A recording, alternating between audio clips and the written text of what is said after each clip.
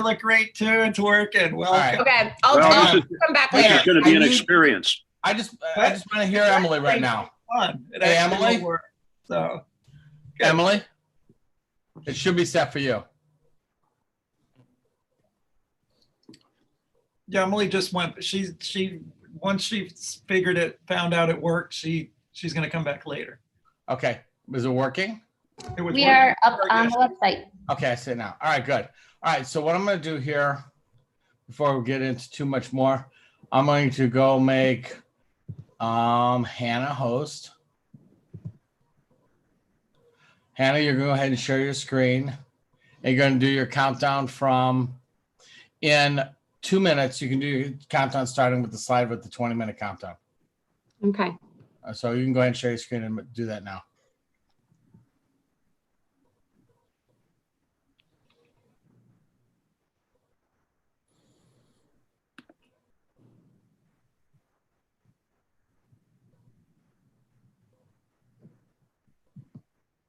Okay.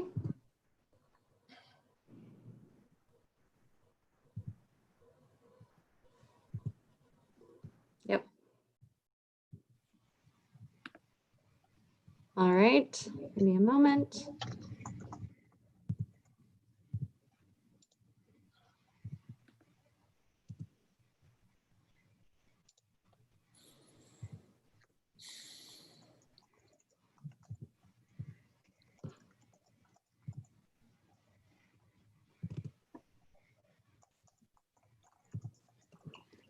Yeah.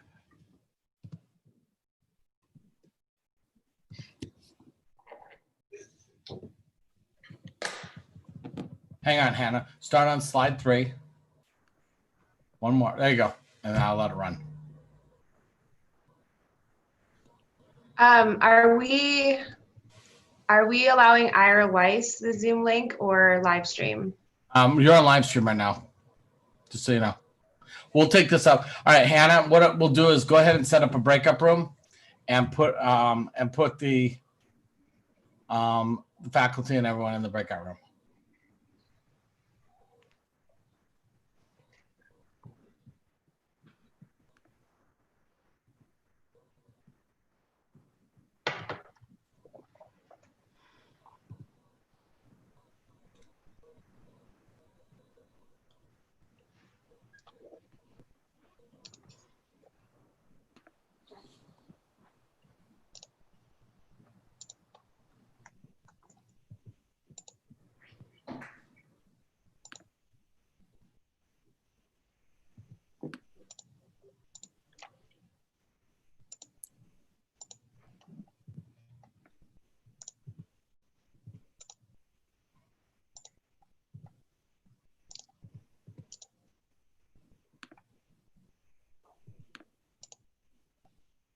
So I press open all rooms.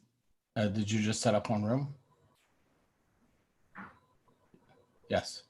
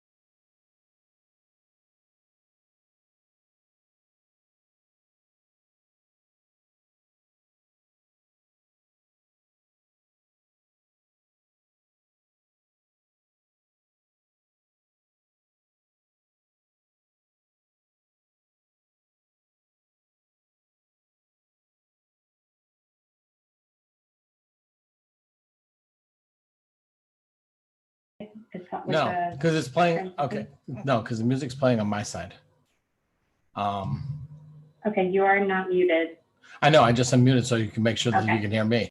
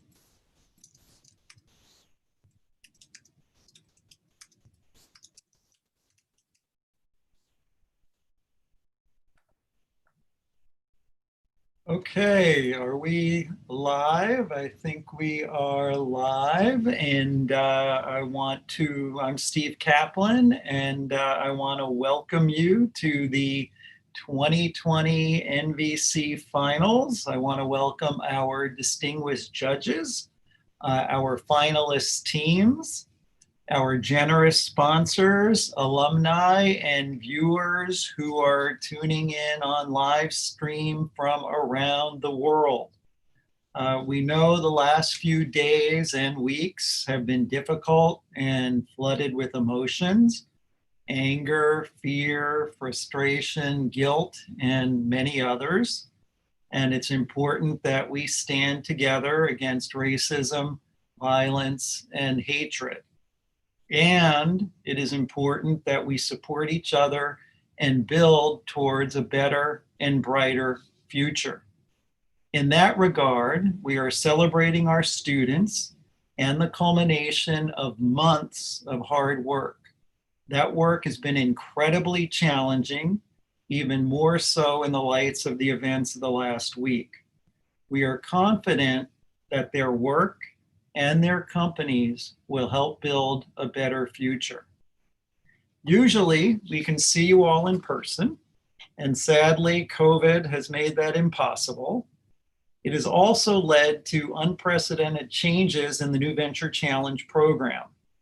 The NVC virtual course kicked off in late March, and over the last 2 months, instead of pitching in the classroom, teams pitched on Zoom to a panel of virtual judges. That's going to happen today.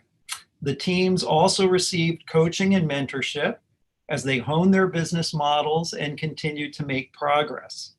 And while the teams faced unprecedented challenges, we are lucky and grateful that our network of judges, coaches, and mentors stepped up to help the teams navigate the challenges. And we are thrilled to be hosting this event, even virtually.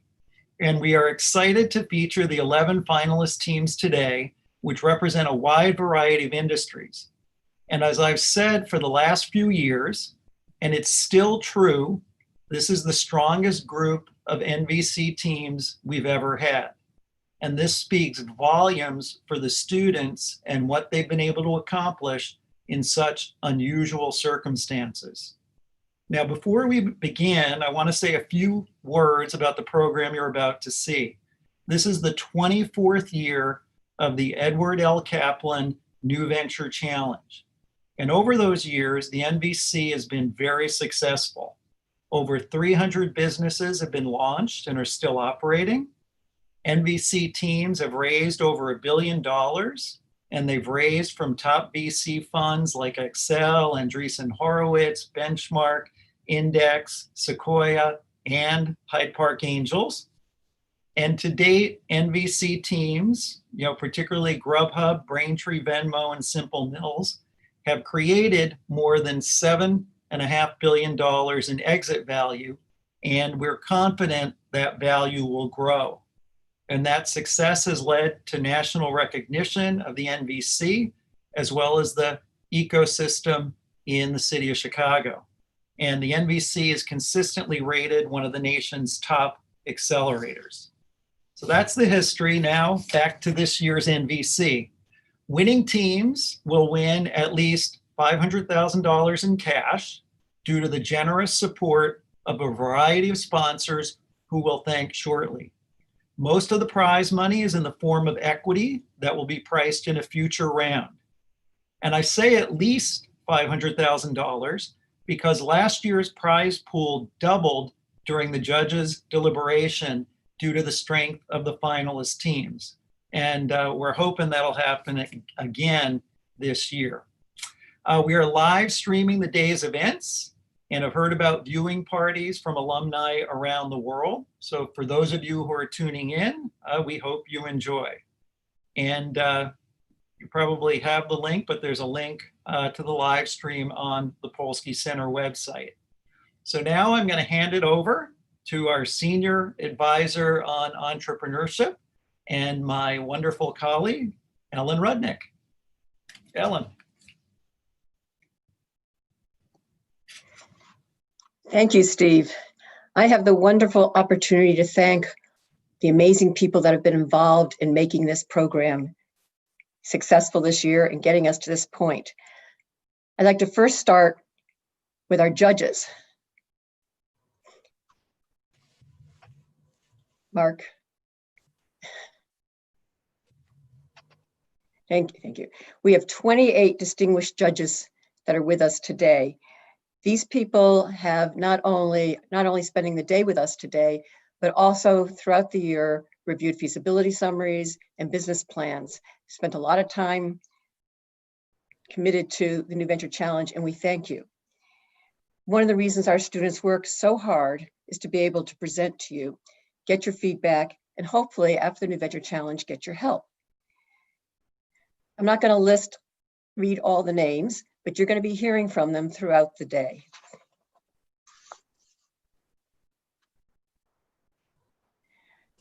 Steve, Mark, and I also want to thank many of you who are turning into the live stream.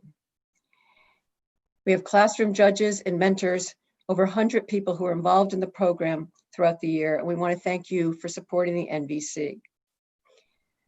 Next, I want to thank our sponsors. Special thanks to our title sponsor, Ed Kaplan, for his long-term commitment to the NVC. In fact, he helped us launch this 24 years ago, and he's been alongside with us for 24 years. Ed is the founder and former CEO of Zebra Technologies, the market leader in barcode printers. He actually started Zebra shortly after graduating from Chicago Booth. And again, none of this would be possible without Ed, so thank you, Ed. I also want to recognize our platinum sponsors. Soso Ventures, represented by Koichiro Nakamura, who's also one of our judges for today, and Robert and Karen Fishney. They have been supporters for a very long time, the NVC as well.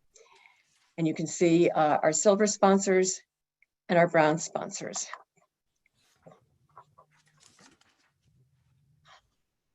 Next slide. I also want to thank our various prize money sponsors. Ratan Kosa, who is also with us today, has made a very generous gift to the Polsky Center last year. As a result of this gift, this year's first place prize, the Ratan Kosa first place prize, will be a minimum of $150,000. And that prize money will continue to grow in value over the coming years. And also thanks to Colleen and David Kessenich and Doug Monison for their contribution to the prize money as well. And also want to recognize Discover, George Schultz, OCA Ventures, Valor, Caruso, and Zayo for sponsors, and Discover also has been sponsoring the live stream that you're watching today. We have a number of in-kind sponsors as well.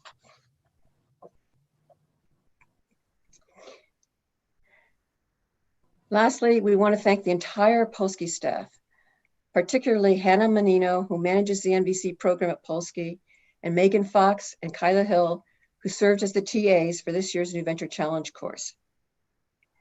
This team makes sure that everything runs smoothly throughout the year. And they really had their work cut out for them this year as we had to transition the classroom to virtual. We had to coordinate all of our judges in a virtual environment.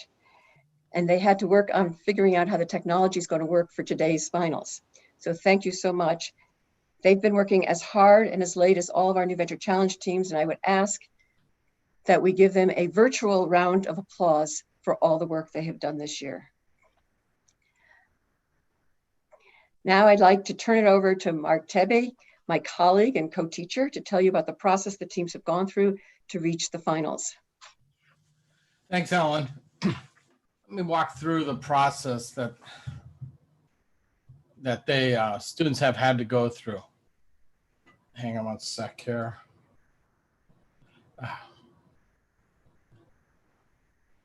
All right. Thanks, Ellen. In the early February, we received a wide range of applications to the NVC. Based on feedback of our judge, am I not live? You're live. Go ahead. Okay, I'm sorry. Good. All of a sudden it got quiet there. In early February, we received a wide range of applications to the NVC. Based on feedback from our reviewing judges, faculty, and coaches, We chose 31 teams to advance to the second round in late February. The 31 teams enrolled in a course that was split between two sections, our afternoon section led by Steve Kaplan and the evening section led by Alan Rudnick and myself. We also had Michael Alter, Larry Berlin, Moose Chagall, Waverly Deutsch, and John Morris as incredible coaches for all of the teams. In the course itself, students received advice and mentoring from outside the classroom hours. The students were presented twice virtually to classroom judges, faculty, and students, once in April, once in May. As always, the feedback was tough, but constructive. In between the presentations, we put together several virtual workshops and sessions to help guide the students on various aspects of building the business. Due to the virtual nature of the spring quarter, we were able to bring in judges based around the country for the first time in the program. As Stephen mentioned, the students made an unbelievable amount of progress in a short period of time. That's because the students worked extremely hard. This process has added substantial value, and as it happens every year, it's still stunning to see how much progress the team's made, especially during these challenges due to the COVID. For the finals, we winnowed the 31 teams down to 11. We relied on feedback from classroom and external judges to the teams, business plans, and classroom presentations. Our faculty and coaches' understanding of the strength of the businesses and the commitments of the teams was not easy. As Steve pointed out, we say this every year, but it's the strongest group of businesses to date. There were at least 15 teams we could have put into the finals. More real businesses than ever before, all while conducting this class in our virtual setting. The teams presented today all have scored well with their plans with the finals judges and have scored well in their in-class presentations. So let me take a minute here and walk through the ground rules for today. Each team will have 10 minutes to present. We will strictly adhere to this because of the length of the day. We ask that everyone mute your microphones and do not interrupt the teams. Also remember, due to the NVC format rules, only NVC students may present during these 10 minutes. As such, you may wonder why a senior manager and management isn't presenting. It's most probably due to this restriction. After the team's presentation, we'll have 15 minutes for Q&A. Non-students will also be able to participate in the Q&A session. When we open for Q&A, we ask that our judges please use the raise your hand feature in the participant screen. I'm going to say this. We have 29 judges today and 15 minutes for Q&A. As such, we'd like to ask that our judges be concise when asking your questions. Remember that a question ends in a question mark. We encourage that you provide any direct advice for the teams on your supplied feedback forms. We also ask that the judges complete each feedback form at the end of every session. Only judges and actively pitching teams should have their video activated during the presentations and Q&A. Other teams that have completed their pitch or have not yet to begin the pitch should not have their video on until it is their time to present. Judges, each of you have been sent a link to a Google folder with score sheets for each of the presenting teams. In case you don't have that open on your end, the Polsky team will be able to post the links in the chat feature at the beginning of each presentation. We ask that you fill these out at the end of each presentation and remember to hit submit at the end. There will be 5 minutes between each presentation to complete your scores. We have set breaks throughout the day, 1 in the morning, 1 during lunch, and 1 in the afternoon. It's important that we adhere to the timetable for today to assure that we get through all the plans and the judging process. We ask the teams and the judges to be back from the breaks on time. After the final presentation, judges will be issued to a breakout room for deliberation. And we aspire that the awards announcement will be made live in the Zoom meeting over the live stream promptly at 5 p.m. And with that, give me a sec here to get this set up. We are now going to begin to set up for our first team here. This is our agenda for today, and as we pointed out, extremely packed. Give me one moment here to get all this ready.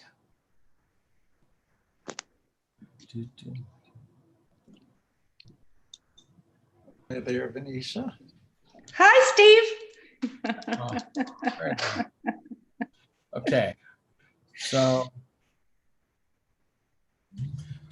with that, let's go ahead and have the team from Crave set up.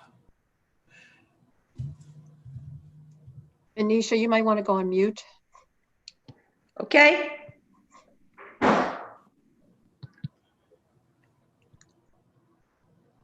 All right. With that, we're going to go ahead and get started with our first team, which I know today being a lot of energy, I was able to have my energy drink. And so, my energy oatmeal. And so with that, let's go forward with Crave Natural. Crave, whenever you're ready. Sure. Thanks, Mark. Good morning, everyone. My name is Lynn. I'm the founder of Crave Natural. We help health-conscious professionals meet their health and wellness needs by combining traditional Eastern food wisdom with modern nutrition science. We currently offer oatmeal in 4 flavors and functions: focus, calm, energy, and glow. So I grew up in China. Food as medicine mindset was deeply rooted in our culture. We believe whole food can nourish, cleanse, and regulate the body and provide health benefits. So a year ago, when I worked in consulting, I was looking for food that could provide lasting energy.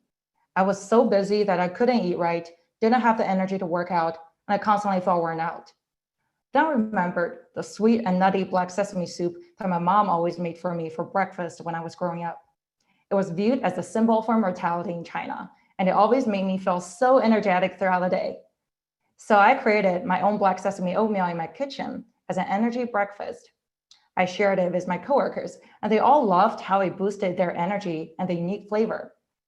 Then I took my ideas and recipes to an experienced team of health and nutrition experts who dug deep into the science. Now I'll pass it over to one of the registered dietitians on our team, Dasha, to talk about the product. Thanks, Len. So inspired by the ingredients that have a long history of traditional use and leaning on modern nutritional science, we created low sugar, high protein, high fiber oatmeal that relies on whole foods ingredients for 4 distinct flavors and functions you see on your screen. Let me help bring this to life using the example of our flagship product, Energy Oats. This recipe starts with a base of oats, nuts, and seeds.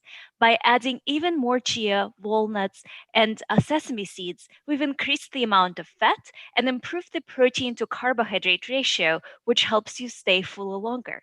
And this is exactly how this product helps consumers have that longer lasting energy. Additionally, black sesame imparts that unique flavor profile to further reinforce the connection in consumers' minds. This is really rooted in what consumers are seeking in oats. In addition to third-party studies, we conducted primary research by surveying our Kickstarter backers. And this survey shows that the biggest reason why consumers would buy our products is the specific benefits such as energy and relaxation. And of course, after trying our samples, consumers love the unique flavors and want to eat our oatmeal regularly. Now, I'll turn it over to Sawyer to talk about the success we've achieved in the market with these 4 products. Thanks, Dasha. So almost a year after test launching Crave for a limited sale run, we have made amazing progress. Since beginning the NVC, we've entered Hyde Park Produce, sold out our entire stock of 4,000 prototype products, and surpassed our $10,000 Kickstarter goal. We've also agreed to enter 10 Pete's Fresh Market stores with our new Purposeful Oats products this summer. We've learned how to leverage social media as a valuable customer acquisition channel. And we've signed with Kihi, the nation's 2nd largest specialty food distributor. Kihi is going to endorse Crave as one of 3 breakfast brands in their program for early stage food companies. But that's not all. Most excitingly, I am so proud to announce that Crave Natural just agreed to begin selling from regional Whole Foods stores and also signed with Pod Foods, a national distributor that serves the most innovative food brands in the country. Crave Natural is positioned to capitalize on these opportunities to become the go-to instant breakfast for today's health-conscious professional. Our instant oatmeal stands out on the shelf because we put wellness benefits first and celebrate the East Asian culture of our recipes and founder. We will support this vision with digital content that inspires customers to incorporate purposeful wellness into their lifestyles and fosters engagement with our brand. So as you can see, Crave Natural clearly stands apart from the pack. We are also the only oatmeal that offers the full suite of functional benefits that we know our health-conscious customers crave. Now, I'd like to pass it on to Andrew to talk about marketing. Thanks, Sawyer. Crave Natural directly competes in the $2 billion hot cereal market, which presents a big opportunity because current offerings do not meet consumer needs. A recent study by Mintel shows that consumers are now looking for their breakfast foods to have functional benefits on top of basic nutrition. Because our current customers eat our product as a snack, we've also made inroads into the much larger $60 billion snack and breakfast market. Our target customer is the busy but health-conscious professional. They work long hours, but are mindful of how their activities and diet can affect their health. Imagine the daily routine of one such professional. Let's call her Sarah. Sarah works 60 hours a week as a management consultant at BCG. She enjoys the fast-paced and dynamic environment, but at the same time realizes she's not taking good care of her health because she could use more energy and help focusing. To achieve these needs, she knows she needs solutions that fit her lifestyle, but are still based on whole foods. However, she doesn't really have time to prepare her own food, relying instead on delivery or prepared foods. In fact, when she shops for groceries at Whole Foods, she usually looks for prepared meals and non-perishable items, such as oatmeal cups and snack bars. Crave Natural solves the challenge that Sarah is facing. Our oatmeal cups provide the functional benefits Sarah is looking for, such as energy that can complement her coffee break during the day. To reach our target customer, we've created a marketing strategy that focuses on 3 major goals: raising consumer awareness, promoting retail sales, and increasing e-commerce sales. In the next few months, due to COVID-19, we will be focusing on tactics to increase awareness through digital marketing with a focus on developing influencer partnerships, a tactic that has worked great so far because we know our target customer spends a lot of time staying up to date on health trends, following influencers. Once we enter Whole Foods, we will prioritize in-store demos, which has thus far been very successful. In fact, in Hyde Park Produce, we were able to sell 40 units in the span of a 2-hour demo. And without demoing, we were able to average 7 units per day. To complement these efforts, we will also use digital advertising tactics to increase consumer awareness, but also capture incremental sales from customers who may prefer to order online. Given our target customer, we will implement a rollout strategy that prioritizes natural premium grocery stores, especially in major cities where we expect to find the highest density of our consumers. The plan is to start with Whole Foods, which we will be selling in by end of summer, and stores within the KeHE distributor network. After establishing a foothold in Illinois, we will then expand to the West Coast and eventually the East Coast. I will now pass it over to Kevin, who will discuss the financials. Thanks, Andrew. So moving on to our financial plan, as a food business, the key levers for our growth are really going to be the number of stores we're able to get in, as well as the velocity that we can sell at each individual store. Our forecast here translates our retail rollout plan in terms of revenue, and by executing upon that plan, we believe we can surpass $40 million in revenue by reaching just over 7,500 stores by year end 2025. So here we have our unit economics for our individual cups of oatmeal sold through retail on the left and then e-commerce on the right. We've learned a lot about our cost structure through making and selling the product through both channels over the past 3 months during that test sales period. Overall, I think the punchline is oatmeal is a profitable business. We're going to see ourselves closing in on 60% gross margins. The margins on this page reflect our goals for the second year of our business, and we'd love to go into the details on how we plan to reach these margins during Q&A if that's of interest.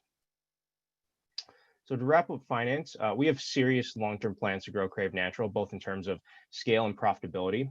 Along the bottom of the page, we have our forecasted profitability. We plan to reach break-even cash flow in year 2 once we reach sufficient production scale and see our business progressing towards mid-20s in terms of EBITDA margin over the next few years. So with that, I'll pass it back to Lynn to close out our presentation. Thanks, Kevin. I'd love to introduce our team. I've been working on this venture full-time. In my last job at BCG, I worked with many large consumer companies on growth strategy and organization design. I developed Crave's go-to-market strategy and recruited this amazing team. Z is the Chief Operating Officer for Crave. He's an engineer by training and brings expertise in sourcing and production. He joined me when I only had an idea. Prior to Crave, he also co-founded a functional beverage venture in China. On the product side, we have 2 licensed nutritionists. Dasha brings 8 years of experience in food and nutrition. She consults on consumer product strategies at Mintel. Maria worked for Nestle's nutrition team. On brand and marketing, Sawyer has helped multiple venture-backed startups on brand strategy, and Andrew brings over 7 years of marketing experience with a focus on digital marketing and consumer insights. On the finance side, we have Kevin, who brings expertise as a PE investor, and Eric is a demand planning consultant for large retailers like Target. We also have very talented undergrad interns who have been supporting us on research and execution. So here are our industry advisors, and they have been very helpful so far. Each has years of industry experience and strong networks that have been tremendously helpful. We've also received a lot of support from the Polsky Center, and we'll keep leveraging these relationships in the future. So today we're seeking $500,000 for our initial funding. We have a lot of detail on exactly how we'll be investing this money to grow our business, which we'd love to discuss in Q&A. As you can see in this table, natural food is a very attractive space to invest in. These businesses often scale to a certain point and get bought up by large CPGs on attractive revenue multiples. So with that, I will wrap up our presentation. Again, we're all very passionate to bring purposeful food to people's daily routine. Now we'll be moving on to Q&A, and we're very excited for a productive discussion. Great. All right. Great job, Crave. Thank you very much. Congratulations. For judges, remember that we're going to use the raise hand function so that everyone can see when you have hands. And just as a reminder, when you click on the participants button at the bottom or the top, depending on what client you have, you'll see a function underneath that says raise hands. And with that, we'll be open for questions.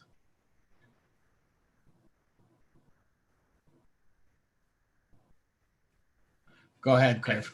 Sure. So the first question is from Michael. Yeah, hi. First of all, it's great. I actually had my family try it all yesterday, and everyone really enjoyed it. So thank you. It's a great product. I didn't see any mention of subscription in your presentation, and I kind of was thinking about the e-commerce aspect of this and why you didn't start with the e-commerce, or why the e-commerce isn't a bigger part of your plan, the direct-to-consumer piece. And I didn't see much mention of subscription. And I also was a little bit concerned about the price point once you enter the snack area. So those were my questions. Sure, thank you. So to start, we want to really focus on retail because retail will enable us to scale fast. E-commerce, we're still testing our digital marketing tactics, and we'll keep growing e-commerce, especially given the circumstances. We know like more and more people are buying grocery items online. So I'll keep an eye on that. And in the meantime, once we launch our product in July, the new cup packaging in July will start our subscription on the website. And the price point, how do you feel? Oh, yeah. So, sure, yeah. So this is how we decided our current pricing. So price is not our differentiator. For the oatmeal cups, we want to be in the premium range, but also be still affordable. And we want to have a decent gross margin. Once we enter the snack space, we'll do similar analysis, looking at our competitors' price, and also find the price range where we want to be in, also evaluate our gross margin. Okay, thank you. Thank you. So next question is from Matt. Hi. First of all, beautiful product. I love the design of how you've done it and how you've differentiated the different lines. I have a question. So this is a growing space, very popular. So there's clearly a white space here. You've got Purely Elizabeth, Nature's Path, Bob's Red. You've got a lot of players coming into it right now, or already in it. It looks like your value propositions around kind of each of the products: energy, relaxation, focus, etc. How are you? First of all, how clearly is that being differentiated to the customer? And when you consume the product, are you able to deliver on that promise, or is it kind of more of a better tasting product? Like, what is it at the end of the day that's going to differentiate you against this kind of increasingly competitive space here? Sure. Yeah. Sawyer, do you want to take a stab at this? Yeah, absolutely. So we really see our main differentiator being that we put the benefits first and foremost on the product. So like you noticed, it's right there on the packaging. And we also think that the fact that we use recipes inspired by East Asian culture and heritage means that we use ingredients that nobody else is using, and lets us deliver flavors that really stand out, and that's communicated as well through the packaging. And then Dasha, if you're interested in hearing more about kind of the nutritional profile and how we see that fitting into the product, then Dasha can talk a little bit more about that. Yeah, absolutely. And to keep it short, it's really about the combination of function and taste. Consumers come for the function, but they come back for the taste. And of course, sometimes it's about reminding consumers about certain ingredients that are well-researched and well-studied, and the nutrients in these ingredients and the role they play in as part of a balanced and healthy diet. And Matt will be happy to take this offline and explore the scientific evidence that we have a little bit further, and how we're building these connections using scientific approach and the Eastern traditional medicine route. Have you done taste tests side by side? Yeah, so we did a lot of demoing, and a lot of our consumers actually tried the instant oatmeal. They're very familiar with what instant oatmeal tastes like. We didn't do the test side by side, but we did over 50 demos and tastings and collected a lot of data and did a lot of surveying. So we also have detailed survey results about taste and also testimonials right here about what consumers, especially mainstream consumers, think about the product's taste. Thank you. Sure, thank you. So next question is from Unia. Hi, Lynn, how are you? First of all, I agree, beautiful packaging, and I'm a big consumer of all these kind of super healthy chia seed products. So I see a lot of them. So I had the same question around just differentiation in a crowded and even getting more crowded market. My questions are, one, how do you combat the current kind of low carb movement that's out there? And secondly, it seems like there would be an interesting opportunity with fitness professionals, and I hate to use the word influencers, but I see huge pickup, especially as you explore e-com, putting your product on Goop or something like that. So I'd love for you to comment on how you thought about that. Sure. So about the low carb consumer preferences, I will let Dasha to address that. And about the second part, influencer partnerships, Sawyer can talk more about that. Thanks, Len. So I know there is a lot of buzz around low carb diets, but those diets are still fairly niche. In fact, Mintel data shows that only 12% of consumers are subscribing to some type of low carb diet. Most consumers are looking for that balanced nutrition. And especially in the post-COVID-19 reality, we understand that preventative health is much more important than following some of the niche diets.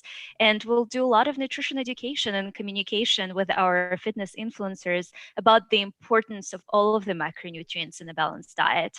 And I'll turn it over to Sawyer for the brand and the fitness influencer question.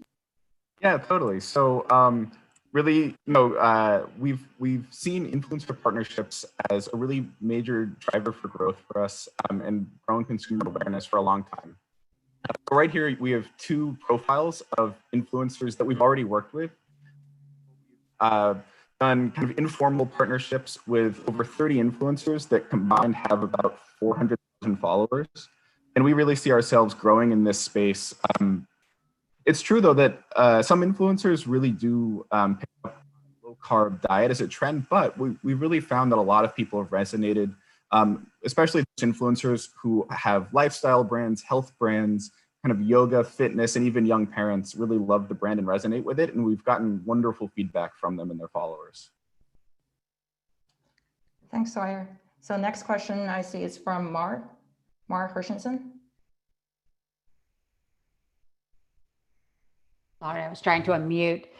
Thank you. Great presentation. And I didn't try the product, but it looks great. I actually tried to buy it on your website. I think it's really interesting, the concept of premium Asian kind of healthy food. I don't think there's much of that. And I'm wondering, beyond oatmeal, what other products have you guys thought you could do to own kind of that healthy Asian aisle in the supermarket? That's a great question. So we thought about our future product, and we want to build more product lines around our branding, which is a benefit-driven food company combining Eastern and Western approaches. We have a slide actually in appendix on our future product lines, product strategy. So on product strategy, so we want to develop more benefits around immunity, digestive health, which is gaining popularity in consumers right now. And we also want to offer more convenient packaging to our target customers, busy office workers, such as chilled overnight oats cups and snack bars. And in the meantime, we want to encourage consumers to consume more of our product, increase their use cases. We want to also offer bulk packaging, which is family friendly, and we want to mainly implement that online. Thank you. So next question is from Mark Levitt. Thank you. That was a really well done presentation, and I think the product looks great. I have a question around where you'll be located in the grocery store, because we have an investment in a company called Bonzo, which makes chickpea pasta. And what really made their business was getting moved from the healthy for you sections of supermarkets to the mainline pasta section. And it had a quantum increase in their business. And have you thought at all about where you're going to be positioned and what makes the most sense to have the widest audience exposure based on where you're going to be positioned within the grocery stores? Sure, yeah, that's a great question. So this summer when we launch in Whole Foods, we'll be placed in the oatmeal shelves. But we also really want to convince our retailers to test different sections to see what's the best aisle to place us. Maybe it would be the snack bar section, maybe it would be some other like granola section. So end of the day, the determining factor would be what most consumers consider us as a substitute of. So we'll try to test that. Thank you. Thank you. Next question is from Michael Lazarus. Morning, guys. I don't know if you can see me. Great presentation. I think it's very intriguing, very interesting idea. We see a lot of companies like this. I think the key, Lynn, is it really craveable? Americans' palates are trained at very early ages. It's why you see See's Candy does so well, because it's basically copying the chocolates you grew up with. And the key is that, because we've done so many of these, I've done them personally as well, is, how you get the dog to eat the dog food. So the two things I think I would be focusing on is sampling and getting that product in someone's mouth. And then it's all in the velocity of these products, the repeats. And that's the thing as an investor I'd be looking at, and you guys should be looking at, is what sort of, I don't know if you have any of that data, it's probably too early, but the velocity of this product is going to be the key. And lastly, I like the packaging, but I think it's very busy. There's too much information on that package. A great company, Van Leeuwen in Brooklyn, makes ice cream. Look at their website. They took old packaging, very difficult to very simple, beautiful packaging. Products have gone over the moon.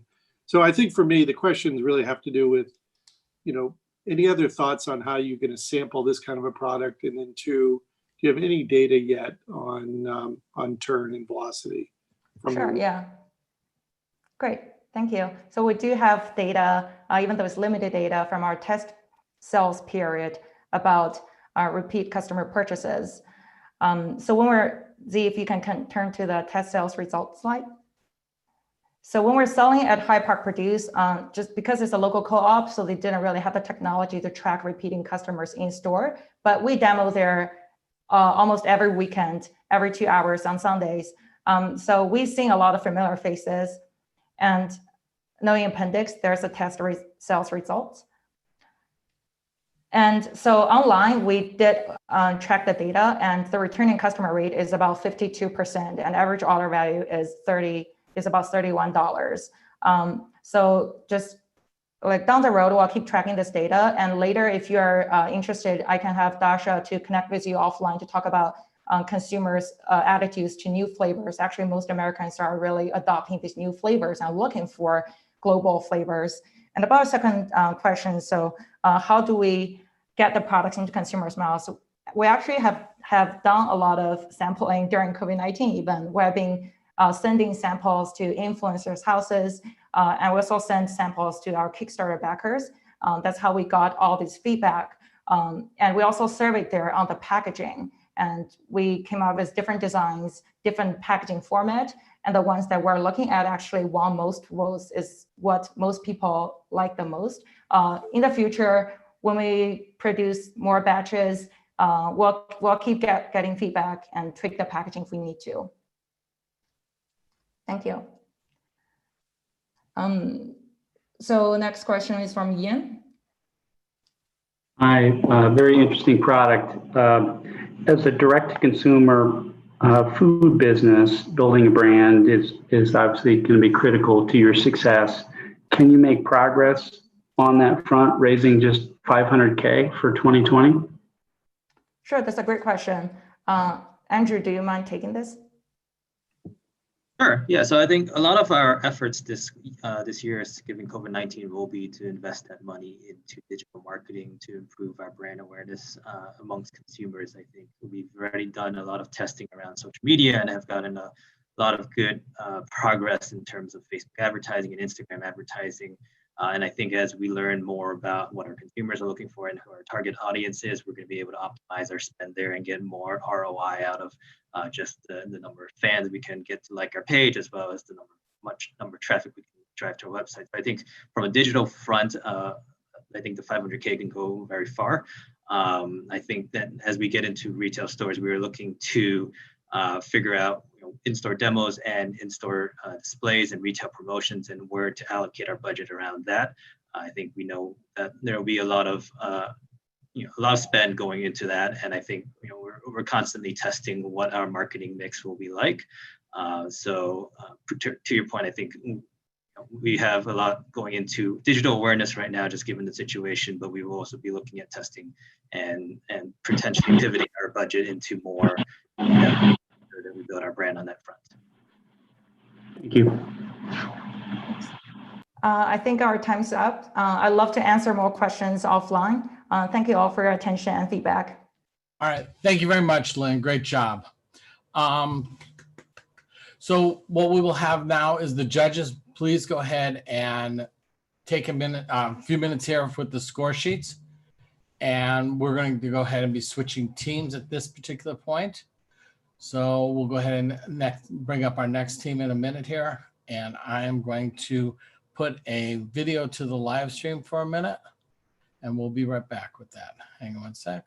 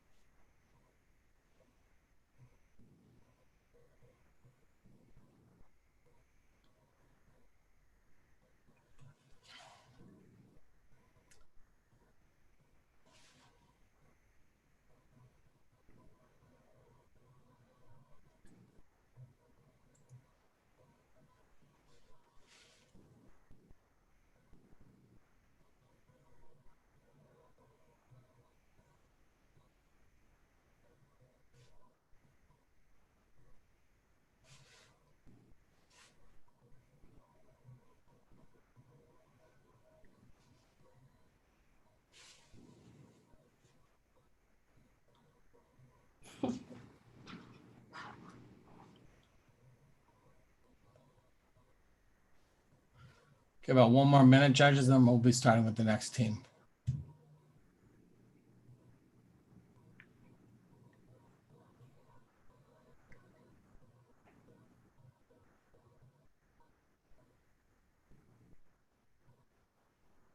Mark, you're keeping everything on time. Let's hope it keeps going that way.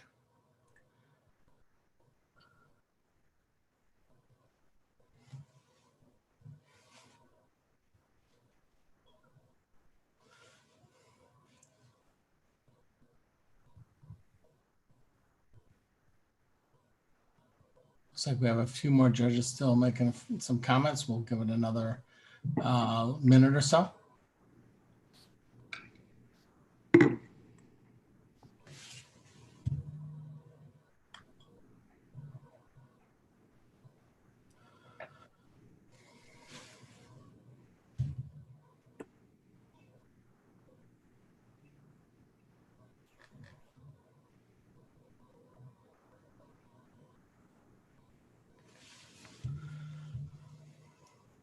All right, looks like all the judges are pretty much wrapped up. So with that, we'll introduce our next team, Ruby. While many of us are truly hoping and looking forward to seeing sports come back, Ruby's going to bring us a new way to have interactive experiences for all the fans to get closer with their athletes, teams, and sports that they love. I hope you're as excited about Ruby as we are. Morgan, go ahead. Thank you, Mark. Hi, I'm Morgan Franklin. I'm here with Ruby co-founders Ryan Black and Julian Davidson. My fellow sports fans and I are grieving the loss of live sports and anticipating their return. Today, more than ever, we need things that bring us together. And for centuries, sports has been one of the few entities that has built bridges across cultures, nations, and races. There has been so much innovation around sports, but so little around fan engagement. Fantasy has become a $7 billion industry because fans want a deeper connection with the games that they're watching. But there's still 2.5 billion people around the world looking for new ways to engage. Ruby is the next frontier, a mobile experience that brings fans closer to the athletes they love during live games in real time. This season, we won't be returning to stadiums to cheer on our favorite athletes. We'll be watching from the safety of our homes, looking for ways to engage virtually. We'll be playing Ruby, the second screen for every sports fan. We leverage the latest in biometric technologies for our gameplay. Biometric data is the measurement of a person's speed, distance, and vertical. And we use it for 3 reasons. 1, it's familiar. Over 50% of Americans currently track their own data using wearable technologies like watches. It's universal. Every single athlete produces the same data points. And it's constant. These athletes produce these data points every second of every game, and that's what makes this scalable. Ruby will be synonymous with watching live sports. And here's how we do that. When you enter the app, you'll see which games are live that day. By tapping a game, you'll be asked questions about what you're watching, like which athlete will run the fastest or which athlete will run the furthest. You'll be able to see shareable stats and highlights. And our interface is very similar to an Instagram or Tinder, where you simply swipe or tap to make your choice. You can choose to play with the entire sports world, or you can create private games with your friends and family by inviting them. You're never locked into an answer choice. If at any point in time you change your mind based on what you're watching or what your friends have chosen, you simply swipe. At the end of the quarter, you'll see how many points you garnered, where you sit on the leaderboard, and you'll be prompted to play again until that game is finished. Our fans love this game. Some have even said that it's completely transformed the way they watch sports, and that's exactly what we're going for. Last year, we signed a contract with the NFL to license their players' biometric data, and we're only one of 2 companies that have that access. We launched an alpha in October and quickly iterated for our beta that launched in December. It ran for 6 weeks until Super Bowl Sunday, and within that time, we garnered 1,700 unique users, 22,000 engagements, and 258% week-over-week growth. So we know the gameplay works, but we know this is bigger than a game. We want to build a second screen ecosystem that engages fans, empowers athletes, and expands brands. Players are more than athletes. For many, we can't put faces to names because they hide underneath helmets, so we aim to humanize them. They have not yet had a turnkey platform where they can build and highlight their personal brands, showcase their interests, and champion their causes alongside their athleticism. We want to help athletes maximize their career's financial potential, whether that career lasts 1 year or 15. And we do that through our dynamic athlete profiles. From the gameplay screen, you simply click on an athlete's icon or name to access their profile. This is the new age baseball card that athletes need and deserve. Fans will find branded content in a curated marketplace. Brands will be able to activate directly on athletes' pages, and they will see tailored products that are interesting to them. And athletes can champion the causes that they care about. Their voices are so powerful. When they stand together, they are expanded exponentially. Ruby is the vehicle to connect athletes and to help them advocate for the causes that they care about and make changes in the world. And now Julian will walk you through our business model. Awesome. Thank you, Morgan. We're using an ad-based revenue model.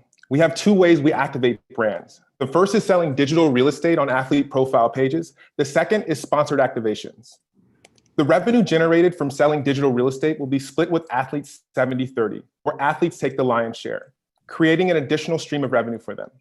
Brands spend upwards of $70 billion domestically on sports sponsorships and struggle to find worthy and compelling activations. We're giving them a new and better way to spend their dollars. Ruby gives brands direct access to fans by putting them in their hands and meeting them where they are.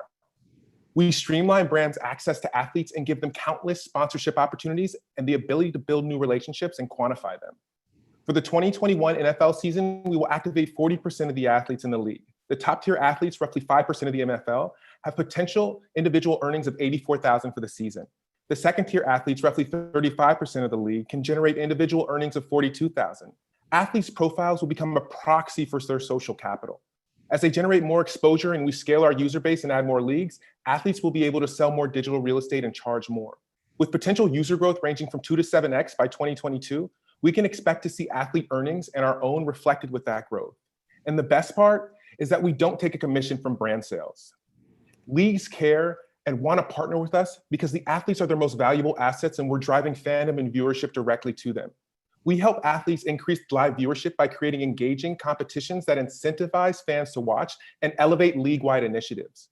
Most importantly, Ruby provides leagues valuable fan viewership data. We will know exactly how and when fans are watching and which athletes fans engage with most often. We will be able to capture fan data to a level of specificity that has never been reached before. Our in-game sponsored activations will allow brands to integrate into experiences in a variety of ways. Our most turnkey option are branded question sets. We will sell activations at a cost per view of 10 cents. We've modeled this off analogous companies like Bleacher Report. We plan to activate digital real estate sales in the 2021 NFL season. With weekly ads ranging from $300 to $1,000 and taking 30% of the revenue, we believe we'll generate $3.1 million during the 2021 season. And we're happy to dive deeper into these details during Q&A. This slide summarizes our revenue projections from athlete profiles and brand sponsorships. As we add more leagues, our revenue increases significantly.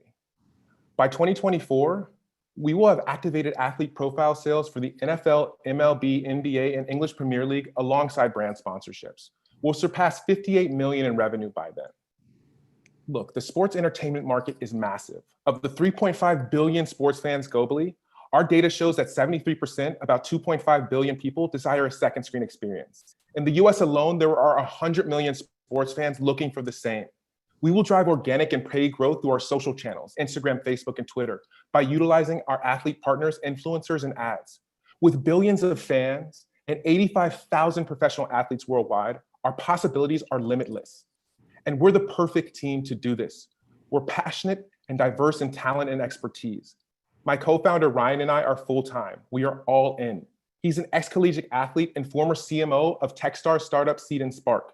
He's developed invaluable domain expertise throughout the process and brought us all together. I know how to scale startups. I was able to take my last startup to 5 million in annual recurring revenue by year 3. Morgan understands how to build relationships with fans, brands, and athletes. She worked at Turner Sports selling properties to the NBA, to Bleacher Report, to March Madness. Eni, our creative director, most recently designed a watch for Hermes. Simon, our VP of engineering, has over 15 years of experience as a web developer and team lead and built our alpha and beta last fall. Dehan's our data engineer with 7 years of experience at 7 Park and Expedia Group. And our team is also stacked with Wyatt, our financial specialist, and Omar, our data analytics and customer growth expert.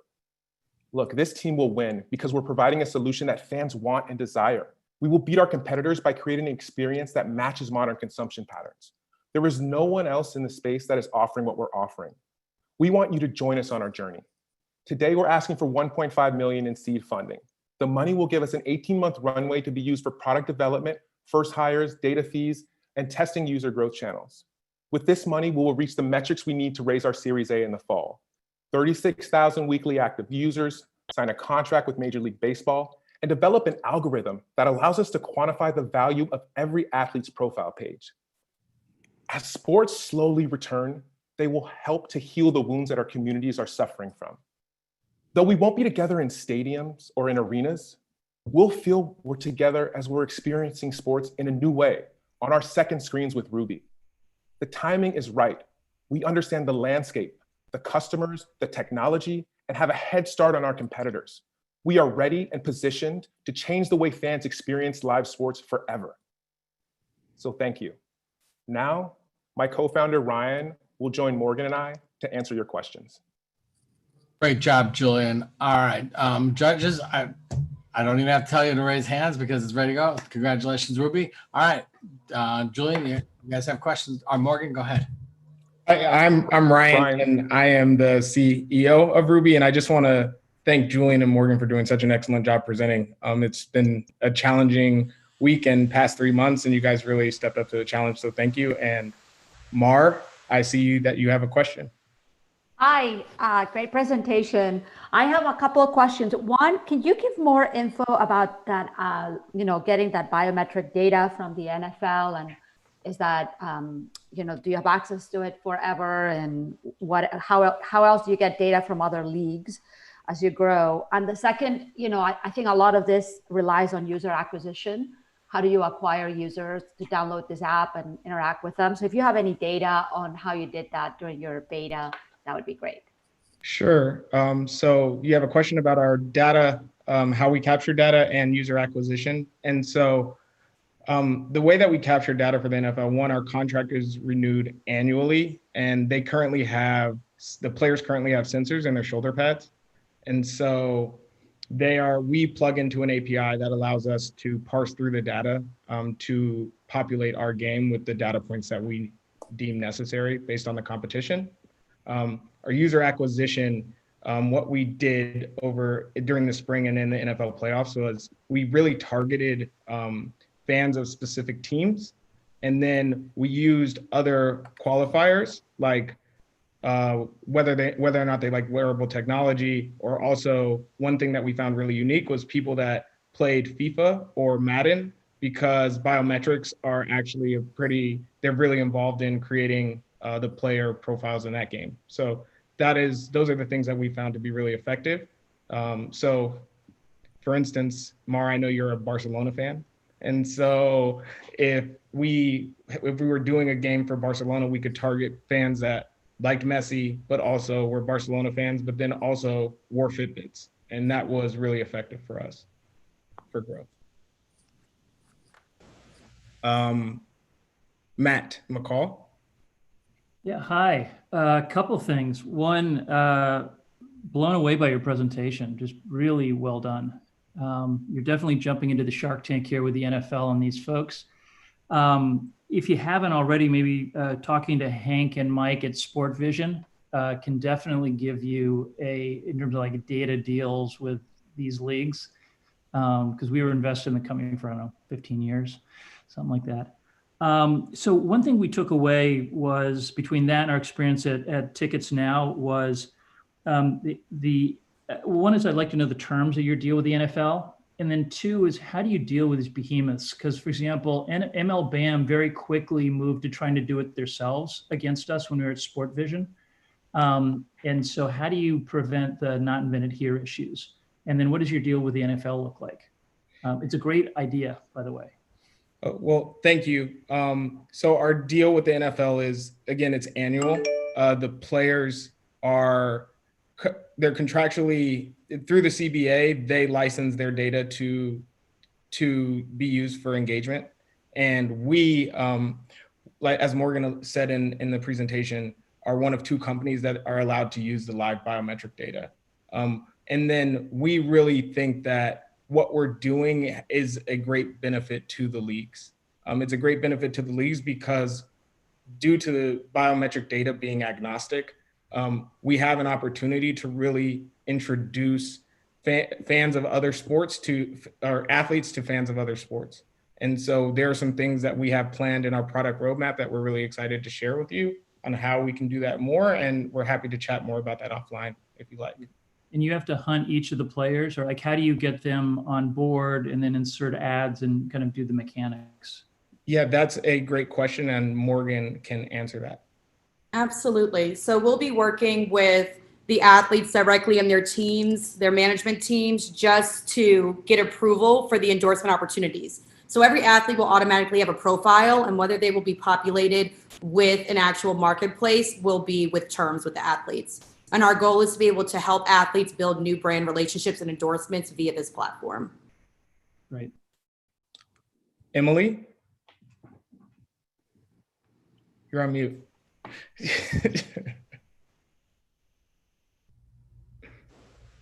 Sorry about that. I just want to echo really quickly, like, fabulous presentation and a lot of really interesting things here. you guys may know, I come at this with a social media lens. And I think, there's some really important points hit here. I'll try and prioritize my questions here. First, I'm interested in what the NFL wants in exchange for giving you semi-exclusive access to these biometric data points. Second, I'm interested in what the main use cases that you've seen so far. Like, what is the thing that is bringing people to open this app, and what is the first thing they do? And then the third question is around social hooks. As you probably know very well, getting people to adopt and then come back to an app is one of the hardest things to do. And in order to do it well, you typically need some sort of addictive or social mechanic that brings people back and back again. I understand you have live sports on your side, which is very helpful, but I'm interested in other things that you've explored. Yeah, that's a great question, and one of our biggest learnings from our beta launch.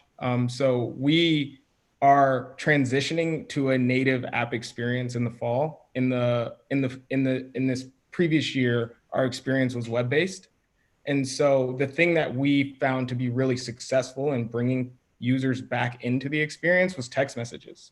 And so what we did was for the results, once a quarter ended, so every set of questions was based around a quarter, and once a quarter ended, we would text users their results, and that would bring them back into the experience, because the next set of questions was already live. And so they could then continue to play. And then I believe you had a question around, I'm sorry. What is the NFL asking of you guys? Right now, it's a very open relationship and experimental, because they really don't know what to do with the biometric data, or they're still learning what to do with the biometric data. Currently, the data is really just used for performance and strategy. So how do I keep my players healthy, and how do we make sure that we're performing at a top level? And we really see ourselves as the first company to use this data for entertainment. And so they are interested in as many use cases for the data as possible, and we just have an early mover advantage in that case. Got it. Thanks. Thank you. Brent? Hi, good morning. Thank you. My question was around Second Spectrum and what they're doing. And do you run into any issues with their tight relationship with the NBA or soccer? Or is their use case and exclusivity different than your own? Yeah, we think that what Second Spectrum is doing is great. Their use case is different. It's not a gamified experience. And also, they are really more, at this point, seem to be more focused on strategy.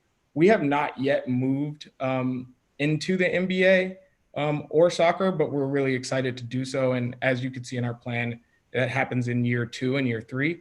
And so we think that, they would be a great partner because they have the data capture technology. But from all of our research, the biometric data being captured in the NBA is not yet at a level that would be of service to us in terms of the way that our gameplay works. Got it. Thank you. And then on your NFL deal, did you have to get players association? One question. There are a lot of other questions. I'm sorry. Go ahead. Yeah. Michael? Hi. Yeah, it was a really compelling presentation. Thank you. My question is around the endorsements. I was a little bit unclear as to how that is all going to work and how you're parsing through who's getting the endorsements, who's taking commissions, how you're dealing with conflicts. Can you elaborate on that a bit more for me? Yeah, so for the endorsements, we think that as we roll out, it will mostly, the first set of endorsements will be from the existing endorsements that the players have. But as we grow and can prove value to the players, we hope to create a space where they will be open to many new endorsement opportunities, similar to what Instagram does with influencers. And we think that in doing so, we are helping the players monetize, and then, as we said in the presentation, expand their brands to the fans and for themselves. And you're commissioning that, or you're capturing those deals, or who's getting that? Morgan, this is this is Morgan can answer that, to speak to that in greater detail. Absolutely. Thank you for the question. I mean, we're really trying to tap in first to the endorsements that are in place. We understand that brands will only have so much space to, advocate on each player's page, but we see this really as a tool. So when you see a Nike ad, you may know that Giannis is a Nike athlete, but you may not know about the other 50 that are athletes within their endorsement circle. So our goal is really to tap into endorsements that are already there and let them activate across their entire portfolio if they so choose to. And ultimately down the line with that proven value, we'll be able to build new relationships for these athletes or facilitate them. Thank you. Pete Wilkins. Quick question. I'd be interested to know, speaking to Emily's points about hooks, would you be able to actually use your data for gambling? That is a great question, and one that we get really often. Our target consumer is not a gambler. And what we learned over the course of the previous NFL season is that the outcomes are really random. And so it makes it really hard to create a game around random outcomes because you have to have even money on both sides. And so we don't think that that is going to happen in the near future. And that's not something that we want to build our business on. All right, thanks. Thank you.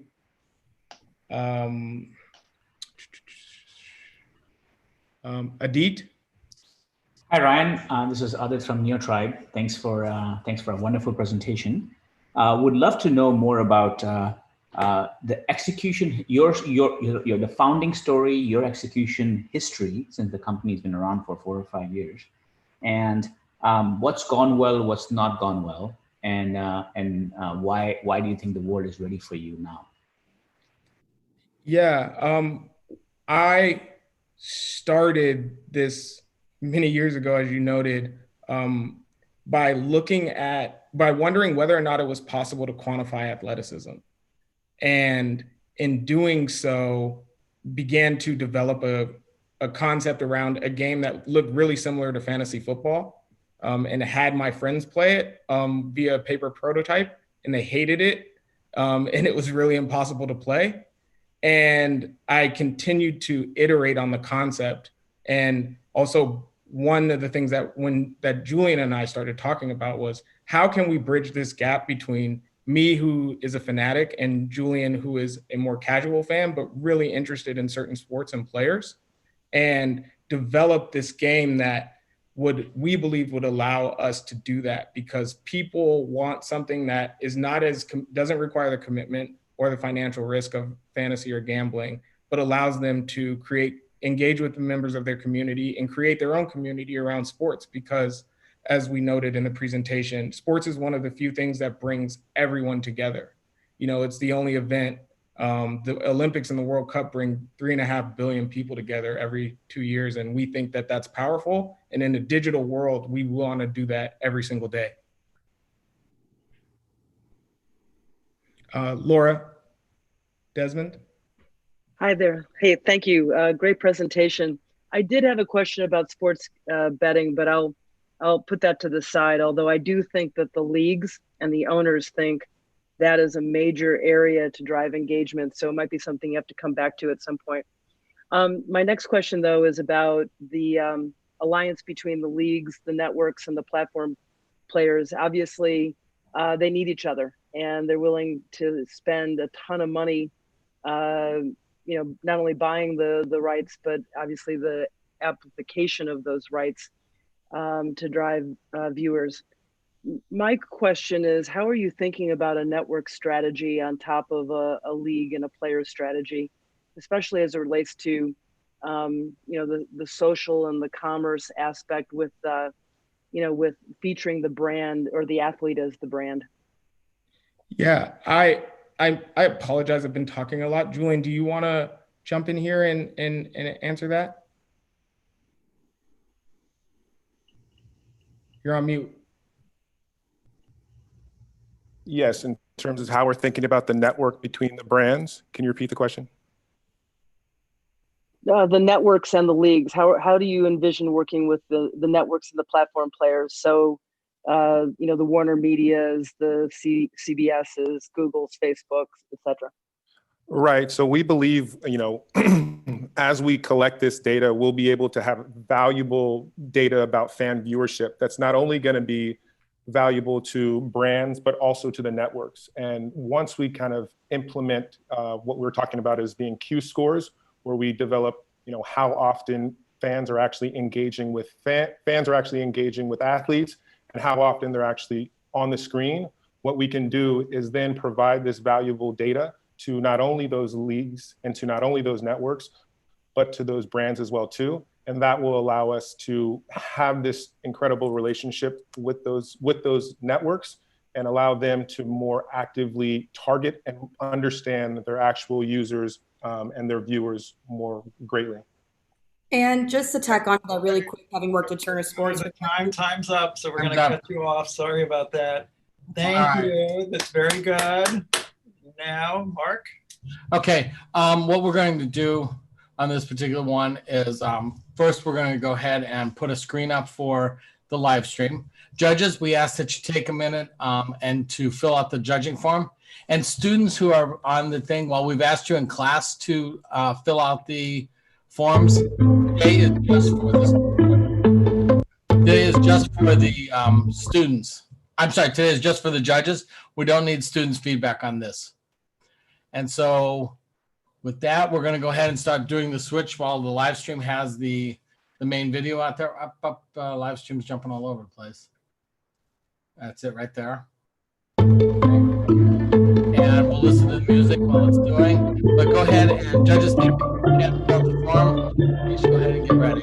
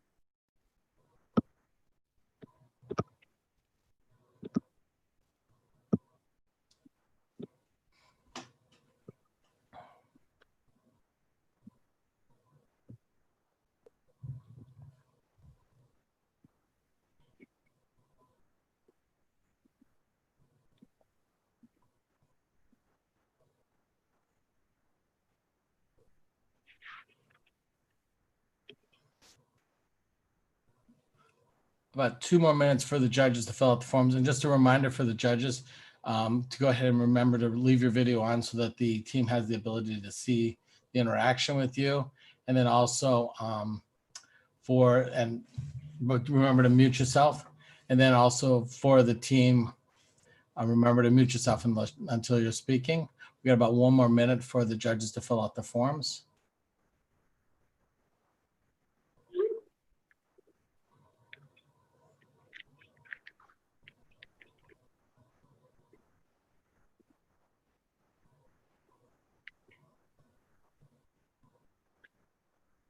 And remember, students, while we appreciate your feedback, today's forms are just for the actual judges.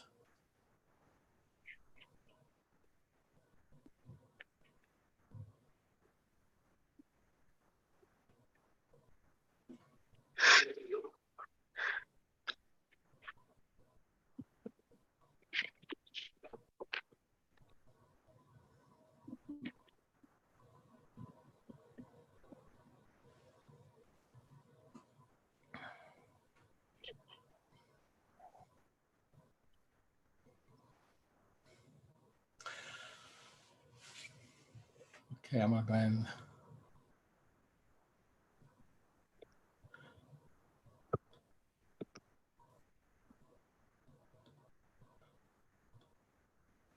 okay, we're going to go ahead and set up for the other. So Hannah, if you can take your viewing down. And Nish, if you can go ahead, Matt, if you can go ahead and put up your video, I mean your slides. Okay. And with that, we're ready to introduce our next team, Niche. While many of the judges here are not what you would call budget travelers, we all know someone who is. And Niche has got a new way to basically provide hostels with lockable micro rooms, focusing on safe and comfortable ways without sacrificing any of the social interaction. And so with that, Shai, go ahead. Thanks, Mark. Morning, everyone. I'm Shai Kamen, co-founder and CEO of Niche. Young budget travelers face a trade-off between comfortable sleep and social travel. Niche empowers hostels to break that trade-off.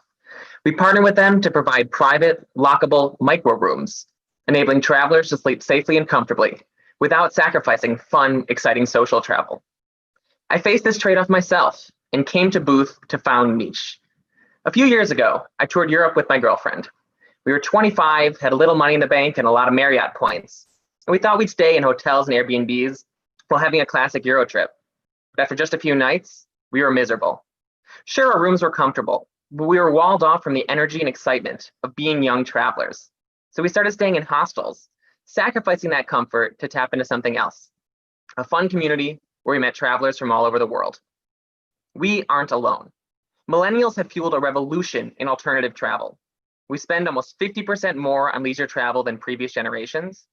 And while you may be familiar with the resulting rise of Airbnb, you may not be aware of the massive growth in hosteling that's taken place over the past few years. The hostel market's reached over $6 billion in revenue, and at the same time, vacation rentals have led to a dramatic increase in consumer demand for privacy, safety, and comfort that hostels just can't meet. Why not? Most hostels have only one property. They simply don't have the capital or the ability to upgrade construction. And privacy, once a nice-to-have differentiator for hostels, will likely become a must-have in the wake of the COVID pandemic. We transform hostels by outfitting them with niches. Unlike traditional capsules, which are often just a bunk bed with a privacy sheet, we design niches to be more like modular mini hotel rooms. We've interviewed hundreds of guests of both standard hostels and so-called capsule hotels and incorporated the features most important to them: lockability, noise proofing, individual climate control, single and queen-sized beds, and standing room. For hostel owners, we do more than just provide cool features for their guests. Our conversations with 60 hostel owners have shown us what they need. We allow them to upgrade their dorm beds to niches without capital expenditure.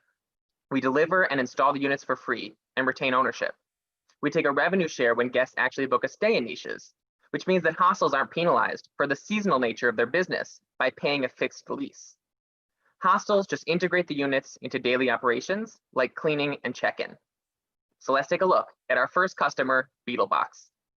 They're a popular social hostel in the Geylang district of Singapore. They run food tours and events for travelers in their mid to late 20s. We'll be converting their large dorm, which has 20 bunk beds, to niches. Tony Tan, the owner, has been working in the hostel industry for 15 years and is so convinced we've tapped into a real need in the market that he's begun serving as a mentor, advising us on how to approach hostels and ensure that the guest experience we provide is truly superior to a traditional hostel stay. Tony's excited about the Beetlebox pilot because of the clear ROI for the hostel. We'll be increasing his revenue in that room by about 50%. He'll be able to differentiate Beetlebox from other hostels in his area and add an upgraded experience for his guests. Though our key initial product is a hardware capsule, our software sets us apart and is essential for turning our hardware portfolio into a travel brand. At the outset, guests who stay in niches will need to use our software to unlock their rooms or adjust their AC. And we'll take advantage of this interface to provide a digital presence that hostels lack and tools to enhance their social scene. Beetlebox runs great tours, but has an inadequate digital presence to actually promote them.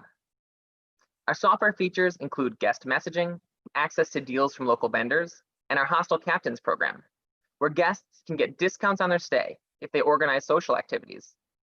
The software also offers us direct guest feedback, enabling us to help ensure consistent and great guest experience for people staying in niches. We're starting in Singapore, where we have 3 team members on the ground.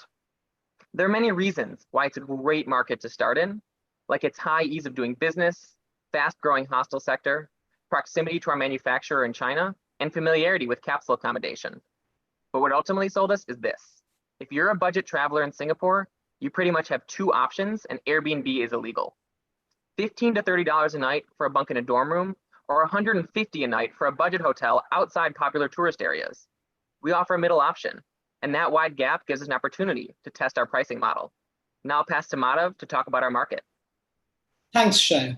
Niche's competitive advantage builds on relationships with excellent hostels, so we target our partners accordingly. Social rating is our first major criterion. We then rank each hostel based on pricing, room layout and capacity, and location. One benefit in directly selling to hostels is that it's easy to get in front of a decision maker. And when we frame the conversation as Niche making an investment in the hostel's infrastructure, the responses have been really positive. As we expand, we can showcase the financial successes of our hostel partners directly to new clients and at events like the annual Hostel World Conference. But Beetlebox is only the beginning. We have 9 more properties in our pipeline in Singapore. The COVID outbreak has also led to us being approached for partnerships by a number of new hostels, including Red Doors, one of the largest hostel chains in Southeast Asia, who are looking to appeal to post-COVID tourists who may not want to stay in crowded dorms. When we add a new hostel to the network, here's what happens. Niches are manufactured and shipped by a manufacturing partner, Yanghang, in China. In each market, we have partners who store and install the niches. Once the niches are installed, the hostels become responsible for operating them, supported by our training materials. Each hostel is also assigned a niche account manager who provides post-sale support. A look at the hardware landscape shows how Niche stands out. If you're just looking at the element of supplying hardware, we're not the only ones trying to get these types of units into hostels. But pure hardware providers are just not in the same business. Straight sales, even for cheaper, lower quality capsules, requires more capital than hostels can front. And they don't include the installation, maintenance, and support that we do, let alone software and co-marketing to enhance the guest experience and draw in business. There are a handful of small, regional capsule providers who are simply building and selling units. Some do provide leases, but none address the other needs of hostels as Niche does. Since our revenue ultimately comes from our end users, the hostel guests, over the long term, our market involves them. We will be a part of the accommodation landscape, a network of hostels featuring Niche, a brand signifying premium hostel accommodation and social scene. We will build our brand by promoting Niche and our partner hostels on online travel sites, but more importantly by building a better guest experience, partnering with the best social hostels and providing superior sleeping spaces at a low cost. Eventually, guests will seek out Niche branded hostels and book through us, giving hostels even more incentive to join our network. Our unit economics are based on our financials for a single hostel and have excellent returns. Setting up the hostel will cost us about $42,000 upfront. Most of that money goes directly into purchasing the niches. The units last for 10 years, but we break even after 17 months. After this point, the unit operates at a 72% gross profit margin. Our main ongoing cost at the unit level is any long-term maintenance on the niches, and our revenue comes from guests who stay in them. What's after Singapore? Our 7-year rollout plan gets niches into other markets with similar dynamics, starting in nearby cities. By 2027, we anticipate getting over 800 hostels in our network across the globe. And by adding these hostels into the network, we can achieve almost 45 million in annual booking revenue by 2027, which is about 1% of our total addressable market. Hostel chains with those revenue numbers have exited for 9 to 11 times revenue. Crucially, our software platform also unlocks new revenue options beyond the hardware shown here, such as commission on local vendor deals and advertising to budget travelers. Our management team is in both the US and Singapore. Leading the team are Shai, a former consultant who has been engaged in hostel marketplace research for 4 years, Matt, a full-stack developer who worked in supply chain consulting, Lily, who worked as a PEVC analyst before coming to Booth, and me, Madhav, who founded a market research consultancy before coming to the Harris School. So far, We have raised $70,000 in SAFE funding from Polsky and from former Governor Bruce Rauner. We are looking for $500,000 in additional funding, which will allow us to cover 9 more hostels in Singapore, our goal before we move on to our next market. We are confident in our ability to transform budget travel, allowing travelers around the world to find their niche. We're happy to take questions. All right, great job, Madhav. Great job, niche team. I'd say we'll wait for questions, but they've already got it. Go ahead with your questions. Yep, Kochiro. Hi, great presentation. Thank you very much. And I think you might realize there's many these types of hotel in Asia, like in Tokyo, those type of the hotel called capsule hotel.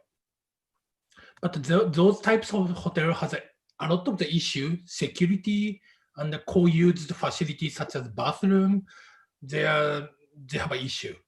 How to solve those issues, like security and peak time crowded usage of those facility and the money collecting, and also the damage of the facility because of the hidden blind spot.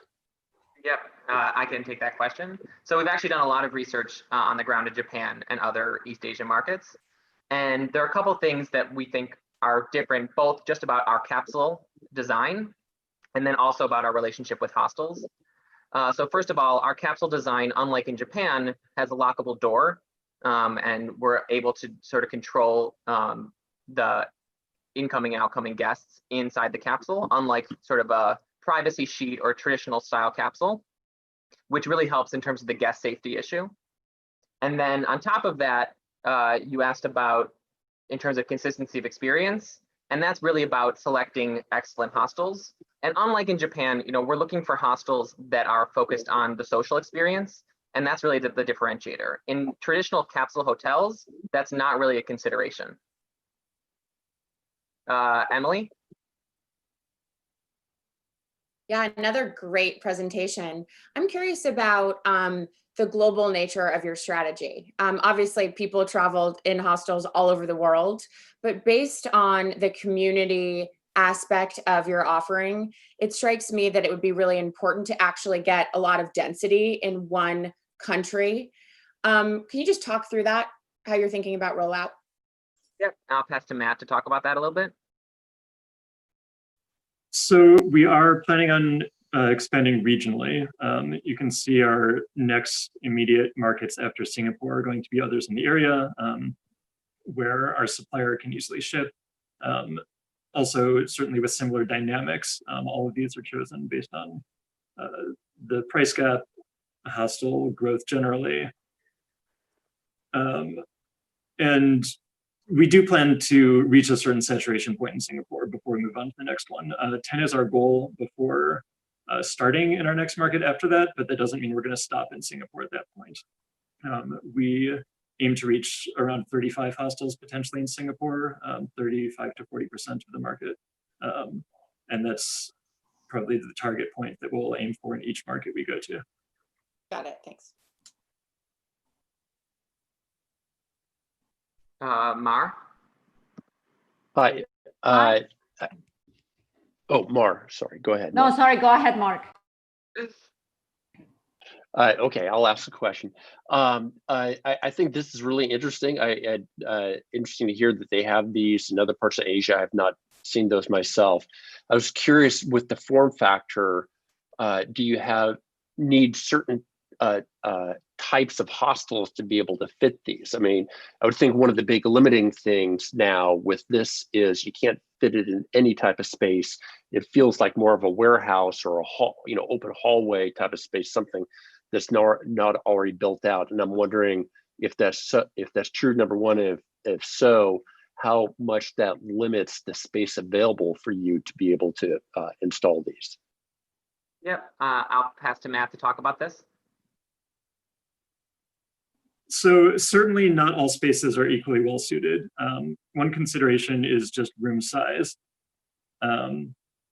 Around 50% or more of hostels do have some room that's 8, 9 beds or larger, which makes the scale of switching to niche is sensible. There are considerations like ceiling height, floor strength, and we assess each potential partner and work with them on the layout. That might just be one of the factors that makes some hostels better suited than others, but there are many where we can take advantage of the modularity of niches and figure out a way to make them work. Yep. All right, John. Suppose you built 1,000 of these. How much would that cost, and how are you going to finance it? It seems like a lot of money. Yep, I'll pass that on to Lily.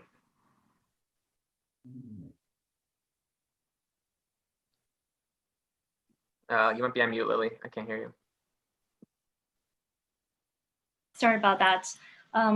When we define our unit, it's really converting a 20 bunk bedroom into 12 niches, which can fit 18 people. And each unit will cost around $42.3 thousand. And when we expand to more than 10,000 units by 2027, that's a large capital requirement.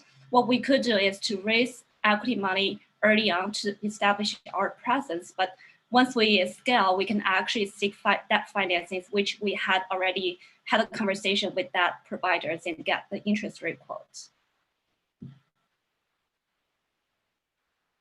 All right, I'll go back to Mara now. Hi, I have a question about the target customer and the pricing. I think when you go to hostels, the target price is my understanding is in the high 20s or low 30s, and you're counting $52 per traveler. And I'm wondering, at what point does the traveler decide I'm going to go to a hotel, and whether you're going to be able to acquire people at those prices? Yep, I'll pass that on to Alice.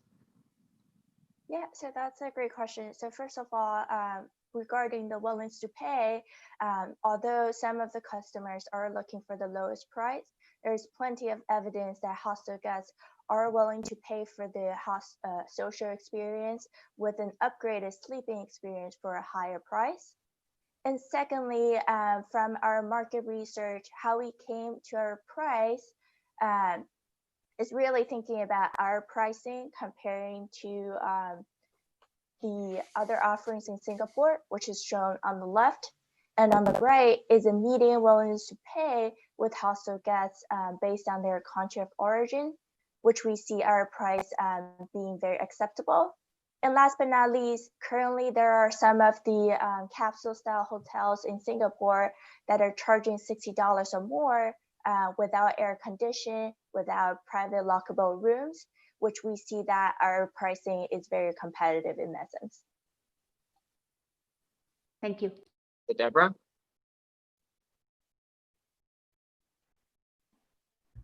Thank you.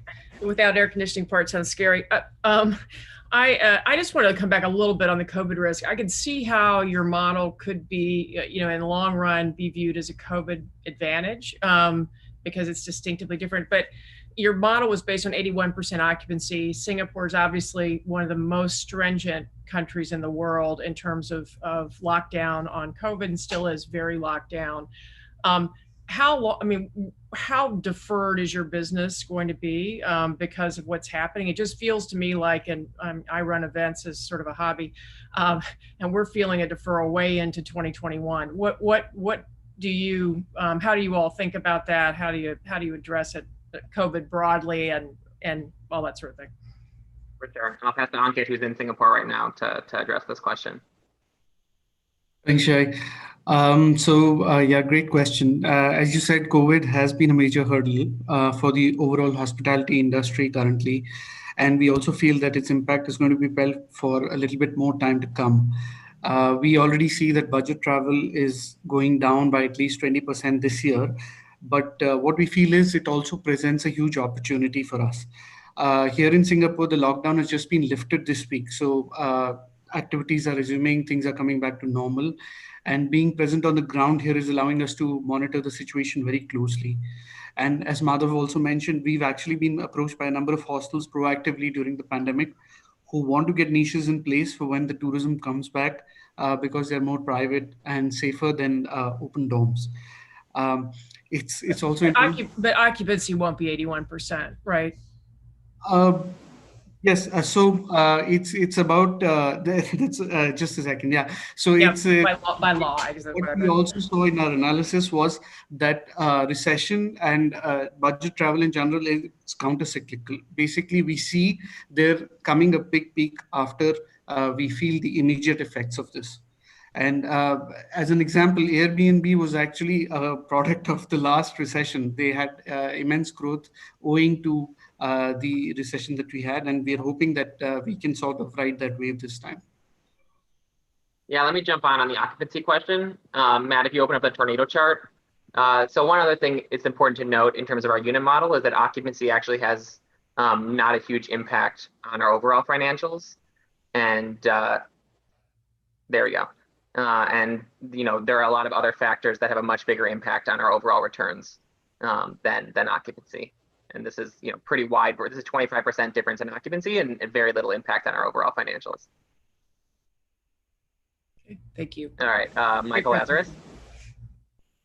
Oh, thanks, guys. I think Deborah covered a little my concerns with COVID. I do a lot in aviation, and I've started 5 airlines, so I'm sadly deep into it right now. I think you're on trend, by the way. I think younger Americans who travel a lot are lonely. We invest along those lines, everything from pet food, and you can't believe how some of the younger people spend their money. But I think it's a very good idea. One of my worries to you guys is, this return on investment of these boxes. We do a lot of retail and restaurant. Mark could probably weigh in too. And once you're paying to build these boxes, and these boxes go in, and I think Deborah hit it. The occupancy and yield is going to be important here. And this is much different than things like I was chairman of JetBlue during 9/11, and 3 months people didn't do a thing, and then they started booking, and the forward bookings were incredible. I will tell you, in all of our airlines now, no one is doing any forward bookings, especially in the leisure side of this. So I guess my cheap advice to you guys is to be very careful on the Field of Dreams play here, which is, we'll build them and see, and they will come. Because I think it's going to take time, for people to change their behavior and get back on planes. It's not that they don't want to be in Singapore and Singapore might be safe, it's getting to Singapore.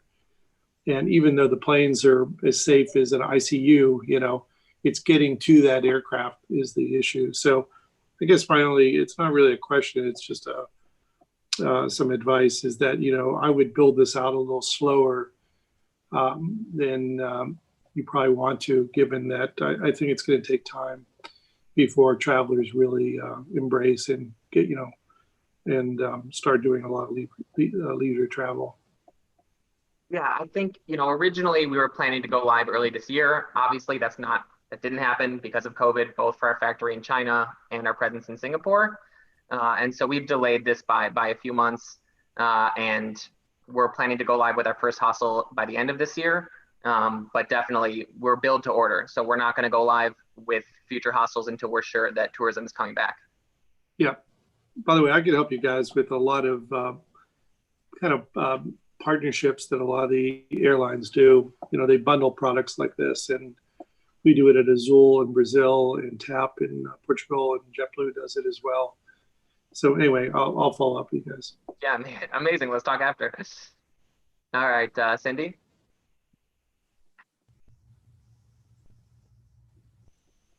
Yeah, you might be muted. Have you considered targeting the older traveler rather than the younger one who might have a slightly better capacity to pay, which might help with the business? And second, they might have a greater concern with safety, and so consequently might be more eager to adopt such a system. Yeah, so there's actually been a few hostels designed for older travelers recently.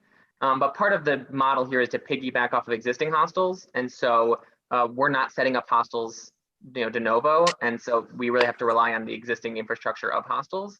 But there is plays outside of hostel space, like in hotels and other areas, where this could play. And to jump on, the willingness to pay is higher for older travelers, and that's why we're not converting the entire space for hostels. That is, the private rooms will still be there. We're targeting the budget travelers who can't afford the private rooms to help them provide an affordable private room. All right, great job, Shai. Thank you guys very much. So what we're going to do now, we ask the judges to take the next 5 minutes and to please go ahead and fill out the feedback forms. For everyone on the live stream, we are going to switch screens and we're going to have the live stream remind people we will be beginning again at 10:30.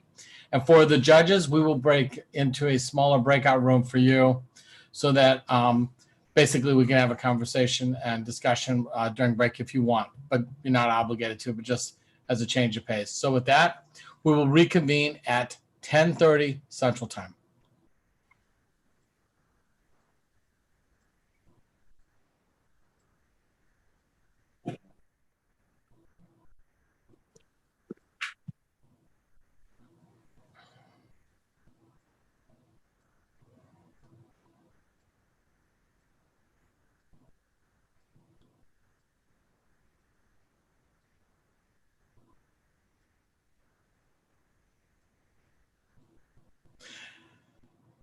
For the judges that might have seen an item pop up, all you have to do is say join breakout room and you will be whisked into the breakout room. And then at the end, we'll bring you all back. If you want to spend the time to do something else, feel free. We will see you reconvene at 10:30.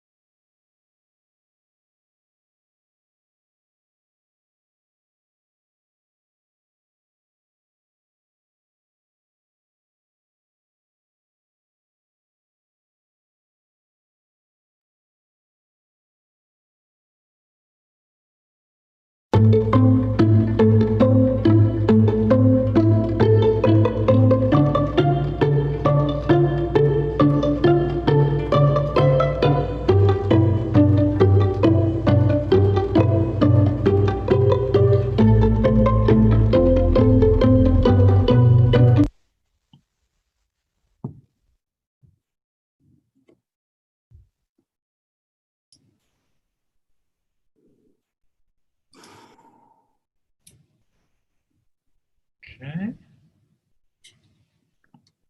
Oh, we got 2 minutes left.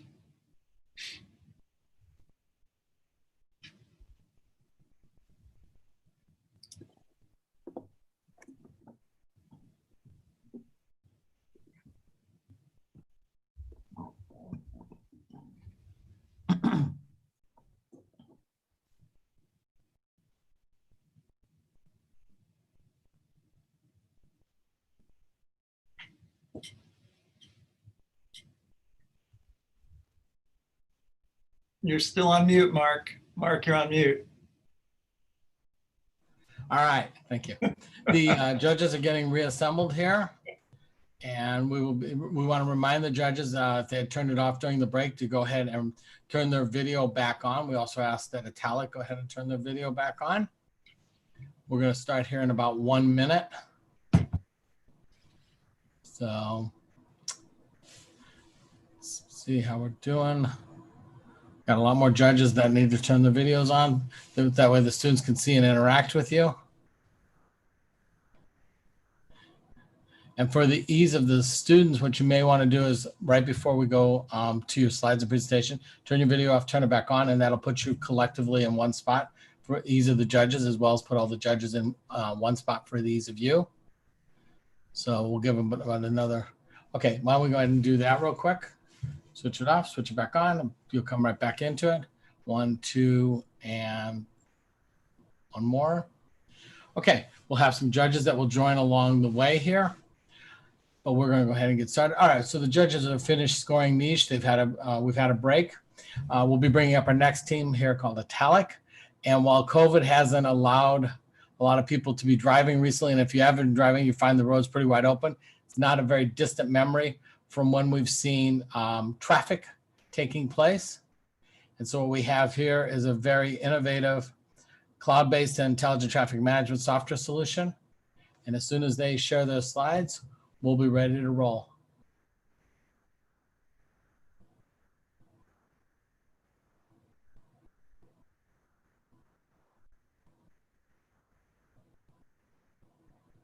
And with that, we want to present to you Italic. Vishal, go ahead. Welcome back, everyone. My name is Vishal Mahulkar, and I'm a co-founder of Italic, and I'm really excited to talk to you about my company today. Cities and municipalities world over spend over $4 billion every year just on traffic signal retiming, yet fail to effectively manage traffic on our roadways. The consequences range from severe congestion to increasing fatalities and greenhouse emissions.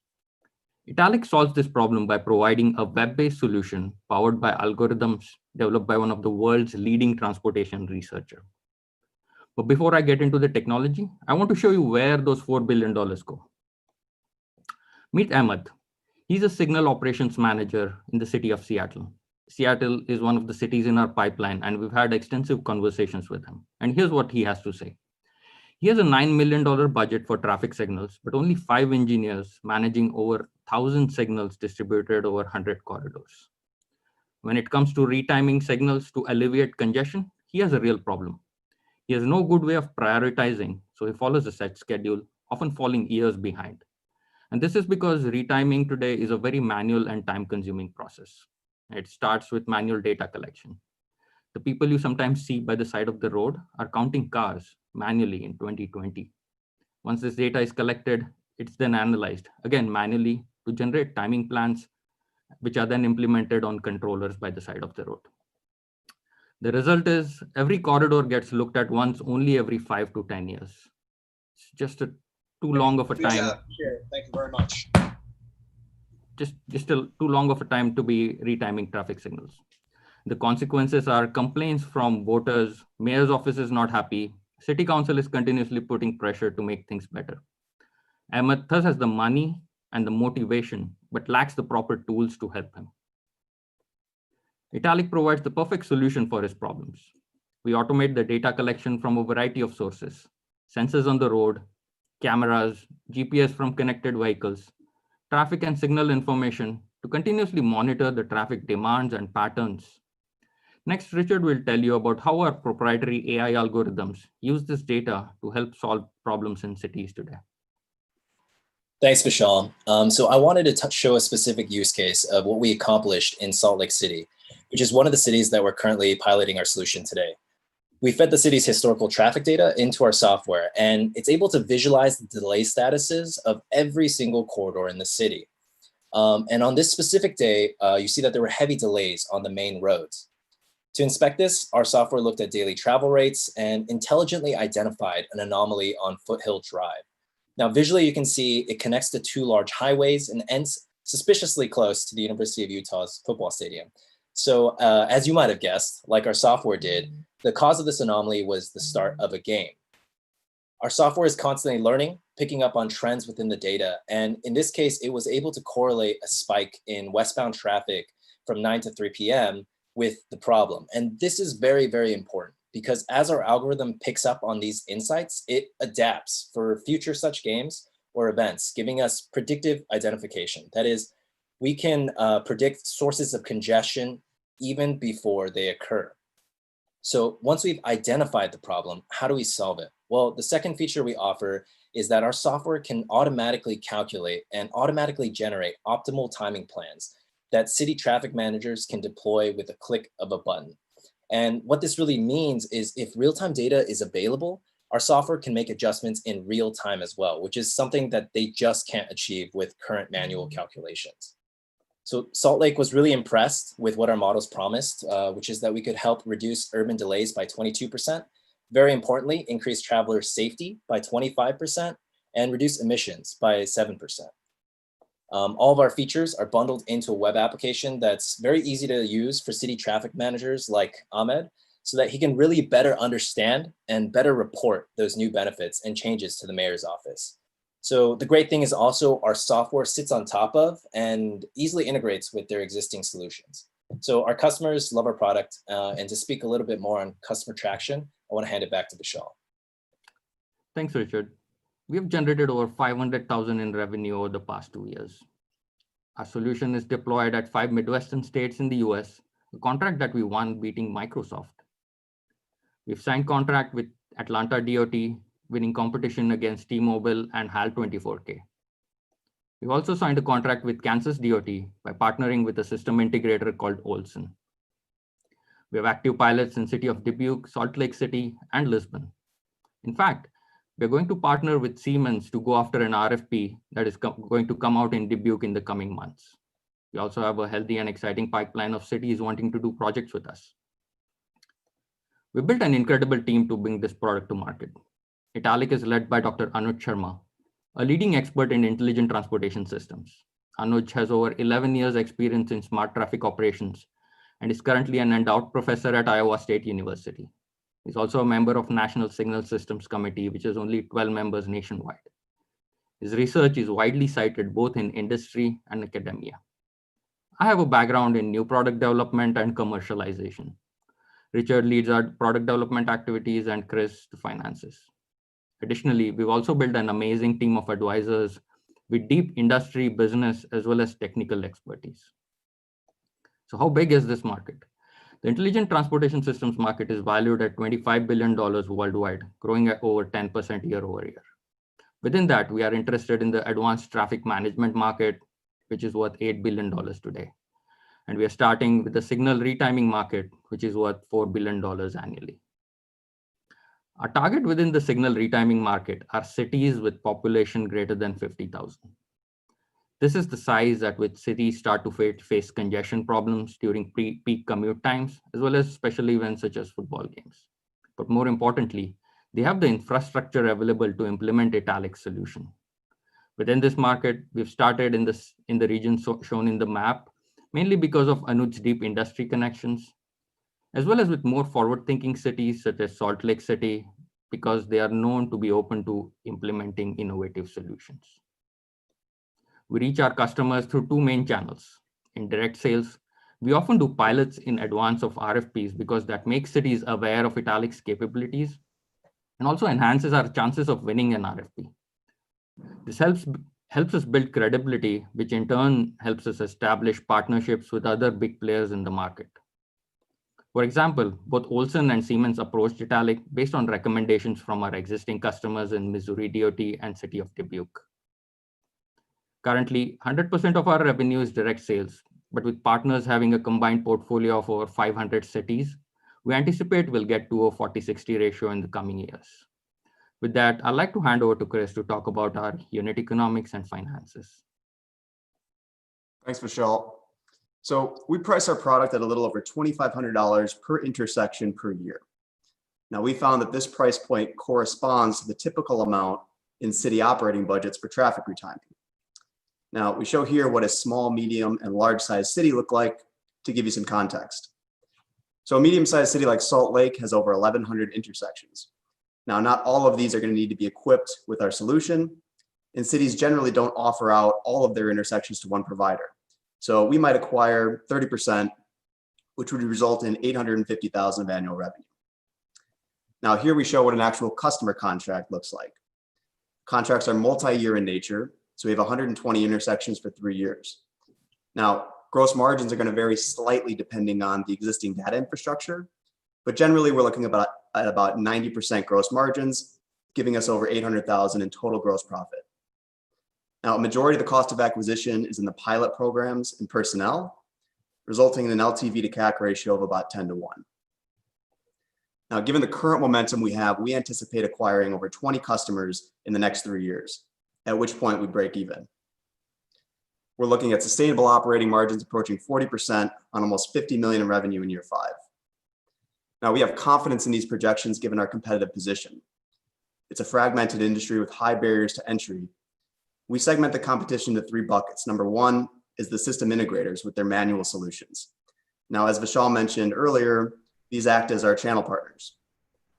Number 2 is the hardware-heavy solutions, which require significant capital expenditure, costing as much as 5 times as much as the third segment where we fit in, which is the software solutions. Now, all the players in this space are startups. We're the technical leaders right now as we're the only firm with patented IP, but others are trying to catch up. So we're raising $1.75 million to fund the next 18 months of growth and consolidate our position. We've already raised $350,000, so today we're asking for the remaining 1.4. Thank you very much for your time, and with that, we'll open it up to questions. Great job, Italic team. Let's go ahead and have the judges, remind the judges one more time to use the raise hand function under the participants list. And with that, Italic, your questions are yours. Guy Turner. Yeah, Vishal and team, great job. Really appreciate it, and congrats on being out there and selling so much already. It's awesome to see. How are you thinking about, that we're going to go through a year or two where municipal budgets are going to be way down? I mean, it could be down 10, 15%.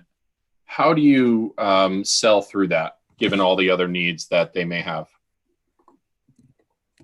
Yeah. So what we found is, we are targeting the operational budgets within cities and municipalities. So transportation is an essential service. And what we've noticed is that the operational budget for traffic signal has remained fairly steady over almost a decade. So this is what I show on the slide is data from City of Seattle. So since 2010, it has remained fairly steady at around $9 million. So that's one of our strategies. We feel that operational budget should remain fairly constant. But in the event that it does go down, the way our system works is we help cities prioritize where they should spend their money on. So that helps them with our solution. It helps them get to the intersections which give them most bang for the buck. So that's how we feel we'll continue to sell even in this scenario. Joanne? Hey guys, congrats on an awesome presentation. I'm curious, could you talk a little bit more about the sales cycle that you've seen so far? How long does it take you to go kind of through the steps that you've outlined? And I had another question around implementation. Could you give some more details around what are the steps for actually getting your solution up and running? Yeah. So you're right. So government sales cycles are typically long. They can range anywhere from 2 months to 2 years, depending upon the size of the RFP. But like I mentioned, so our strategy is to start with small and medium-sized cities first. That's where we feel there's a lot of traffic managers have a lot of motivation to implement this solution, as well as we are targeting the operational budget. So in operational budget, what happens is they have to spend the entire money in a given year. If they don't spend it, they lose that part of the budget, and next year that budget gets cut. So that allows us to, that speeds up the sales process. So once the RFP is out, decision is made within a month and a half. So what we have done with our direct sales strategy is we know approximately when and a contract is due, when an RFP is coming out. So we start to engage with them a few months before that to see if we can do a pilot program, make them aware of our capabilities. So from past data, we've seen that the whole cycle lasts between 2 and 6 months. In terms of implementation, so ours is our ultimate objective is to have everything automated, but we know that's not going to be possible right away because cities and municipalities, they need to get comfortable with our solution. So right now we provide them a web app which gives them recommendations and they can download data and implement it using their systems. But it's easy to connect with those systems via APIs. These APIs are available from manufacturers such as Siemens, and it's relatively straightforward to get connected with those systems. Emily? Thank you for working on this problem.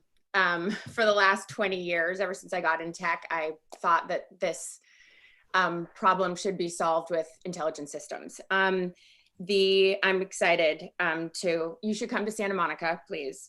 I have a lot of questions, but I'll just pick my top one, which is, does the system work better in a city? I assume so, when more signals are using your software.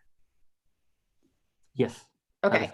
So can you just talk about the pricing? Because it seems like there's a sort of perverse incentive here. Like if you want your system to work really well, you've got deployment across the city, but you're pricing per signal. And so I'm just wondering if you've thought through that or.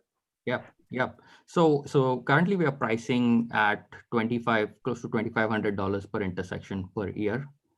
And this price is based on what cities currently spend. So if we look at the manual solution, cities spend they pay consultants, people to gather data, do analytics, about $1,400 per signal per year. And then the engineers have to spend their time connecting with those consultants, taking their results, implementing them. And then the typical engineers gets paid anywhere between $80,000 and $100,000 a year. So it fits very nicely within their budget. So it allows us to fit within their budget so that the traffic manager doesn't have to get any special permissions from his boss or the finance leaders to implement our solution. Yeah, and I'll add that the pricing strategy per intersection per year, that's the current standard actually. Got it. So it's ease of use. Yeah. I think it may be worth over time rethinking that to better align product efficacy and your own goals with the pricing, but yeah, interesting. Yeah, thank you. Mar Hensish. Hi, I have a couple of questions. One is around data collection. Can you explain to us, without doing any, how hard is it to get access to all that data? Do the cities have it?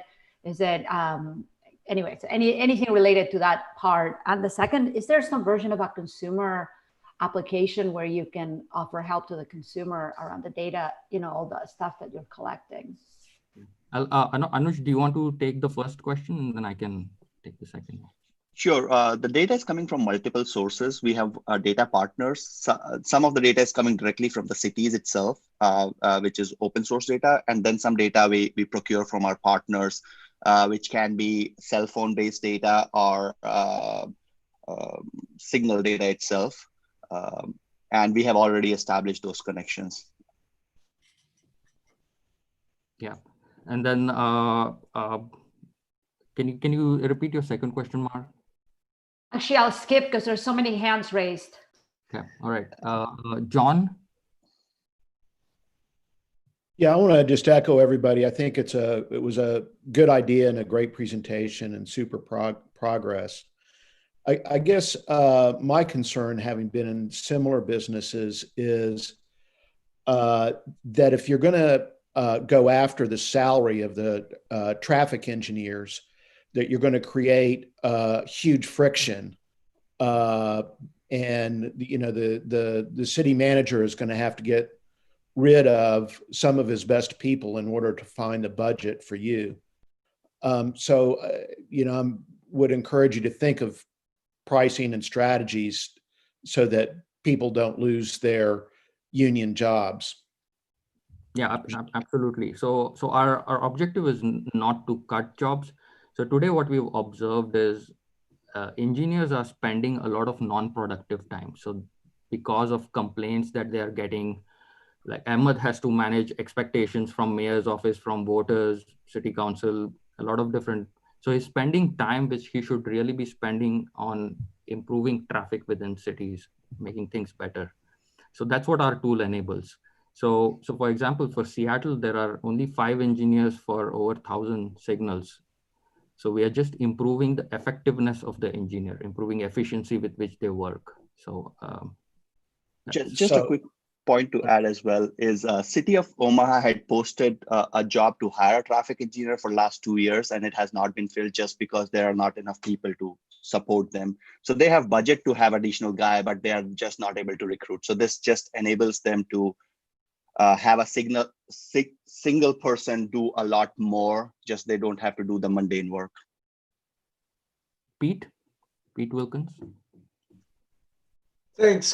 Great presentation. What would be helpful to me, I think you mentioned that the cities divide this up across the board.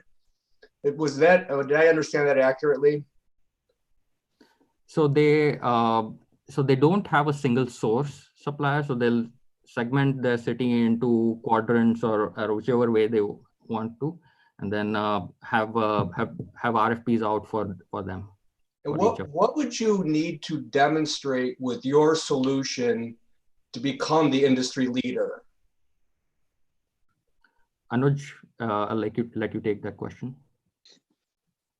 I think the ultimate goal would be that we can do a citywide deployment and just to make sure that they trust our timing plans. So I think this industry is small enough that mouth of word really matters a lot. So if we do a few deployments where we are managing the whole city or at least a whole big quadrant, I think that word travels really fast.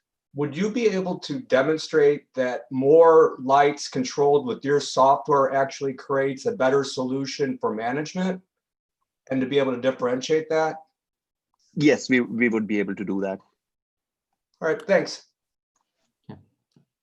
Art Collins. Yeah, a great presentation. You said you competed against Microsoft, and they can be a very formidable competitor if they put their mind to it. How important is this type of product to them? And second question is, how do you split profitability with your partners like a Siemens? Yeah. So Microsoft.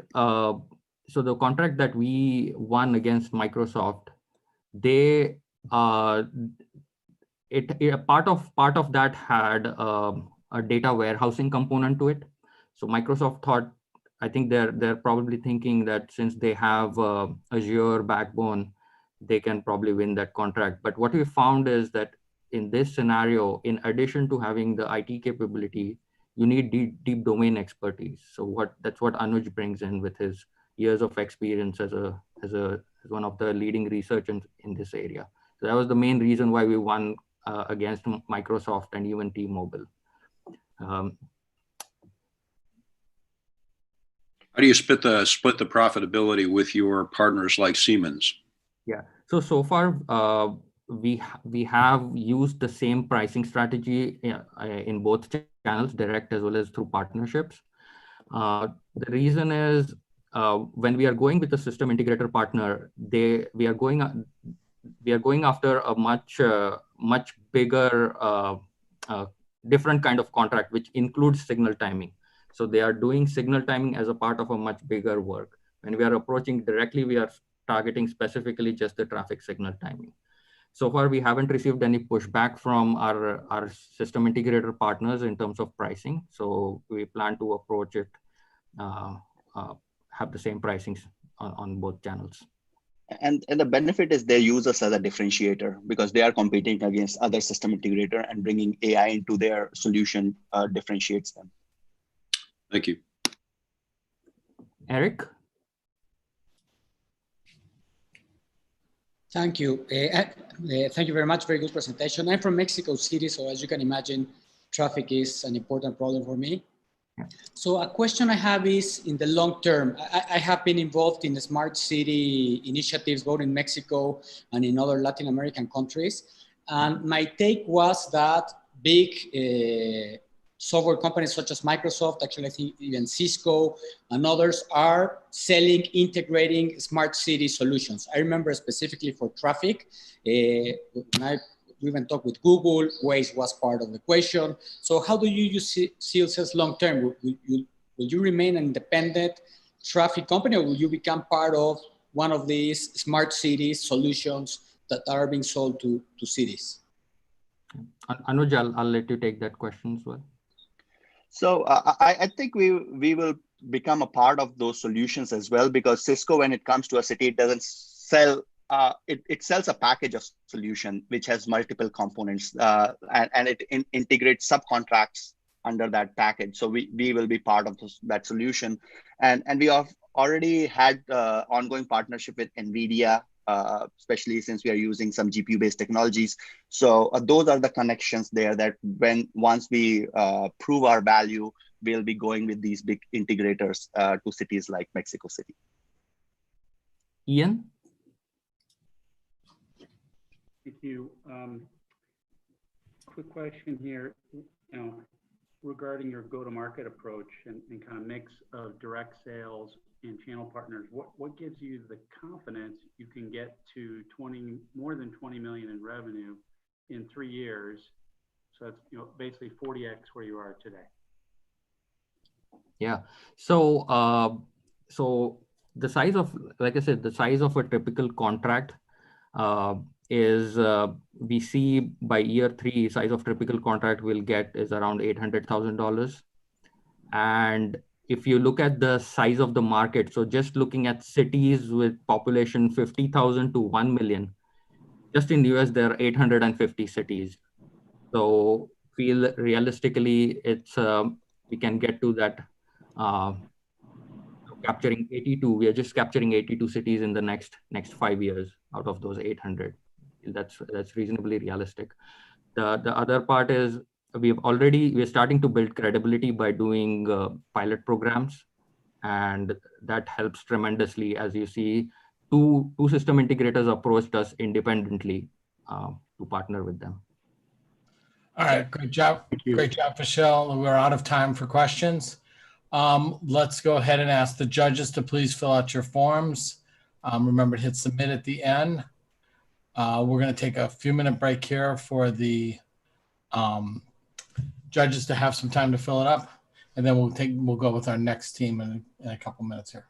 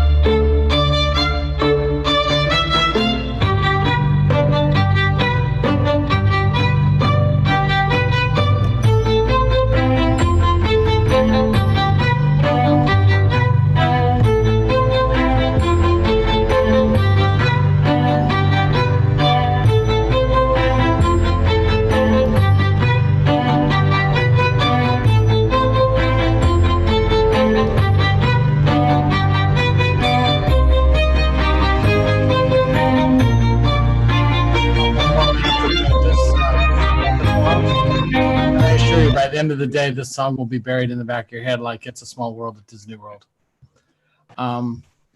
So with that, we'll be getting here ready for our next team.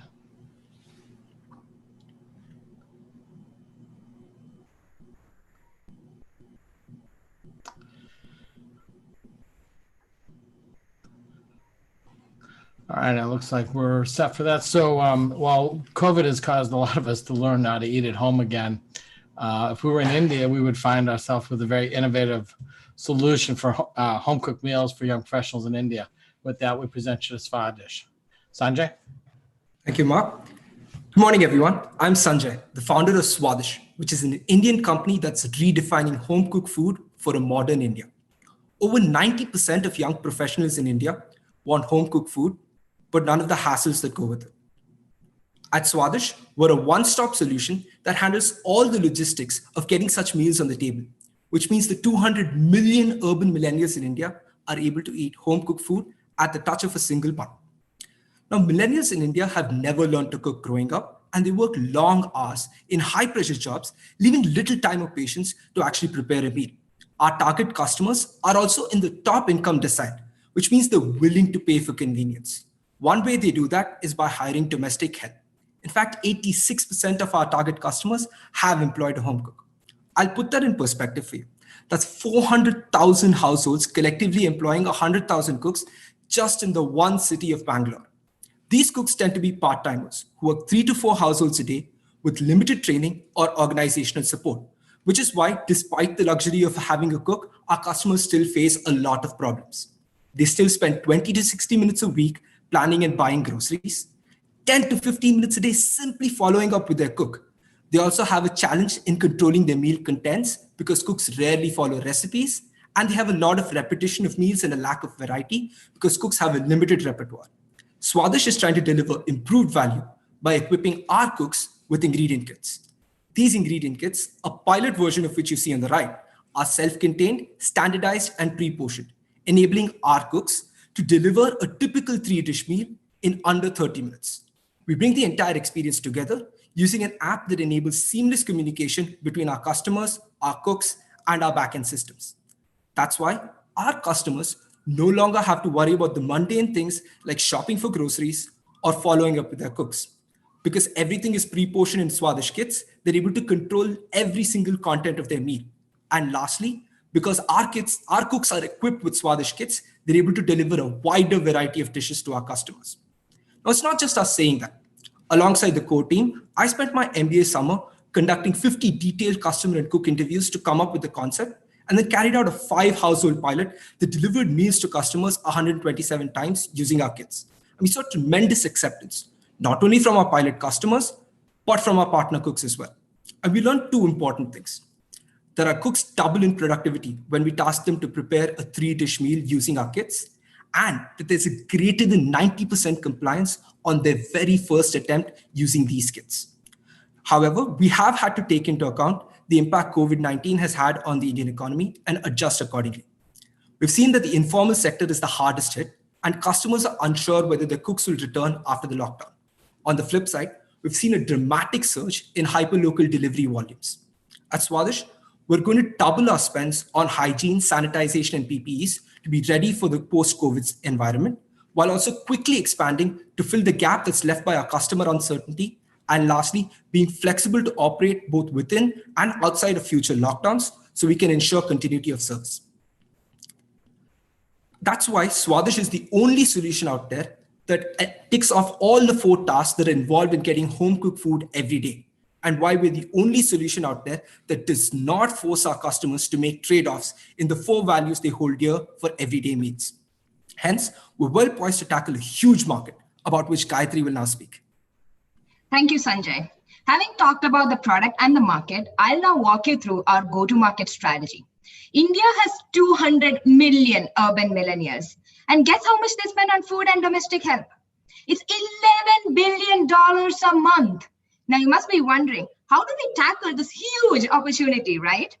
Our approach is to focus on 3 things. We focus on 8 of the largest cities in India and on millennials who live in residential complex and have a monthly income above $1,000, leading to 780 million a month of addressable market.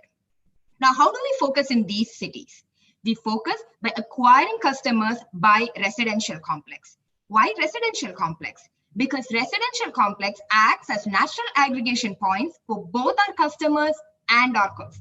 And we have 4 reasons to believe so. First, these are highly densely populated region. As you can see in the image, more than 44,000 people live in a per square mile. Second, these residential complexes have 200 households with 2 to 3 residents per household, which means there's high concentration leading to improved scalability. Third, 70% of our target customers currently source their cooks from within the residential complex, which means our customers trust cooks within the residential complex. And finally, more than 60 maids and cooks work in these residential complexes today, which means it's easy to source a cook. To bring that into perspective, these residential complexes are resident owned and residents welcome new amenities. So it's easy to rent out space for pop-up stalls in these complexes. We enter residential complex through sampling events and in-building advertisements to gain our initial customers. Once we have these eager early adopters, we then drive penetration through discounted trials, referrals, and promotions. This residential complex-based acquisition leads to efficient and sustainable CAC below $300 for an entire household. Further, currently a cook sticks around with his customer for 18 months on average, and we have no reason to change this. Further, this residential complex-based acquisition leads to operational efficiency. How? Well, our prep centers act as the hub with residential complexes at 3 to 5 mile radius. Every day, ingredient kits are prepared in these prep centers and delivered to our customers' doorstep. Once the ingredient kits are delivered, our cook walks into customers' home to prepare food. In the morning, she prepares breakfast and stores away dinner ingredient kits. In the evening, she prepares dinner and leaves emptied containers outside the home to be picked up the next day by the delivery team.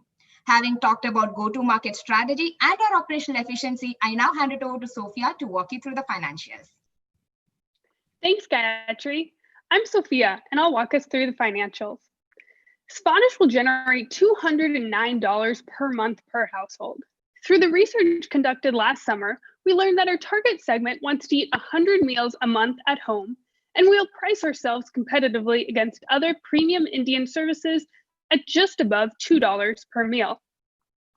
At scale, Spanish will generate 30% contribution margins. How will we generate these margins?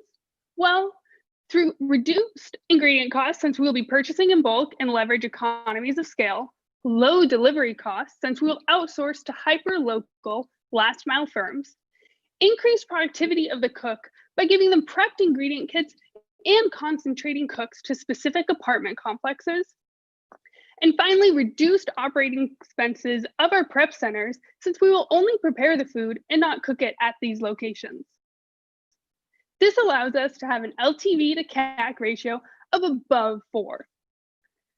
Later this year, Spanish will launch in Bangalore. Bangalore is the ideal launch city because a large proportion of its residents are from out of state. There are many high-paying tech jobs, and the city has a propensity towards early adoption.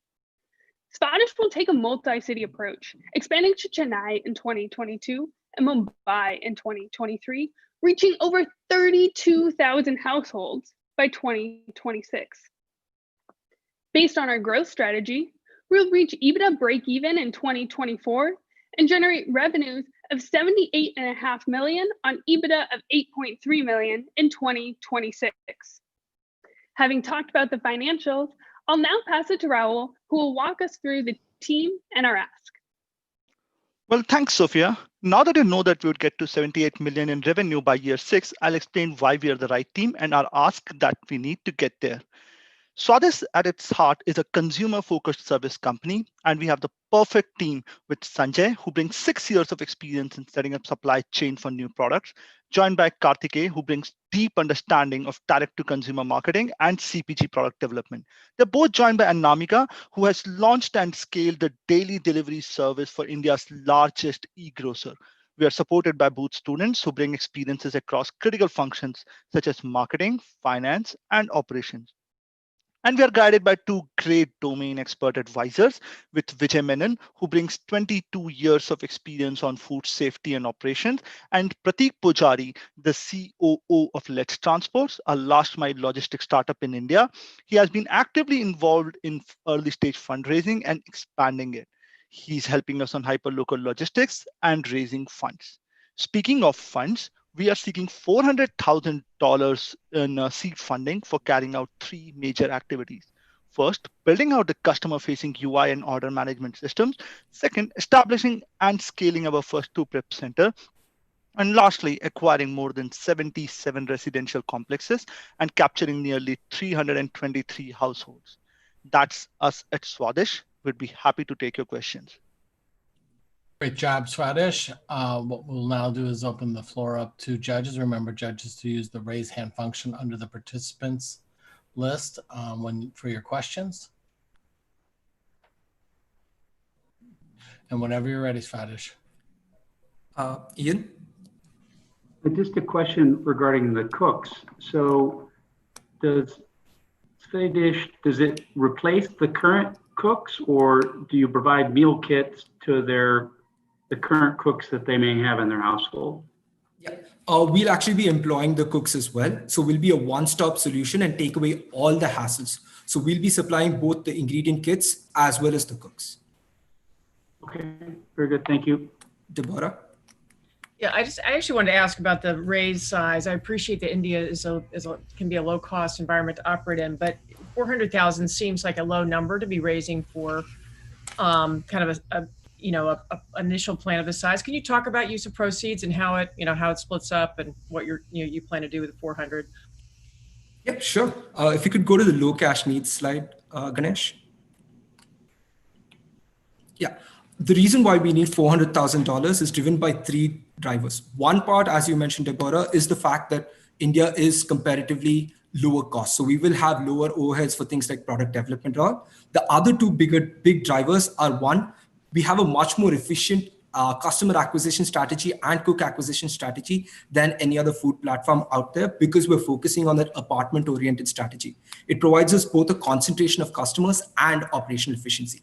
The second driver of the low cost that we need is the fact that the CapEx and the OpEx for our prep centers are far lower than you would have for a commissary kitchen or a cloud kitchen for a similar size. Primarily driven by the fact that we don't have to cook the food at our locations. We just prep and pack the ingredients and ship them. So if you took the 400,000, how would it split across this, and including the team and all that sort of stuff? Yeah, if we could go back to the ask slide, Ganesh. Couple more back, slide 19. 19. Sorry, yeah. Primarily would be. Sorry, yeah, I got it. Yeah, okay, nice. Got it. Laura? Yeah, I want to talk, thank you for the presentation, nice job. But I want to get back to the cooks, just sort of a practical matter. You're right, obviously your model is not to cook the food in the home, but you still need to prep the food. It might be reheating, or it might be laying out, or just basically that last mile, if you will, between the actual cooking and the actual eating and a good experience. How much time do you estimate for that? How much time do you estimate the cooks to be in the home? And then I'm curious about your cook to apartment or family ratio. Yep. I'll quickly address the first part, and then I'll hand it over to Sophia for the last bit. But Ganesh, if you could go to the time reduction slide. Yeah, so currently your cook spends about 64 minutes in a household today, mostly centered around cooking food. The norm in India is to have your cook the food and leave, and you, whenever you return from work or whatever, are able to serve yourself the food. So our cooks are not expected to do the serving as of today anyway. What we'll be doing at Swadesh is using our kits to dramatically bring down that 64 minutes to as low as possible. We've already hit 34 minutes. And we're confident that with a few more tweaks that we're working on at the moment, we'll get it to under 30 minutes and closer to 25 minutes, which enables us to have a cook move from one household to the next in under 30 minutes. I'll now have Sophia walk you through the cook costs. Yeah, so Ganesh, yep, there you are. Thank you. So the cook cost, as you saw in our unit economics sheet, that the cook cost of $49 actually includes 3 cook salaries. It's a cook lead, and an apartment engagement manager. Each cook services 8 households per day, and we're able to do this because of the increased productivity with the prepped ingredient kits. We also have a cook lead who supervises 8 cooks and can fill in when needed, and an apartment engagement manager who ensures excellent customer service at the apartment level. And these 3 layers are really important to providing continuity and excellent customer service. Michael? Hey, Sanjay, thanks for that presentation. This is a little foreign to me. As far as how India really works, but I assume the commissaries, the quality of the food is, I'm sure you have someone on staff who's a professional chef or is coming up with these formulas. But my question really has to do with changing consumer behavior. Mm-hmm. You have someone who comes into your home that you don't know. I always call it the last touch, because the product's got to be good, the food's got to taste good. But it's the service, it's the recruiting and having these folks in your home. And if they're not good, if they're not sociable or whatever the issue is, I don't care how good the food is, they're not going to be back. So, I'm just curious, do you think there's going to be any challenges of having people come into their homes they don't know before? And do you think you're going to have a problem recruiting the people who can prepare it and leave it with a smile on their face? Yep, that's a great point. That's actually one of our bigger risks that we need to work towards mitigating. Ganesh, if you could go to the cook acquisition route slide.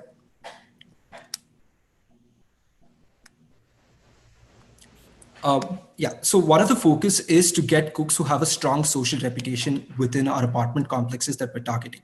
As Gayatri mentioned, we already have about 60 maids or cooks who already work in these residential complexes, and customers tend to refer within the same complex and trust those cooks. So what we're trying to do is bring on those cooks first onto our platform, onto our service, primarily because they have that social reputation that enables us to go into customers' home. Just to add a little bit more nuance here, about 65% of our customers actually prefer and are comfortable with having their cook enter when they're not there. A kind of informal key release exists in India. And that's why it's not common to have like a social interaction every single time the cook enters, but you want to be able to trust the cook to come into your home. The second aspect for recruiting cooks that we'll be using is word of mouth from our existing cooks. So whoever they refer will be recruited. And the third one is we're going to use strategic partners. These are startups that focus on apartment security in India, and they have established lists of verified, vetted, and long-serving cooks that we can tap into. Ganesh, if you could go one slide back. This results in a cost of acquisition of just under $250, with the majority of costs actually going towards onboarding, which includes background verification as well as social reputation verification through interviews both at our end in our offices as well as at their homes and locations. That is the cooks' homes and locations. And lastly, training costs just to bring them up to the level of professionalism we need, as opposed to the levels they have today, which is unorganized labor. Eric? Hello, thank you very much.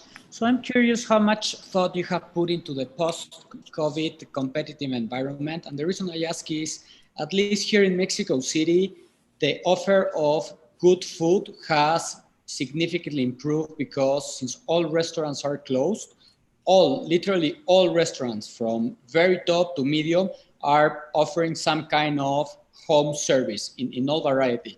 So right now it's extremely easy to find very good food. I don't know if that's going to continue post-COVID, but my take is that now you have a lot more competition that you used to have when you started thinking about this business. So can you talk about that?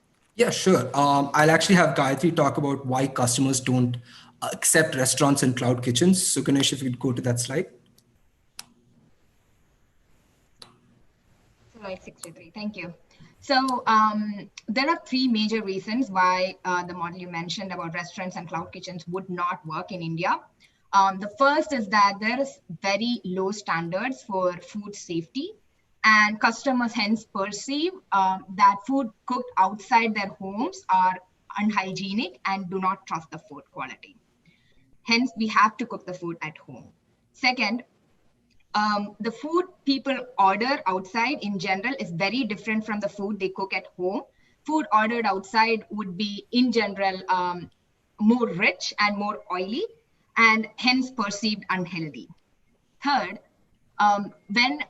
when we had our customer conversations as well as during our pilot, we realized our customers value control and the ability to control their food.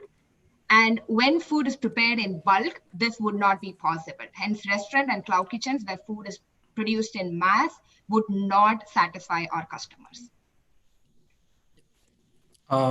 Just to add there, it's not just would not, it still is not. In fact, you have an overwhelming preference for home cooked food. 90% of our target customers, even in the day of simple phone apps that could help you order online, would rather have home cooked food than order from outside. Mar? Hi, this is a question around Indian market. I'm wondering, obviously you have to cook, which adds a level of complexity to the whole process. And I'm wondering, in India, how's the market changing? Do you see the young professionals still want to have a cook, or would you be okay just selling the meal kit and having the, the professional, cook the meal?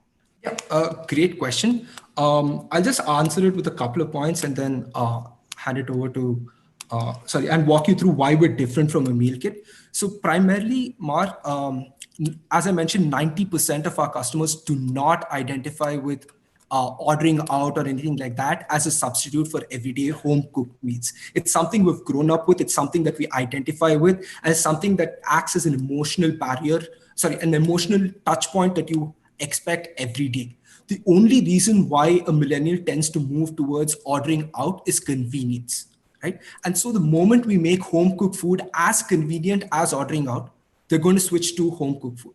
In fact, you see that even today, that's 86% of our target customers employ a cook, right? Which is a signal that there's a huge prevalence or preference for home cooked food. Now, specifically why we can look at meal kits as or supplying, I prefer to use the term ingredient kits because we do a bit more than meal kits do typically, but supplying ingredient kits alone would be a way for us to step up and leverage the operation efficiency of our prep center, but that still does not resolve the homework problem that our customers want to avoid. And hence this full one-stop solution is much better placed. So you don't see people in India wanting to cook, basically? They don't want to cook, but they want home cooked food. And there exists a solution, but it's not fulfilling all their needs. Adit? Question, guys. Again, a wonderful presentation. Wanted to get a sense for how you view leakage on your platform, how you think about minimizing that risk, and some comparative alternatives that people have in a lot of these apartment buildings. There are families that cook already. You could just call them on your phone and they'll get you food for 100 rupees for lunch. How does all that work out? And it's pretty good too. Ganesh, if you could go to the agency problem slide. Yeah, you're absolutely right that leakage is a big worry when you have a kind of full stack service that we're providing. However, let's look at both sides of our service model and see why they would not be willing to leak. At the end of the day, the moment a cook and a customer form their own relationship, they lose access to our ingredient kits. Those ingredient kits are the root drivers of both the efficiency that cooks get, which enables them to go back to a stable fixed income that we provide, as well as for customers, it removes all of the benefits that they were gaining and they go back to their old relationship with their cooks, which results in those convenience, choice, control, and consistency problems that they currently face today. So neither party actually has an incentive to want to drop off our service and generate leakage. And as to, I'm just going to go back to the other judges, but I'm happy to pick up your other questions at a later point. Koichiro? Thank you. Great presentation. I want to comment you I want to ask a question regarding the last mile logistics cost increase, especially because you need to target the very micro segment of the geography. Very easy to create the cost increase or labor shortage. Popular area that is facing most of many business. Yeah, I'll just quickly address the labor part. So especially amongst our cooks who tend to be urban women in blue collar jobs, the unemployment rate in India for that sector specifically is around 35%. Now, with such high levels of unemployment for that sector, it's an employer friendly market, and hence we don't have so much worry about losing out on or facing a labor supply shortage. As for logistics and the actual delivery process, I'll hand it over to Rahul to walk us through our logistics cost. Yeah. So firstly, our logistics model is not an on-demand, but rather scheduled deliveries, and that too in the low traffic environment of the city in the early morning, that significantly reduces our cost. Secondly, we have benchmarked our cost to our best analog in India, the Big Basket. Consider them as the Peapod in the US, primarily because we have a significant customer overlap with them, and we have a similar operational model in terms of logistics. Now that gives us a price range of 56 to 98 cents. And therein, we tie up with the logistics supply chain partner, Let's Transport, the COO of which is an advisor in our firm. And they have confirmed to us that they would be willing to work with us in achieving those optimized cost of 56 cents per delivery. Great job, Swadesh. Thank you very much. So with that, what we're going to do is we ask the judges to take the next 5 minutes or so to go ahead and score. What you've seen here, we're going to put up a new screen for the live feed. And with that, we will be getting ready for our next team, which will be our last before lunch. There we go.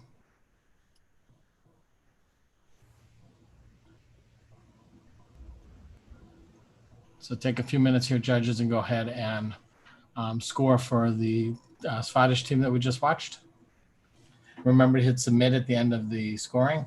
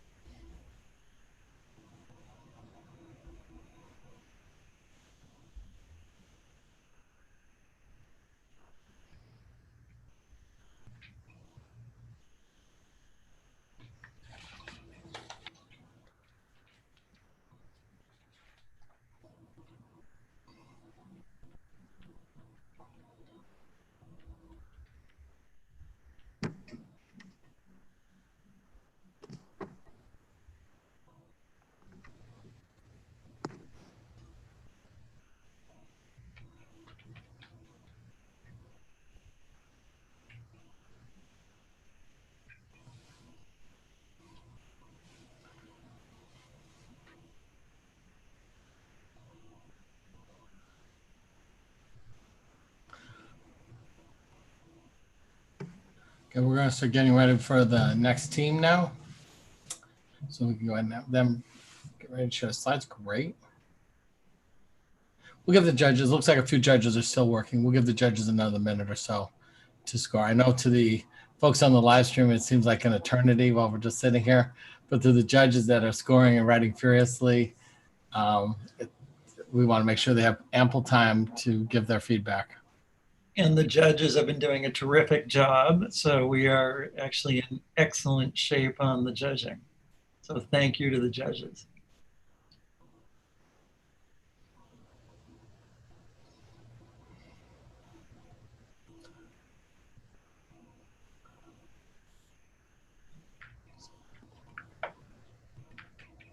All right, looks like all the judges have pretty much finished their comments. So with that, we'll go ahead and bring our next team up. And it's one of the teams that, you know, for anyone who's ever had to deal with the death of a loved one, you know how difficult and challenging it can be.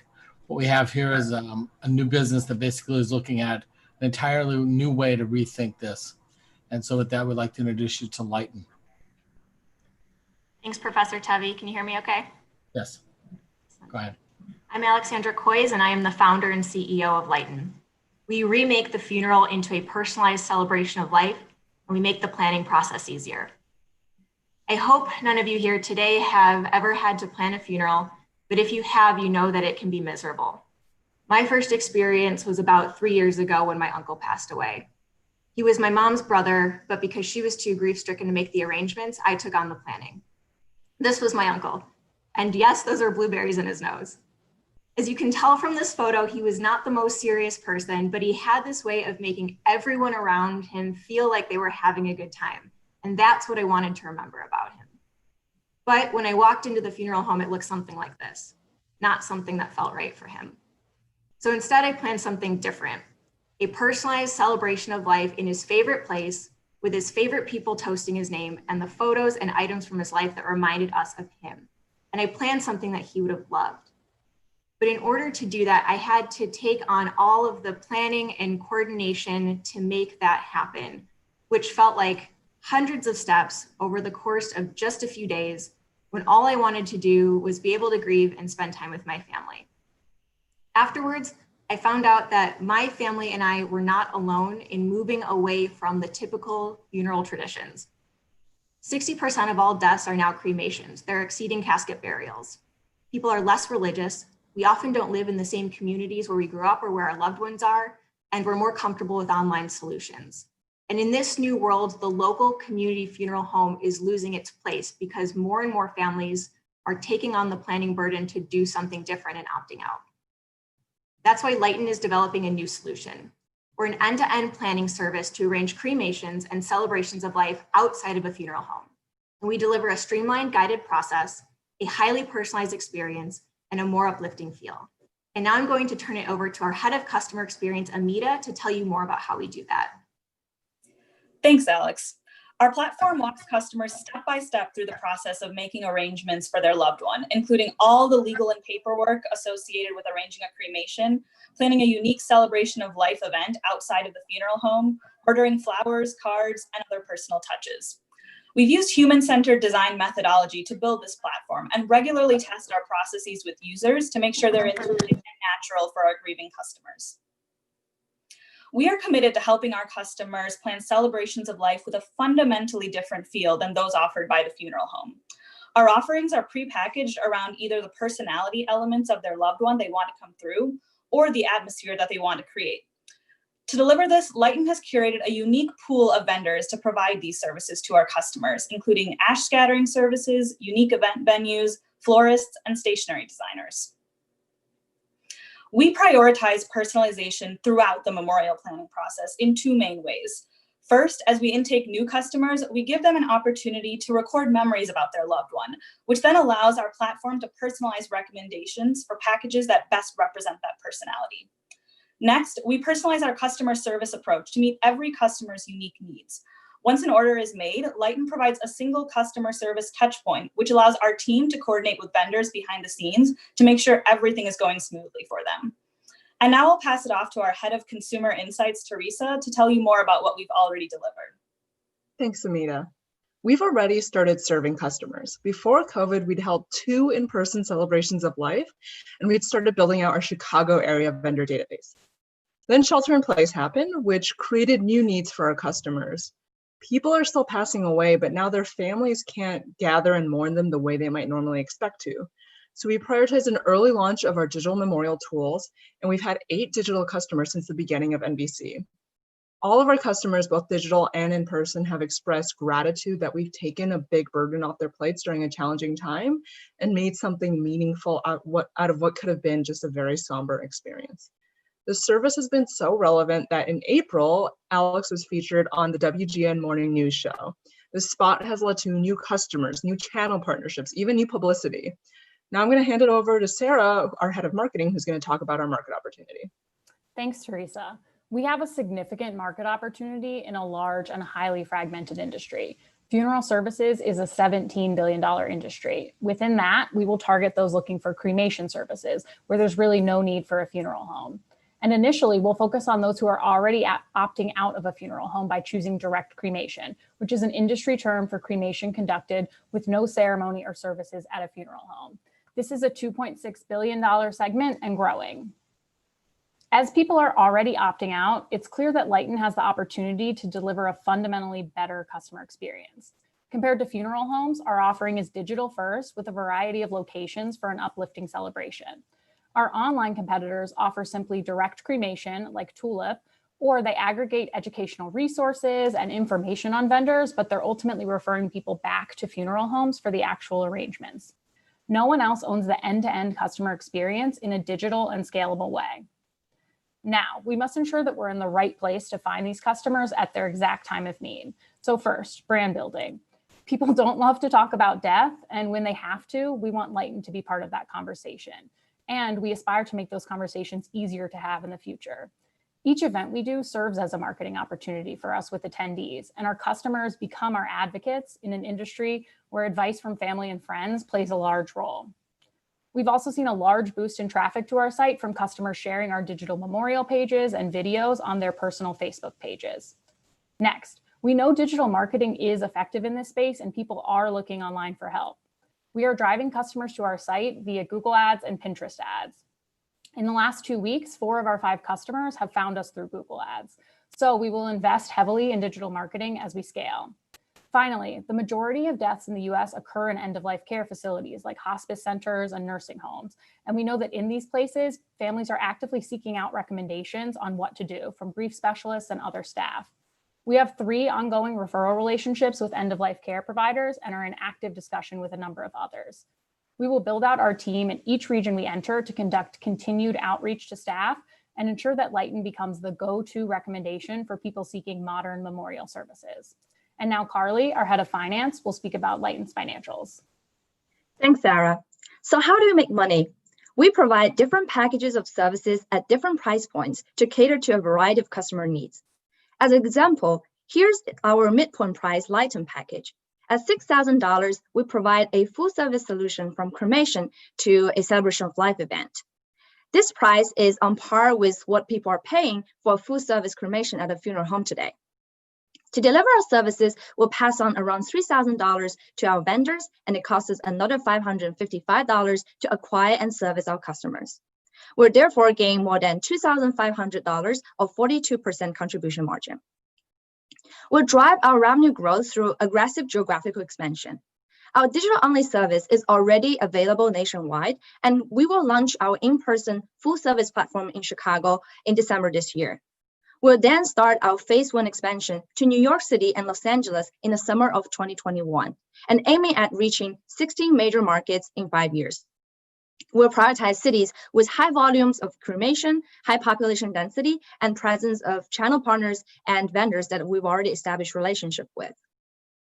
With our rapid business growth, we are expected to arrange almost 15,000 ceremonies in 2024, reaching $72 million in revenue and $25 million in EBITDA. We'll start to be EBITDA positive in 2022. With that, I'll pass it back to our CEO, Alexandra, to talk about our team and our funding request. Thank you, Carly. We have the right team to drive this forward, and I'm excited to introduce everyone. I have a background in strategy development, customer service operations, and managing systems implementations. I've also decelerated my academic career here at Booth and delayed my graduation to focus on this business. Teresa brings a background in marketing from strong consumer brands. Carly brings a background in developing financial strategies for business growth, and Amita has experience in human-centered design. We have an industry advisor with over 30 years of experience as a licensed funeral director, and ahead of building out our internal tech team, we've been consulting with our contacts at software development agency Think Nimble. We're raising $1.6 million to carry us forward for the next 18 months to continue to build out our platform, accelerate our sales and marketing efforts, stand up our customer service operations, and hire the teams to manage these components of our business. With this, we'll continue to deliver our digital memorial services, as well as launch our full suite service in Chicago by the end of the year. Looking into next year, we'll continue to enhance our platform and begin our geographic expansion. Thank you. We're Lighten, and we're creating a more meaningful way to celebrate a life lived. And now we'll take any questions that you have. Great job, Lighten. Questions are already lined up whenever you're ready.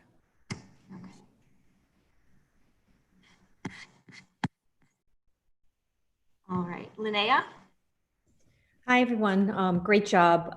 Definitely a big need for this. My biggest question was around the cost and really just trying to understand that $6,000 headline price in the context of other alternatives I might consider. Carly, do you want to take this one? Yeah, sure. If we can go to our price slide. Yes, basically, we provide like different packages from the digital only services to the customizable Lighten VIP package. And we are basically benchmarking our price with the current national median price for funeral homes as a way to gauge the willingness to pay. But fundamentally, we believe that we deliver a much better experience for our customers. And we also know that only 18% of our customers are shopping around for the funeral services. That's why we believe that we are able to the price, but not price compete. And if you want to understand a bit more of what's included in each package, we can go to the next slide. And we can see that we actually offer like different range of services as we go along the spectrum. And we do like provide the more selections of memorial products and also a selection of the event venues, food, beverages, and final resting place for our customers. Thanks. Brent? Yeah, hi, I'm dying to ask this question. Could you market to the living instead of the family afterlife? For example, one of the opportunities has always been that some of the best things about a person live in their social media profiles, which can't really get unlocked once they're deceased. And have you considered allowing somebody to enter their credentials and say, it's okay for my family to get access to this so they can create an online memorial to me as part of this package? Yeah, Sarah, do you want to talk a little bit about our pre-planning and some of the other services that we're considering adding on as we move forward? Sure. Could we turn to the target market slide? So we're definitely considering both what the industry calls at-need customers who are, urgently planning for an event, and so they have a shorter time horizon. We are really reducing the burden on them, but we are also marketing to people who are pre-need, as the industry calls them. So they have a longer planning time horizon. They're really valuing the transparency that we're offering, and we can educate them on a bunch of options that exist in the industry. So most people just think of the funeral home, but there's all sorts of options, from launching your ashes into space and other things that they could know if we educate them. So we do that through our content, and we definitely want to acquire these pre-need customers. It is a big presence in the industry. I believe it counts for about 14% of industry revenues and prepayment plans. So that's for sure on our radar, and we have some tools in mind to help people scrape their photos and do other things that might be of interest to them to get them locked into our platform. Michael? I think I may have mentioned this to you in one of my comments earlier in the process of the competition, but there was a startup, I'm not sure if they're here or not, called Grace, that was part of Techstars Cedars-Sinai in Los Angeles, that was addressing this area in a different way by aggregating the highly fractured group of funeral homes, et cetera. One of the issues that they had was really in customer acquisition. And obviously the customer is not the deceased, but is someone who is likely middle-aged, in their 40s, 50s, 60s, who's bearing or dealing with a deceased parent. That's kind of the typical use case. And I think their biggest issue was it was hard to market to that group. It's easier to market to millennials through technology. It's harder to market to someone in their 50s through technology. And one thing I was really captivated by in your presentation, which I thought was great and a much more compelling presentation than I saw from them, don't tell them that, was the focus on cremation and focus on people who are not religious and opt in for direct cremation. And I'm wondering, if you've done any age segmentation around direct cremation clientele, and what your approach is to capturing this 50-something-year-old person Or are we dealing with someone who's younger or someone who's different who opts in for cremation and less religious kind of services? Yeah, I'd be happy to speak to this one. So as we do have on the slide that's showing right now, we have seen a wide range of ages among our customers. So we're grateful that that means that our service does appeal to people of different demographics. In particular, we love this range of atmospheres here on the left. We had one ceremony, digital ceremony, where the program was very gospel and religious focused. And then we've had other ceremonies where people are hanging out, sharing memories, drinking whiskey at the end. So we're definitely seeing a range. And when it comes to finding these people, we have had success thus far in digital marketing. 4 of our last 5 customers were acquired through Google Ads. And we found that customers who are seeking direct cremation are really less sure where to go because they're not going to a funeral home. And so they are Googling around, and we found that we can cost effectively acquire them, and believe that as we scale, any additional costs from digital marketing will be offset by increased word of mouth referrals. Yeah. And to add on to what Sarah was saying, and to compare us to some of the other companies who have been in this space, I see part of our value being that we're not just marketing administrative ease, we're marketing a fundamentally different experience and a way to channel the identity of the person that you lost. And we're not just an aggregator, we're actually delivering services through a trusted set of vendors. So I think we're trying to deliver a fundamentally different value proposition. Yeah. Hopefully that's coming through. Thank you. I like that part. Laura?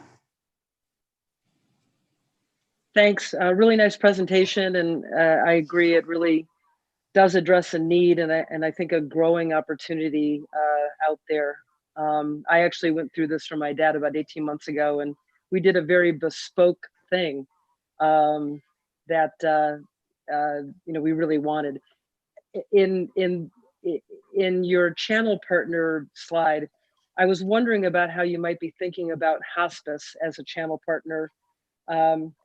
There's a real trend now, and I think post-COVID world will only increase it, that people want to pass away and at home. They don't want to go into a nursing care center if they can avoid it, be surrounded by loved ones, etc. So I'm wondering, how you're thinking about that, and how you might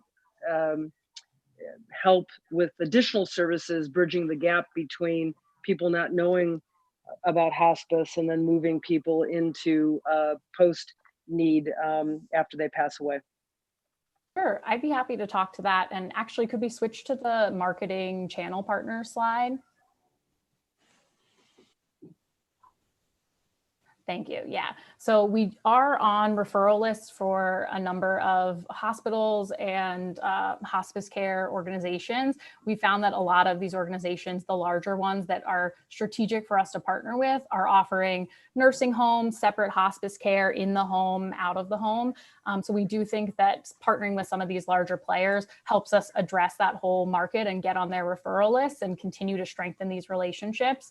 Here, most of them do not, or all of them do not accept referral fees, because this is meant to be an impartial system. So we found that we can influence people through just continued contact. We have staff that's conducting this outreach, educating them on who might be a person who's interested in our service. And then we've heard that even small little gestures can help. So one of our cremation partners mentioned that he leaves little hand sanitizer bottles around with his logo on it, and that helps drive people to call him when they're looking to make a decision. So we're definitely looking at this space because we do recognize that's where the majority of deaths happen, and we want to make sure that Lighten is a brand that's known and becomes a go-to recommendation from our partners. Hi. Great presentation, and I found it very innovative. The idea of kind of reshaping what it means to do a funeral business. I recently attended an online service and it was interesting to do it over Zoom. There were a lot of issues, but I thought there would be a good opportunity to rethink what is an online service look like, allow people to join that were from different countries. I don't know if this will keep on going post-COVID, but I'd like your thoughts on that and how you can innovate in that regard. Yes, so this is something that we're already looking at, and we do think there will continue to be a demand for our virtual services beyond COVID. And one of the things that we're thinking through and that we've been thinking through as we've delivered the services, how can you make the services not just an environment where there are many folks in one place, but where there's interactiveness among the participants. So we've been integrating in different elements that allow all of the different participants to participate in the ceremony and interact with each other, see the memories that everyone is sharing of the person during the ceremony. And we're also supplementing those services with dedicated online memorial web pages that can be customized by the family, that can be a single place for family and friends to interact, to share photos, videos, memories, music, and discuss the person who was lost. So we're working on how to make that, even more innovative. Yeah, definitely an opportunity. Nothing out there. Joanne? Hey guys, awesome presentation and definitely really spoke to me. I'm curious about how you're thinking about kind of the lifetime value of a given customer, right? I think compared to, for example, the wedding market, you have the unfortunate benefit in this case of one person potentially planning multiple funerals, and there's other revenue possibilities down the road. What does that look like to you? You talked about the unit economics for a per event basis. What does the lifetime look like to you? It's one of my questions. And the other is, I'm just curious about the margin profile for the different packages. Yeah, I'd be happy to speak to the first question and then turn it over to Carly for the nitty-gritty margin details. So if we could switch to the customer lifetime value slide. Yeah, so we are confident that our model is profitable, even if people just do one ceremony with us and we never hear from them again. It's a profitable industry. We're making on average $2,000 of profit per customer. So we do think the model is sound. However, we want to ensure that we can keep pushing and expanding that. So we do see opportunity to provide great customer experience and bring people back in the unfortunate circumstance that they do have to have another ceremony in their life, as well as, of course, referring us to any family and friends that might require the service. We've also seen a really interesting trend that we didn't expect, and two of our customers actually came to us to celebrate a 1-year anniversary of a loved one's passing. And we think the tone of our brand and the events that we put on would be something that appeals to some amount of customers to have some sort of anniversary event to really mark the day. And finally, we're looking at opportunities to expand our ecosystem of services and perhaps refer people to grief specialists or, account managers, people who help with other services that have to round out the death experience. So for the second part of the question, if we go to the unit economics slide, so here we actually show the weighted average of what our full package would look like, giving us a 5,000 unit revenue and a 2,000 contribution margin. But our gross margin across our different packages would be ranging from 35% to 44% from our basic package to our VIP package. Thank you. Michael? Hey, Alexandra, this is a very good idea. This is a great idea. Our firm actually had a partner who did 30 years ago the largest roll-up of the furniture funeral home market. And I will tell you, it's a very emotional, and I think it's a very ugly industry, full of, it's a trust business. And everyone was upselling you, and you don't want your parents in a pine box. You got to put it in mahogany. It was madness. I actually didn't like it, but what you realize is it is really a relationship referral business. So if your grandfather goes to one funeral home, everyone in the family goes there. They have one person. You buy a diamond ring when you want to get married. You always have someone who's you can trust with the diamond. And you really need to have your customers, your caregivers, become your sales force for you. And if you can accomplish this, you're going to win big. So my question is how do you, if you really study the caregiver market in the United States, it is huge. it is huge, and people are running out of money and they're running out of time. And I'd say Americans who are my age, 50s or 60s, are squeezed in between, their kids who can't get jobs and their parents who are living much longer. And I would hope that you guys will spend some of this money really in the market of trying to educate the caregivers. If you do that and the service is good, you're going to win, because like everything, it's going to be a great referral. People are going to see it. So the question is how much money can you really, how do you really approach getting to these caregivers? I know that we are out of time from a Q&A perspective. Go ahead and take the question. Answer the question. It's fine. Okay. And so, Michael, just to make sure I understand your question, you're talking about the caregivers of the people who are passing away from a customer acquisition standpoint and education standpoint. Right. Correct.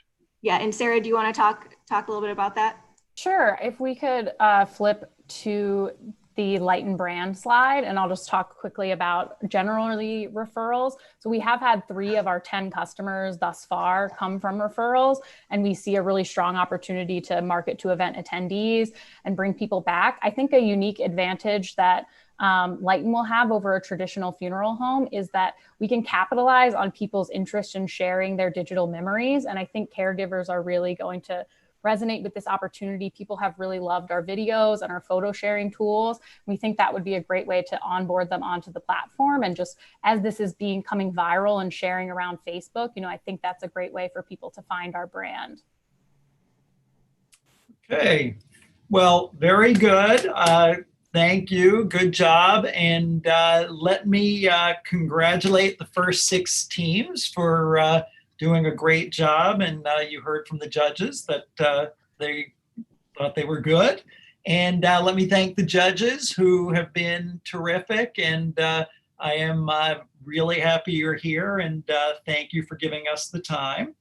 And we are going to go to lunch shortly. But before we do that, I'd like to introduce our Dean, Madhav Rajan.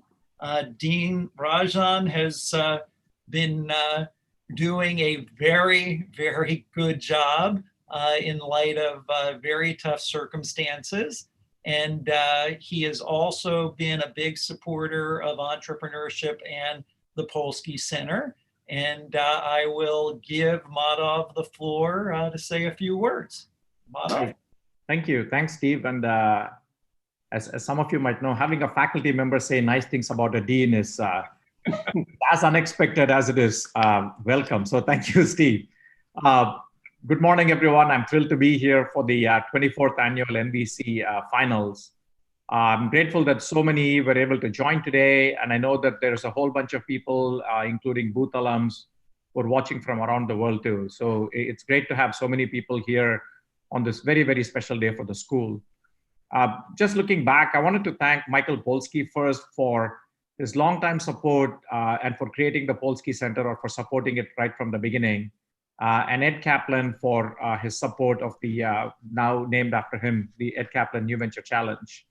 I wanted to also recognize Ratan Kosa for endowing the gift for the first prize place for the NVC. And these sorts of gifts really allow us to continue to attract the top entrepreneurial talent to Chicago Booth. And of course, stepping back again, none of this would have been possible without 2 people, right? Steve Kaplan, of course, and Ellen Rudnick, who jointly created the Polsky Center and launched it out of Chicago Booth, I guess, more than 20 years ago. And they're responsible for launching not just the center, but sort of the whole curriculum, right? The entrepreneurial curriculum, and then expanding the experiential learning programs in private equity, venture capital, and now entrepreneurship through acquisition. And just having been dean here for 3 years, and I'm quite proud of sort of the changes that we've been able to do. But going back to when Steve and Ellen did this, I don't think people realize just how incredibly hard it was for them to make change happen. And I think it speaks volumes to their tenacity and just the force of the ideas that this is something Chicago Booth had to become a leader in. So thank you to both. Also want to thank Mark Tebby, who's done so much for the school and also has been teaching the New Venture Challenge course. I want to thank Waverly Deutsch, Star Marcello, and Rob Gartner for teaching the global, the college, and the social NVC programs as well, the challenges as well. So I mentioned Star, so I should also recognize Star Marcello, Polsky Center's deputy head and executive director, for the leadership that she has been giving to Polsky. And many of you know that as of July 1, I have sort of stolen her away. So she'll be joining the dean's office as of July 1. Thank you very much. In a fantastic role. She will be the deputy dean for all of our MBA programs as of July 1. So I'm thrilled that we were able to get her to do that. And in that role, she will oversee the Polsky Center at Booth. She'll also have oversight for the Rostandi Center for Social Sector Innovation, which I think it's going to be great that all of the really key student-facing activities will now have a single overseer. And I think that will really help towards coordination among them. So I'm very happy that we were able to do that. And my thanks also to the Polsky staff who work incredibly hard through the year to make this event happen. So NVC then, going back, right, has undergone, I think, an amazing evolution from when it began in 1996 to what it's become today. And NVC, I think, has graduated more than 330 startups, created thousands of jobs, raised an incredible amount of money. I think the last time I looked, they had achieved something like $7.5 billion in mergers and exits, and many, many household names that all of you know. Simple Mills, Grubhub, Braintree, Venmo. Now, the support, the resources that Polsky has given has also, and the participation in NVC has also drawn interest from across the university and enabled the program to grow in scope and scale. So as many of you know, NVC is now a global program, operates in 3 continents. So we have within the US, the Social New Venture Challenge, which has become a huge success in its own right. We have the College New Venture Challenge, which Star has been teaching. And we have the Global New Venture Challenge, which we run in Hong Kong, London, and Chicago. And last year, we also debuted the Alumni New Venture Challenge. And in addition to doing that, we've also expanded the Booth curriculum across the campus, and in particular to teach faculty and scientists who are interested in commercializing their ventures. So helping them, think through how to do that, helping them with licensing, and just understanding the fundamentals of entrepreneurship. And Chicago, of course, has always been a great university in terms of the disciplinary frameworks, in terms of the great basic work people do. And the Polsky Center brings, I think, an amazing complement to that in helping them also take those innovations to market and just increase the impact that their work can have across. And so we owe a great deal to the center for doing that. One last thing I'll say is if you think about the mission of the school, it's been the same for 120 years, right? It's to create knowledge that has enduring impact and to educate the current and future leaders of the world. And supporting this mission means that we have to support the aspirations of today's students. And if you look at what the students are choosing, they're voting with their feet to take classes in entrepreneurship.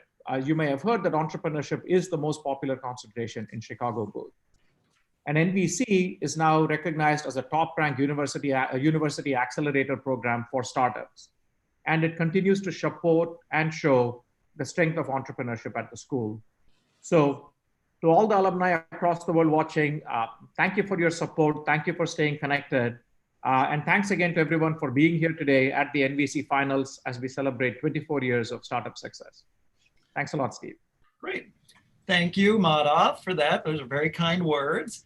And now it is time for lunch. So I think we will go for a break. Mark, I believe, is going to send the judges to the breakout room.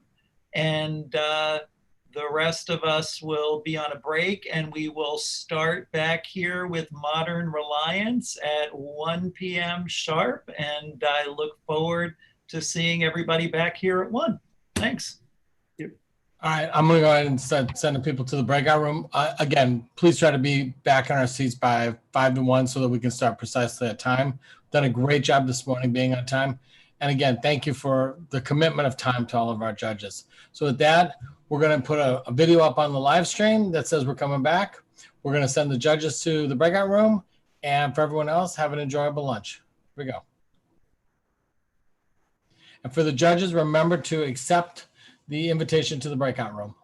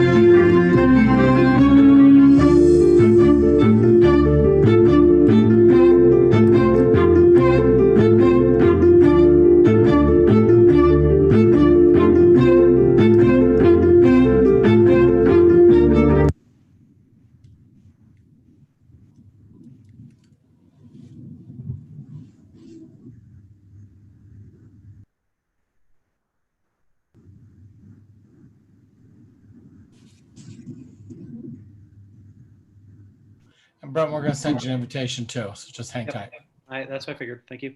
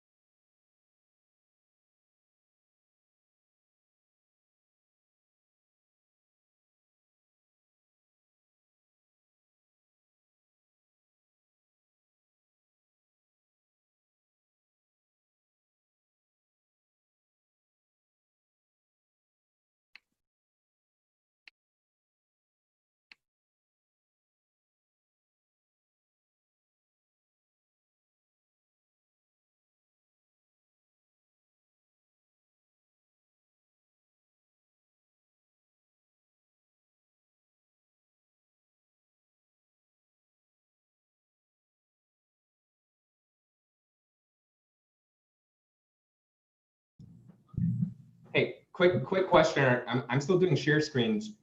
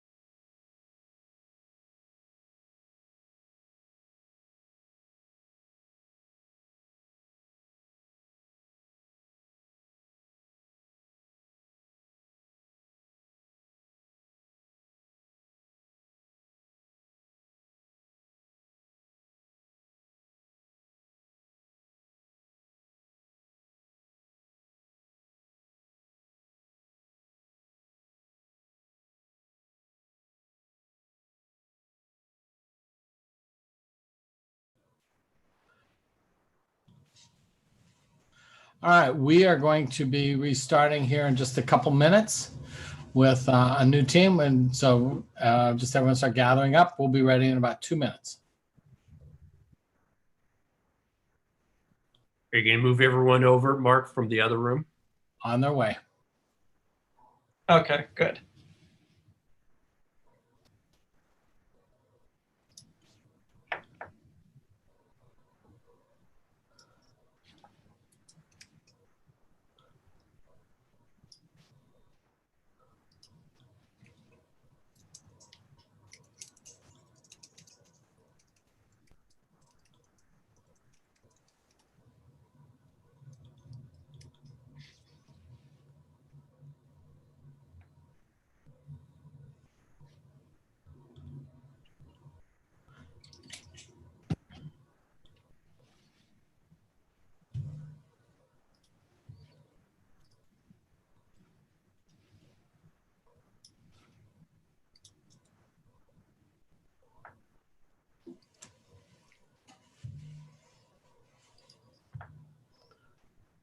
All right, we're going to get started in about 1 minute. I want to remind the judges as you're coming back to make sure that your video is back on, but your microphone is muted. And we're starting to see the Modern Reliance team coming online here.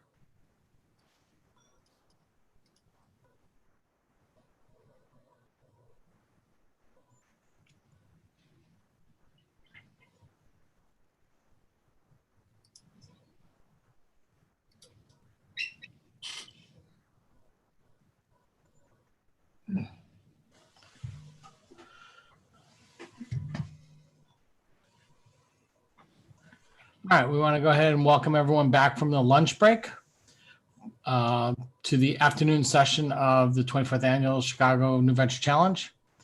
The judges are reassembling right now. They're turning their videos back on. They're muting their microphones. We've still got 5 great teams to go this afternoon. For the judges, as an appreciation of taking the day today, while you couldn't enjoy it at lunch today, we will be sending you a thank you gift from 3 of our sponsors, our food sponsors, as a courtesy from Grubhub, Tavala, and Foxtrot. You'll be getting gift certificates for either free food from Grubhub, a stove and a device and a menu plan from Tavala, and whatever you want from Foxtrot delivered to you. So we appreciate their sponsorship of New Venture Challenge, and especially realizing how important the judges are to the process of extending thank you gifts to all of our judges, which will be coming in a follow-up message. So with that, let's go ahead and get started here. I'm going to take down this screen. I love Tavala. And we're going to go ahead and get set up with Modern. I know you do. We're going to get set with Modern Reliance. And so with that, we'll go ahead and go with our next team, which is a platform to help older adults age in place and stay digitally connected with their friends and family doctors. We'd like to introduce you to our team, Modern Reliance. Martin, go ahead. Perfect. Katie will be starting us off. Katie, go ahead. Thanks. Hi, everyone. My name is Katie, and we are Modern Reliance. We help older adults learn how to stay connected using technology. Older adults are becoming increasingly isolated, and COVID has only made it much more difficult and dangerous to interact in person. Residents at senior living facilities are confined to their rooms. They eat all of their meals alone, they can't go to any activities, and their families can't visit them. The need for reliable technology to help these families stay connected has never been so high. But technology can be complicated, especially for older adults. While some family members may be able to help, we've seen this typically end with frustration, arguments, and an unsolved problem. Our solution is to employ tech-savvy college students who perform technology help events and individual services for older adults residing in these senior living facilities. So what does a typical event look like? We send out students who go over a variety of topics, like text messaging and emojis, setting up voicemail, and so much more. The facilities love these events because they keep residents engaged, and the residents love them too because it helps them stay connected to their loved ones. After each event, we have a feedback and sign-up form for our individual lessons to engage with older adults further. Individual services are catered to the resident's specific tech needs. Students can go into more detail about a previous tech event, troubleshoot any issues, or teach something entirely new. We used to do these services and events in person, but COVID has required us to shift our delivery method. However, it's presented us with a far larger opportunity. Our new virtual model allows us to scale more efficiently and connect all parties involved seamlessly.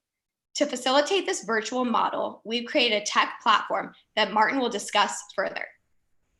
Thanks, Katie. We've recently built a browser extension that is already being beta tested in a facility we operate in. It's been downloaded on the facility's computer lab computers, as well as some residents' personal computers. This tool makes it extremely easy for older adults to navigate the internet, stay connected with their family members, and also get virtual tech help from our students. Users can navigate to their favorite websites by simply clicking the large icons rather than navigating cumbersome UI. Users can receive virtual technology assistance services by clicking Get Technology Help Now and Join Meeting. Once they're done receiving help from our student, they'll just click End Meeting to leave. In My Family, users are able to connect with their contacts via chat or video, similar to the Student Connection UI I previously just demonstrated. Lastly, and also my absolute favorite feature, is a simple photo sharing system. Family members upload photos via a simple form that automatically populates this feed. With residents being unable to have any visitors, small artifacts like these photos directly combat their loneliness. Over time, this will become a feed of thousands of photos, GIFs, and short video clips that are all centered around the family. We've already received incredible feedback on this extension, and we're so excited to continue to put our software into more hands. But to do so, we'll need to continue targeting senior living facilities.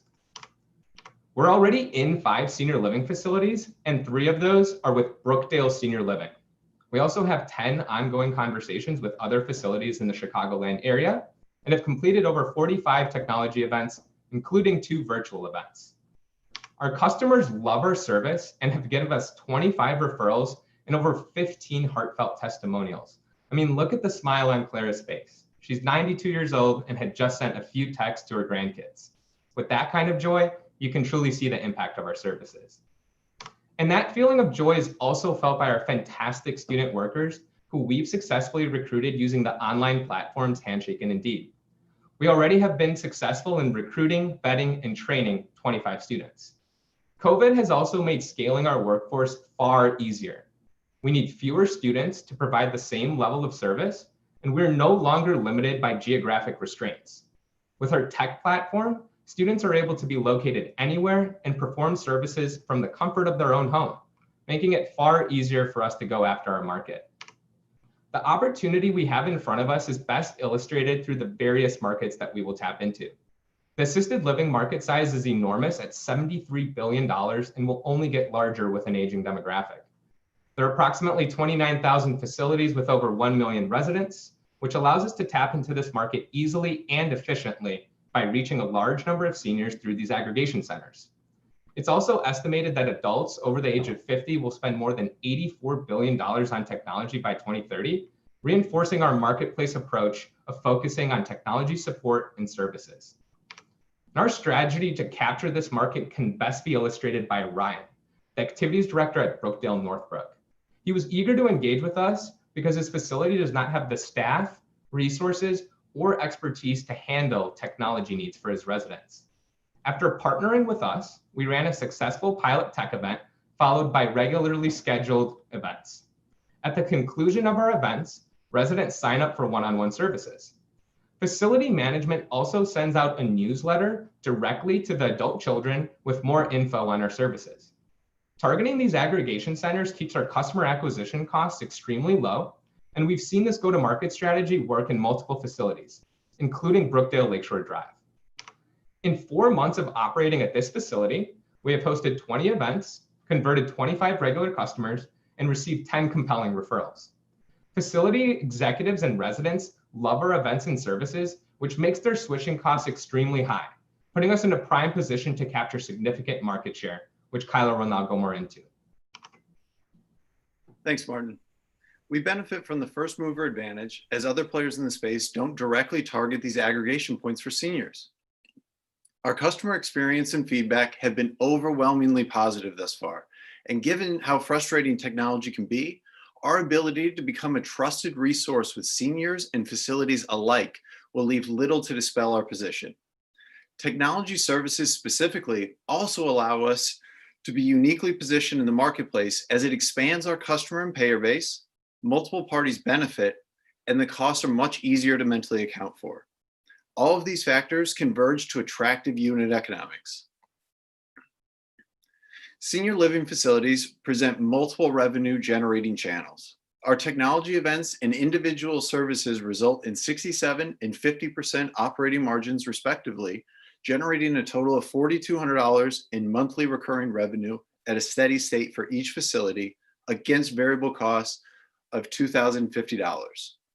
Historical data points to a $250 facility acquisition cost and a 6-month ramp up. Student onboarding costs are $25 up front with hourly wages of $15 thereafter. Additional revenue avenues and operational efficiency will allow us to drive even better economics as time goes on.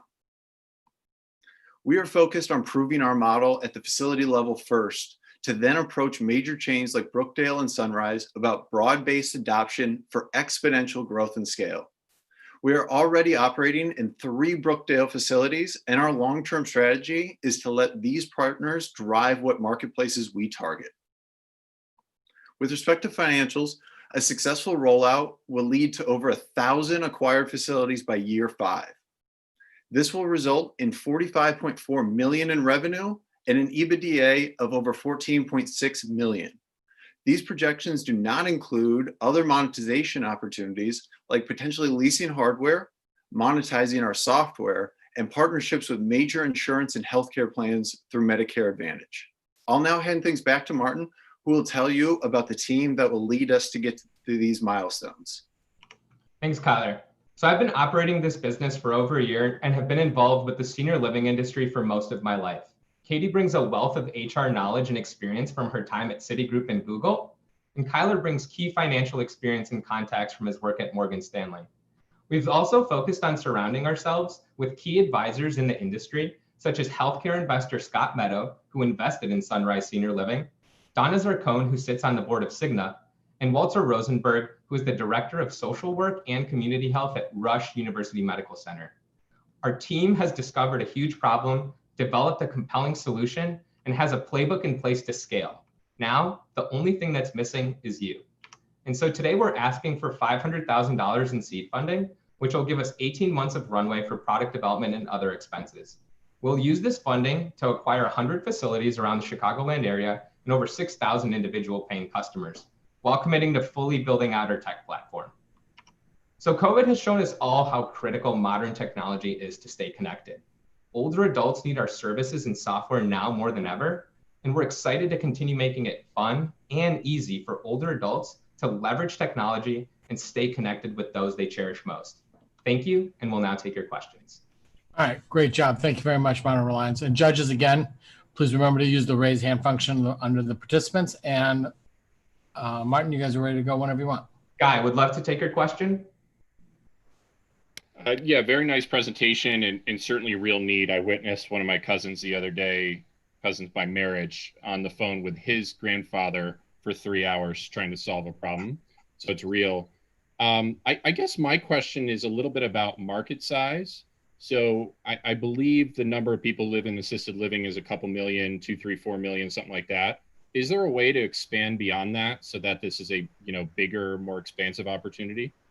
Absolutely. So we're viewing senior living facilities right now as low-hanging fruit, where we're able to prove out our unit model. And we're also able to eventually target senior residential communities like those that are very popular in Florida. So we'll be able to scale to other aggregation centers like that.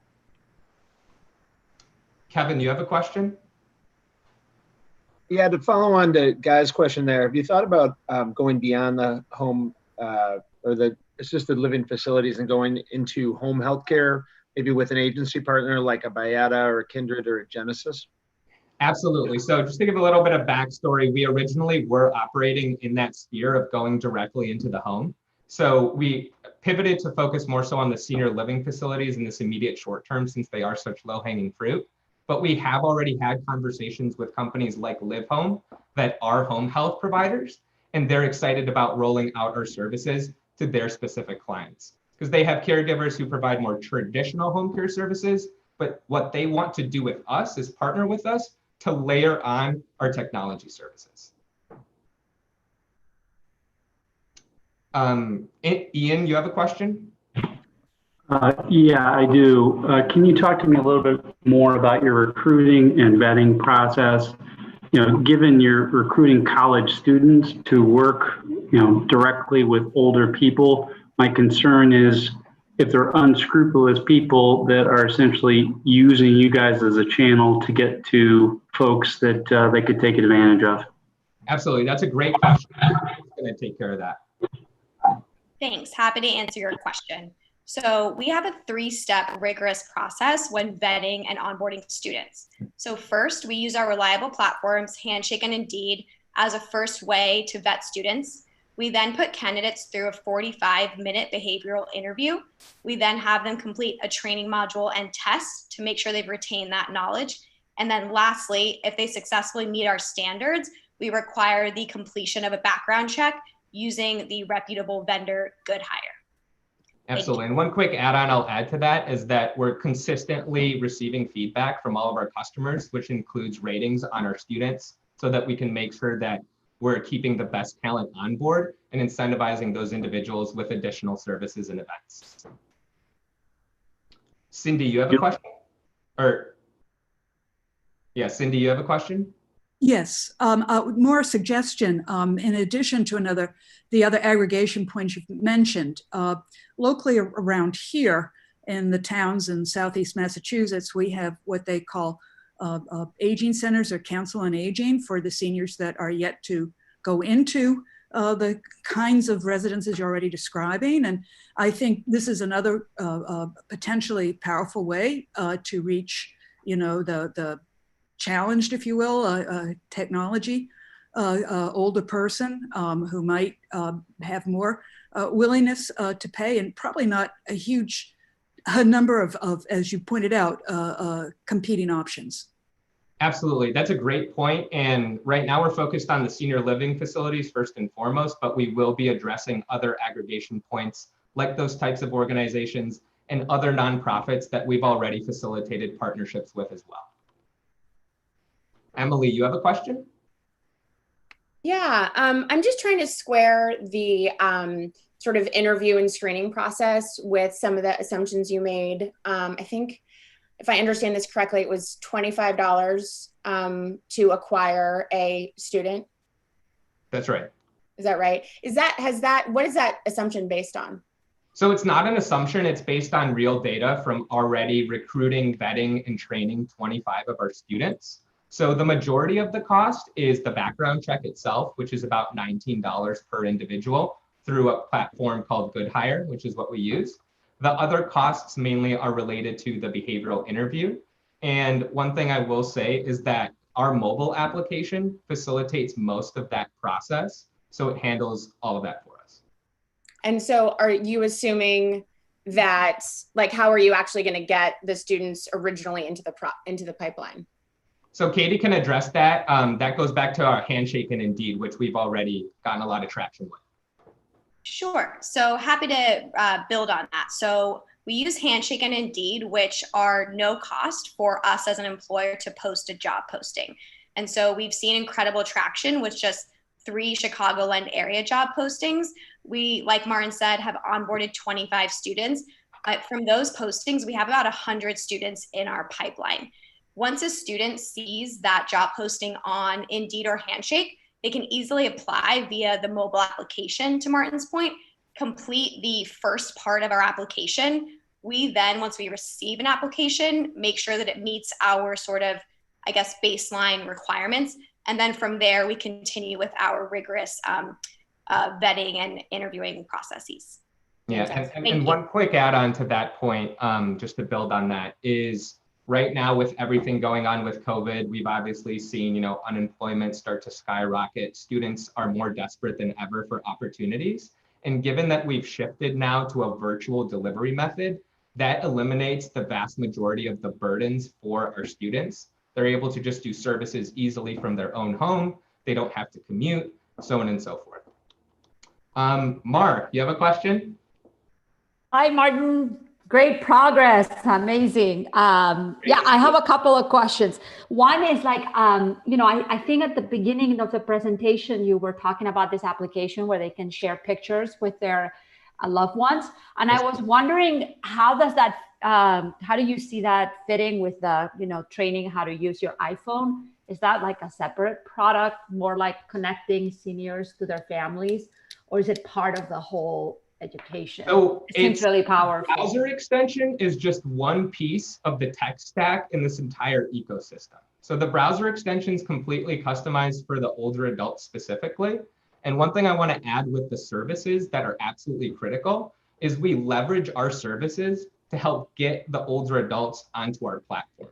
So once students are there with an older adult, say, helping with their iPhone, they're able to easily download our extension, have the older adult create an account, walk them through how to use it, so on and so forth. Thank you. Laura, you have a question? Yes, thank you. Great presentation. One question and one comment. The first is the question, which is, walk me through the customer journey. And I'm especially interested in, after you've converted a customer, what kind of touch points after the fact, help, frustration, all those things that tend to kind of come up once someone thinks they have something, but they don't necessarily really have it.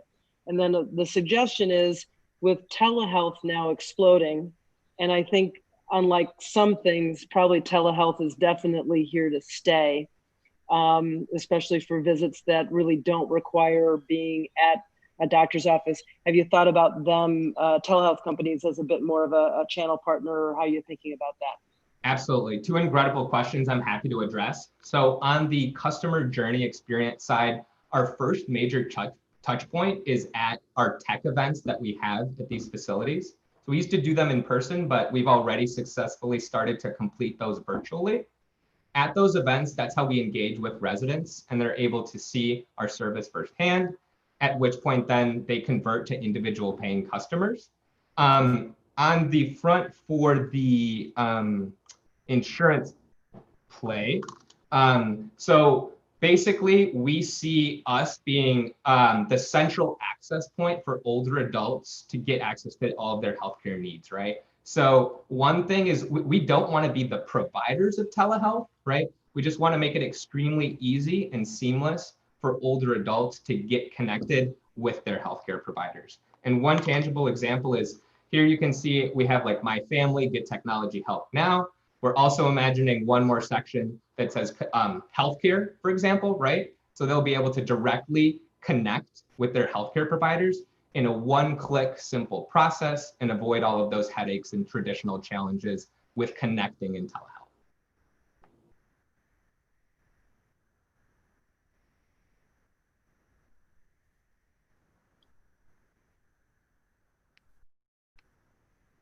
Okay, I guess we're we're good. Oh, there's Mar. Go ahead, Mar. Mar? Yeah, I didn't want to ask two questions because, you know, there's so many questions. But I was hoping you could talk about the retention of the students. You know, you get the student. I assume also you have to train them a little bit. Yeah, but absolutely. How long do they stay with you? Absolutely. So I'm happy to let Katie address that first and happy to add on. Sure, great. Thank you so much, Mar. So in terms of retention, we see this as sort of a three-pronged strategy. So first, as students continue to work for us and complete services, we will increase their pay with more 5-star ratings. So as Martin touched on a bit before, we provide a feedback opportunity for all seniors after each service completed. So seniors provide us feedback and let us know how the students did. So with more 5-star ratings for a student, we'll look to increase their pay. Second, we also provide a lot of opportunities for students to give feedback. After every service they complete, we request for them to complete a survey via the mobile application. It's actually a required step. Students complete feedback there, and we feel like that really helps them to feel valued, which we know helps them feel more pride, effort, and care in their work and more valued as a part of our company. And lastly, due to our flexible scheduling, we've seen that there's a lot of low friction, and going to our virtual method will only make that better. Martin, if you'd like to add on. Yeah, just a quick add-on on that last point is, you know, given the entire economic environment with COVID and so on and so forth, right, we've seen the number of opportunities significantly decline, especially for college students, right? Internships are being canceled left and right. They're being shortened, so on and so forth. So we're really focused on giving them an additional opportunity to work for us, which we believe will help drive retention into the long term. Michael, you have a question? Oh, yes. I just wanted to know, even though my children haven't yet sent me to a home, could I still use your service? So yes, you could still use our service. It's a joke question. Yes. Emily, another question? Yeah, can you just talk us through your journey on pricing and how you arrived at where you are today? Absolutely. So we've gone through the whole gamut of pricing. Okay. So one thing to note is the facility are the people who are paying us for the technology events specifically. And we've tested this over 50 events that we've run. Some facilities have been even willing to pay us more than the $150. This is just an average.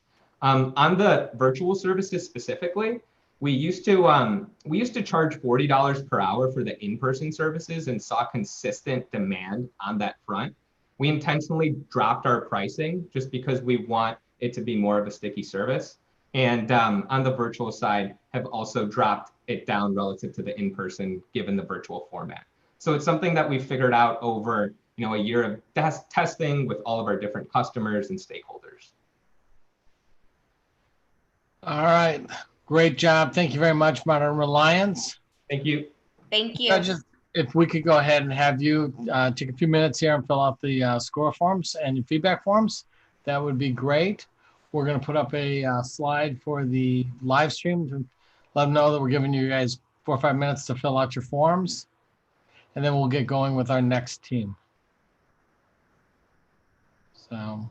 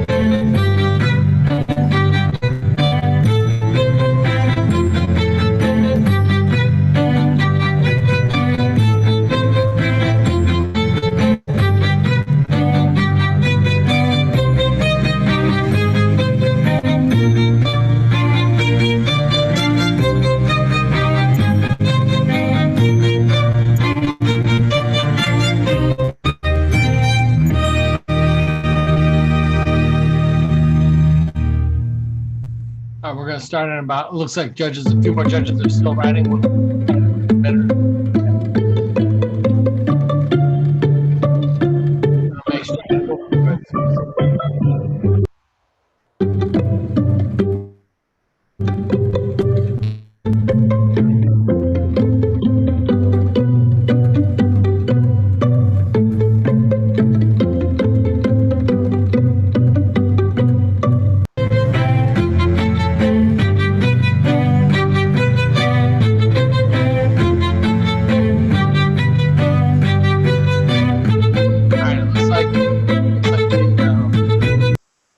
Looks like the teams, the judges are ready.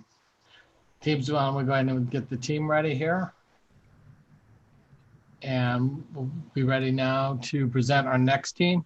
For anyone here that's ever had to go to an Indian wedding, you know how challenging that can be. What we have here is an online rental service, focuses on making Indian fashion more accessible and affordable to all consumers in the US. With that, we'd like to introduce you to Luke. Look, do that all the time. Rajul, go ahead. Thanks so much, Mark. Hi, everyone. My name is Rajul, and I'm the co-founder and CEO of Look. Last summer, my good friend and co-founder Karen had a beautiful traditional Indian wedding, but the majority of her bridal party was non-Indian and totally confused. Not only did they have no clue what was appropriate to wear, but they had no idea where to get the right clothes, and they didn't want to spend hundreds of dollars on them. So over brunch one day, Karen was complaining to me about the suitcases full of clothes that she had to bring back for her friends and family. And this is when we realized that the Indian retail experience was broken. So in my lifetime, I've been to dozens of Indian weddings that are these multi-day marathons with 3 to 4 events each. So according to a survey from The Knot, the average American couple spends about $35,000 on weddings. But Indian weddings tend to be far more exorbitant, and on average, they cost over $200,000. And this really creates an added pressure for guests to dress the part. So each of these events requires an individual outfit that could cost anywhere from $500 and up per dress. I mean, just last year, I went to 6 weddings where I wore 18 different outfits. And since we live in the social media generation and all the same people in my network were at these weddings, I couldn't just wear the same outfit. Instead, I kept buying more and spending thousands of dollars. And let's put cost aside for a minute. Indian clothes are frankly just difficult to find in the US. I mean, if you're lucky enough to live near a little India like Edison, New Jersey, or Devon Street in Chicago, you can find some options, but usually they're poor quality or outdated. And new e-commerce brands are incredibly unaffordable for your average consumer. Another challenge is sizing. So once you purchase an outfit, tailors will typically measure you on the spot and then alter the outfit to your size. There are rarely universally known sizes like what you would expect to find at a Western retailer. And that's why we built Look, an online rental service dedicated to democratizing Indian fashion in the US. With 3 tiers of outfits ranging from casual to semi-formal to formal, and affordable prices starting at $75 for a 4-day rental, consumers can find countless dress options within their budget. Because we know that about 80% of Indian weddings today are interracial, intercultural, and interfaith, we also offer tons of educational content on what to wear to each event and why. And we have an incredible team behind Look, which is the reason why we will win. Our team is composed of 3 first-generation Indian American female founders who are ready to build Look into the ultimate Indian wedding experience brand. We bring the perfect blend of business acumen, marketing prowess, and creative genius to create a successful direct-to-consumer brand. So in addition to her UI and UX skills, Kinney previously launched an e-commerce brand in Indian retail. And because of this, we have the unique access to sourcing and production relationships in India, as well as key knowledge of retail production. Karen has directed several go-to-market programs at scale and helped several brands achieve their digital marketing objectives during her time at Nielsen and Pinterest. I myself bring strategy and finance expertise to the team with my roles in consulting and venture capital.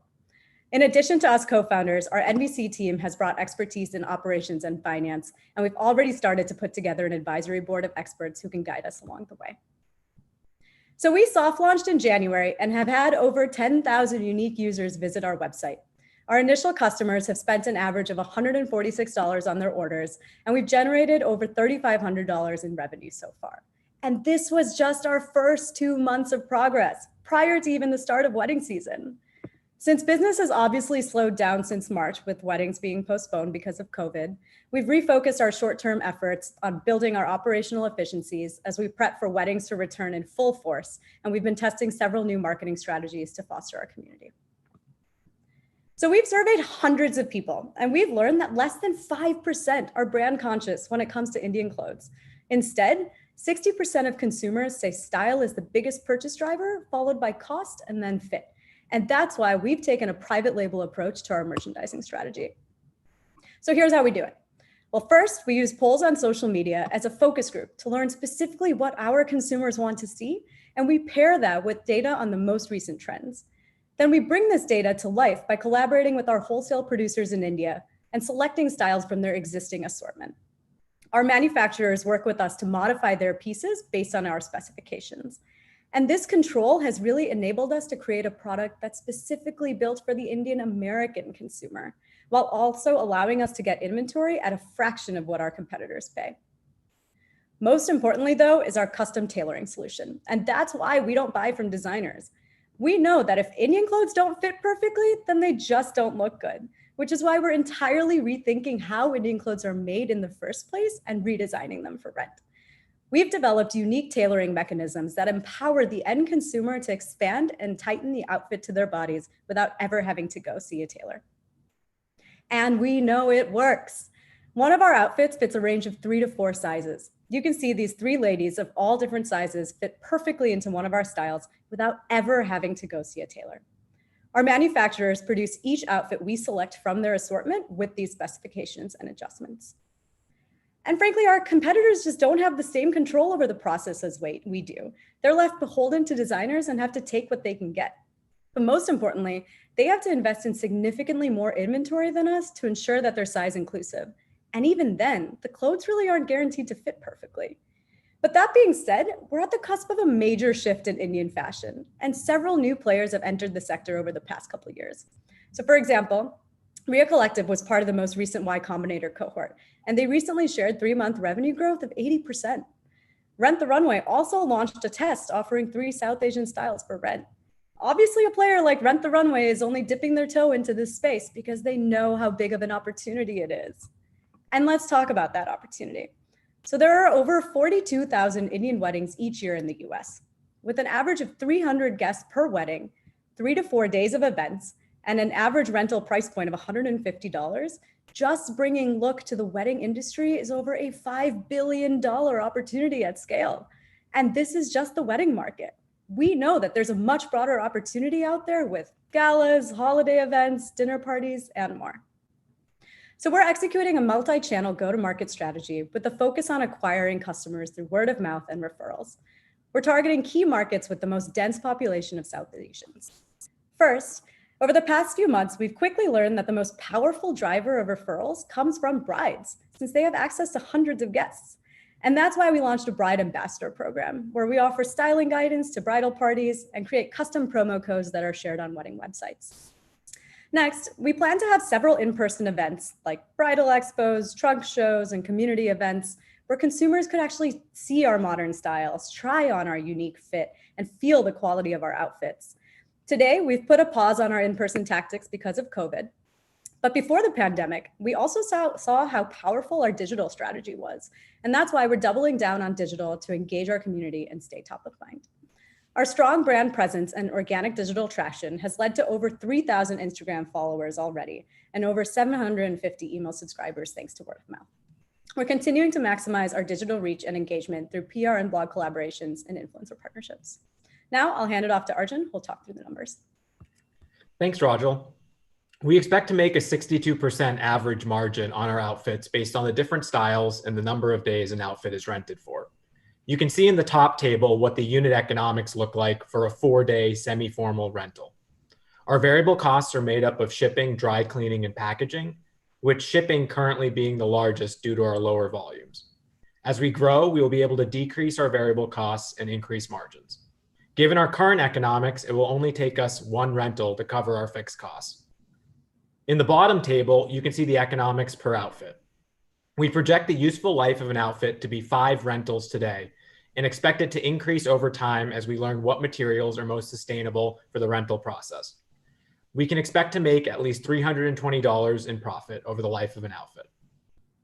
From the unit level, we'll take a look at the broader picture to build our customer economics. Based on our go-to-market strategy outlined in current metrics, we forecast a $200 customer acquisition cost.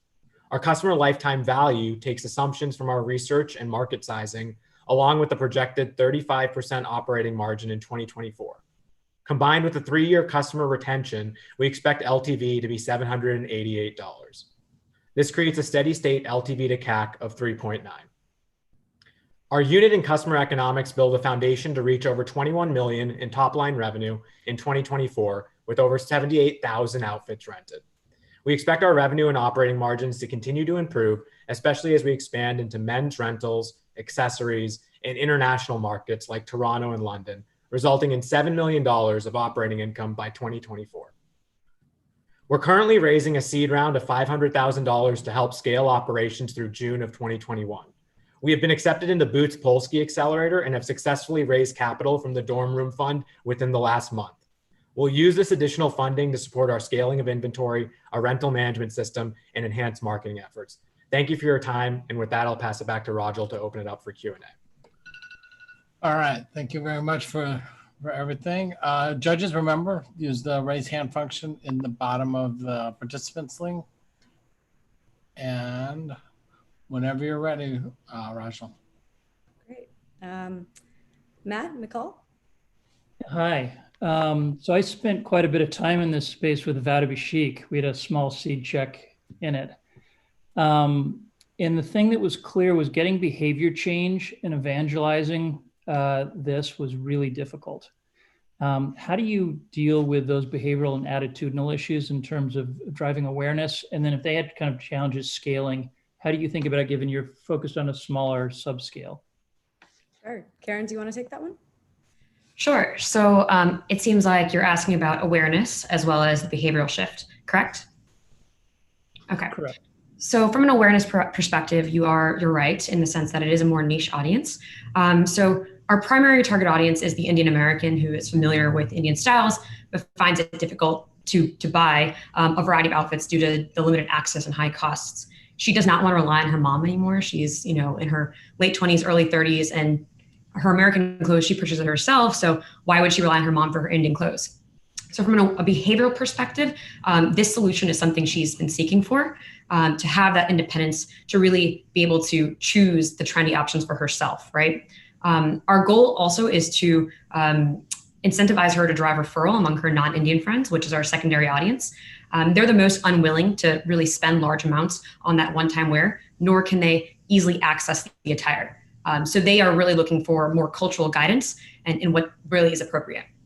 So from the awareness perspective, what we found to be most effective is this Bride Ambassador program.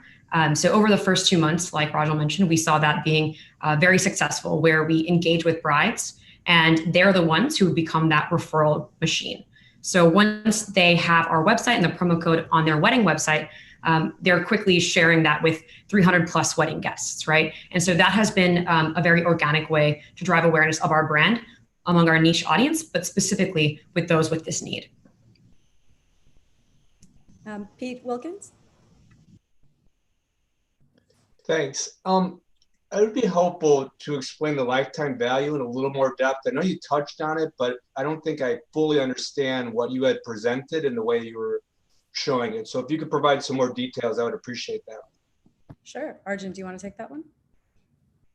Yeah, of course. Rajal, if you want to flip back to the lifetime value slide, please. So we took a lot of kind of customer research as well as market data, and you can see that in the top section on the left there. So the 2 outfits per wedding is relatively conservative. We've seen people say 3 to 4, depending on the number of events. 2.5 weddings per year is what we've seen in kind of our target audience of customers so far and what we expect in the future.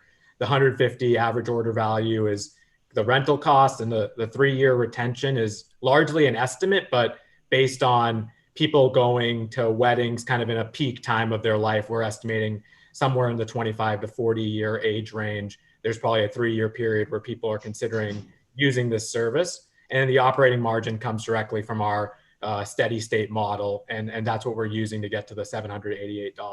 Does that answer the question, Pete? It does. If they were going to 2.5 weddings a year on a recurring basis, wouldn't you start to look to purchase the different things that you guys are offering from a rental perspective? So what we found, at least in our initial research, is customers, so there is kind of the style element that Rajal talked about in the presentation, that people are looking for styles that fit the circumstance. So if you go to a Sangeet versus an actual wedding ceremony, you're gonna need different styles for that. And so it doesn't really make sense to just buy one outfit and wear it over and over, especially in the kind of age group we're targeting. Okay, thanks, appreciate it. Nicely done. Thank you. Michael Yanover? Hi. Yeah, good job on the presentation. Matt reminded me of that company I looked at a while ago after him, Vow to Be Chic. So thanks, Matt, for that reminder, which was doing wedding dresses and really the bridesmaids. And there's another company I looked at, which was doing prom dresses, rental of prom dresses. And then, of course, I think we probably all looked at Rent the Runway at some time or another. And I'm just kind of concerned about the competitive landscape out there, and why, if they see any traction by you guys, they don't swoop in, especially Rent the Runway, and kind of replicate or add this. And frankly, why they don't add a bunch of different segments for different ethnic populations or specific niche populations. So why do you think you have any kind of barrier to entry in this?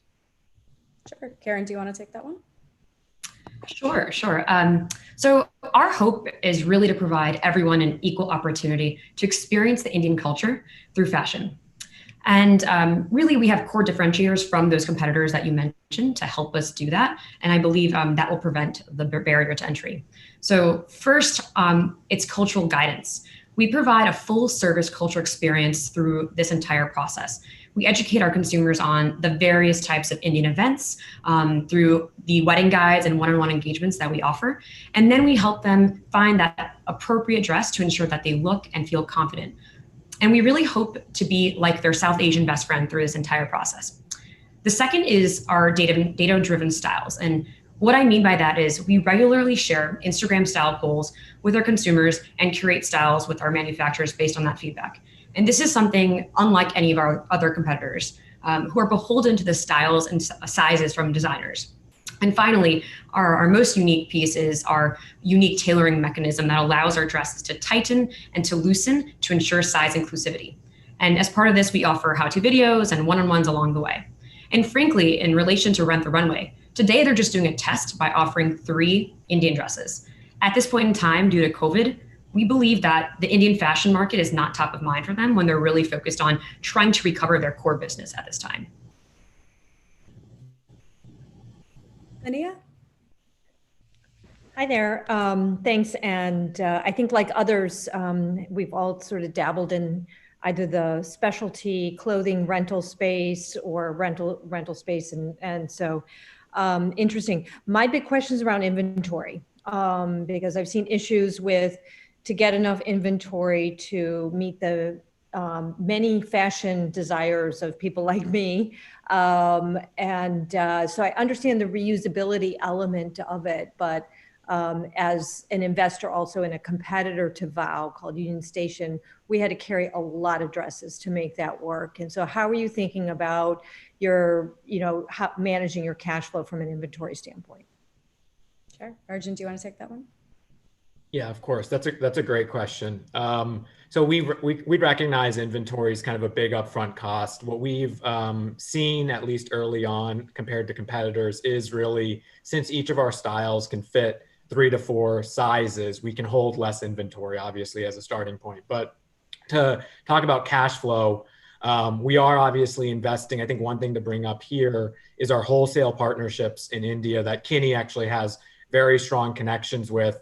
Help us reduce the costs and make our unit economics and customer economics actually so attractive in the sense that even though we're projecting 5 turns of inventory today for each item, we really only need 1 to cover our initial costs. And after that, it's almost all profit. And so what we're hoping is, because we have that strong fundamental unit basis, that we'll have the cash flow necessary to support inventory scale and expansion down the line.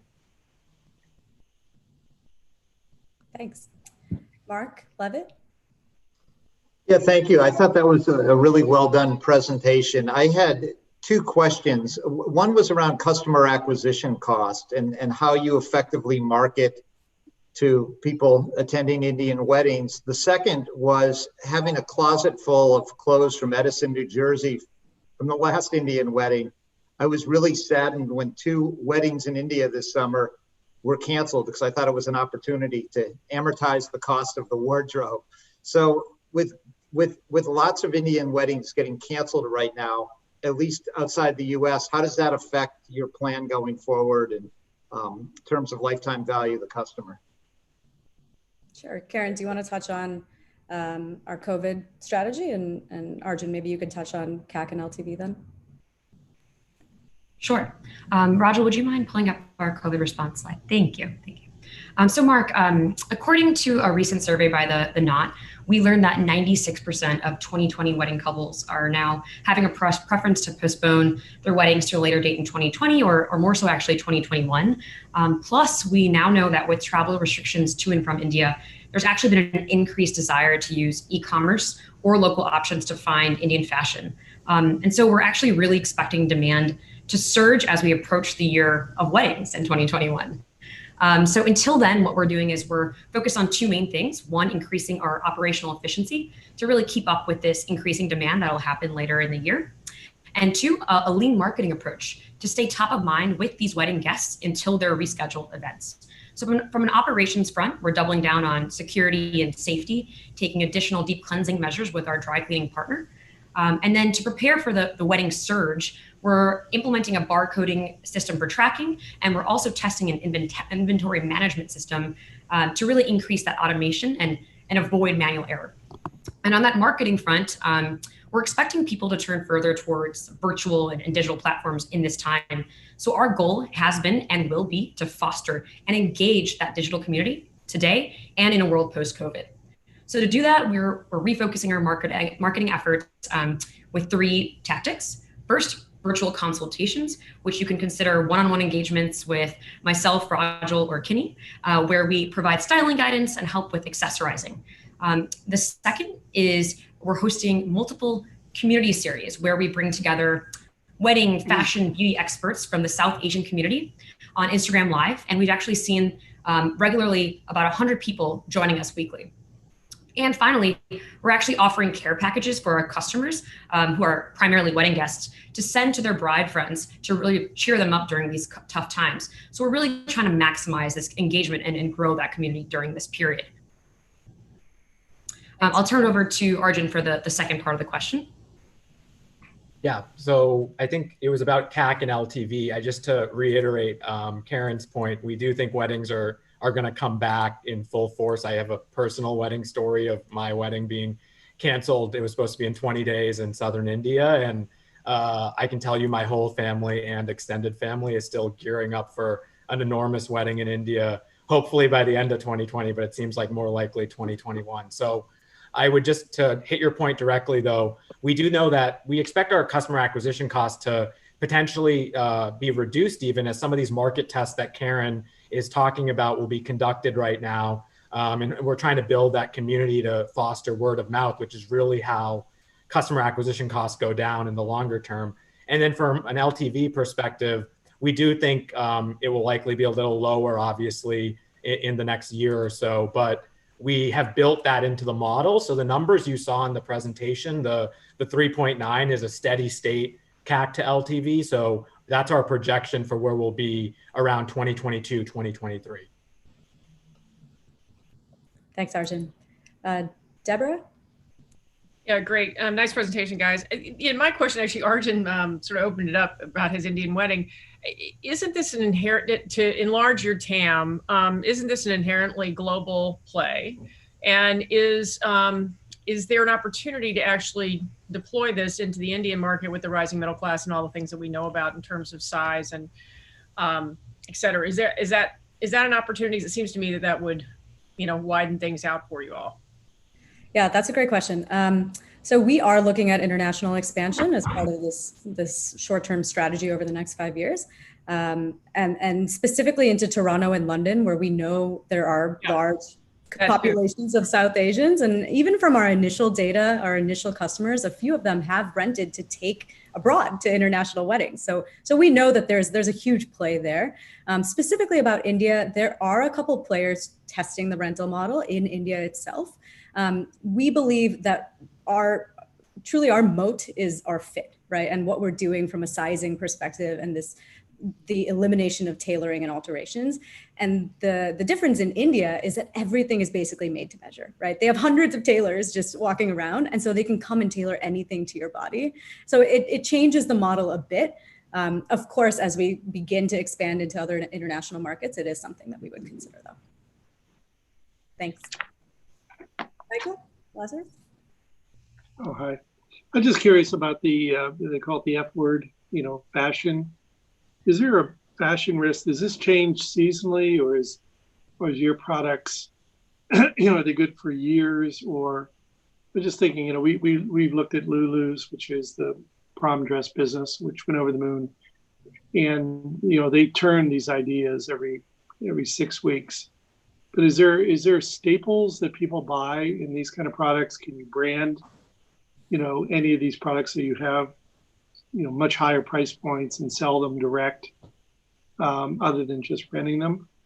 Because it's not, I don't understand the market well enough to know, but just curious how fast the fashion changes on it. Yeah, in terms of selling our product, we have heard some feedback of people asking us, hey, can we just buy this directly? And it is something that we would consider down the line. But even today, after what we project to be the useful life of an outfit, so 5 turns, 5 rentals, we do plan on selling off a percentage of our inventory. So that's one way we will be doing that. And in terms of the fashion element, I'll let Kenny speak to that. Sure. So we are particularly lucky in that there are universal themes in Indian weddings that always have like certain fashion requirements. So a Sangeet, for example, always requires certain bright colors and styles. And so there is a bit of an evergreen advantage in those aspects that we won't be making as many seasonal changes in our fashion decisions. And you will do rent down at some point, correct? All right, great job, Rajal and Luke and the whole team. So Okay. judges, if we could take a minute here and have you take a few minutes and have you fill out the feedback forms. We very much appreciate that. We'll get the slide over for the live stream to let them know that we're letting you guys have some time to fully complete your feedback forms, and remember to hit send submit at the end of them. And then we'll be taking our next team, and after this next team, there will be a break. Short break, but a break nonetheless. So go ahead and fill out your forms. Thank you.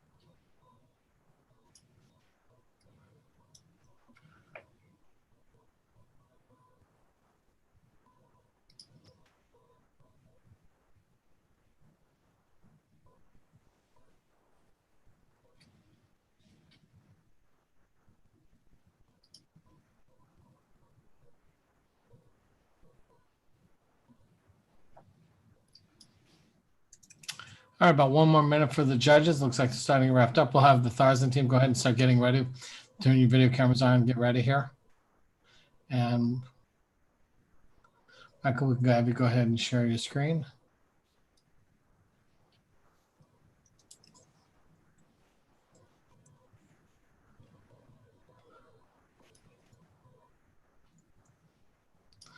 Cal, now we just need a seam. There's a seam. All right, we'll give it, it looks like one couple judges still writing, so we'll give them another a few seconds here.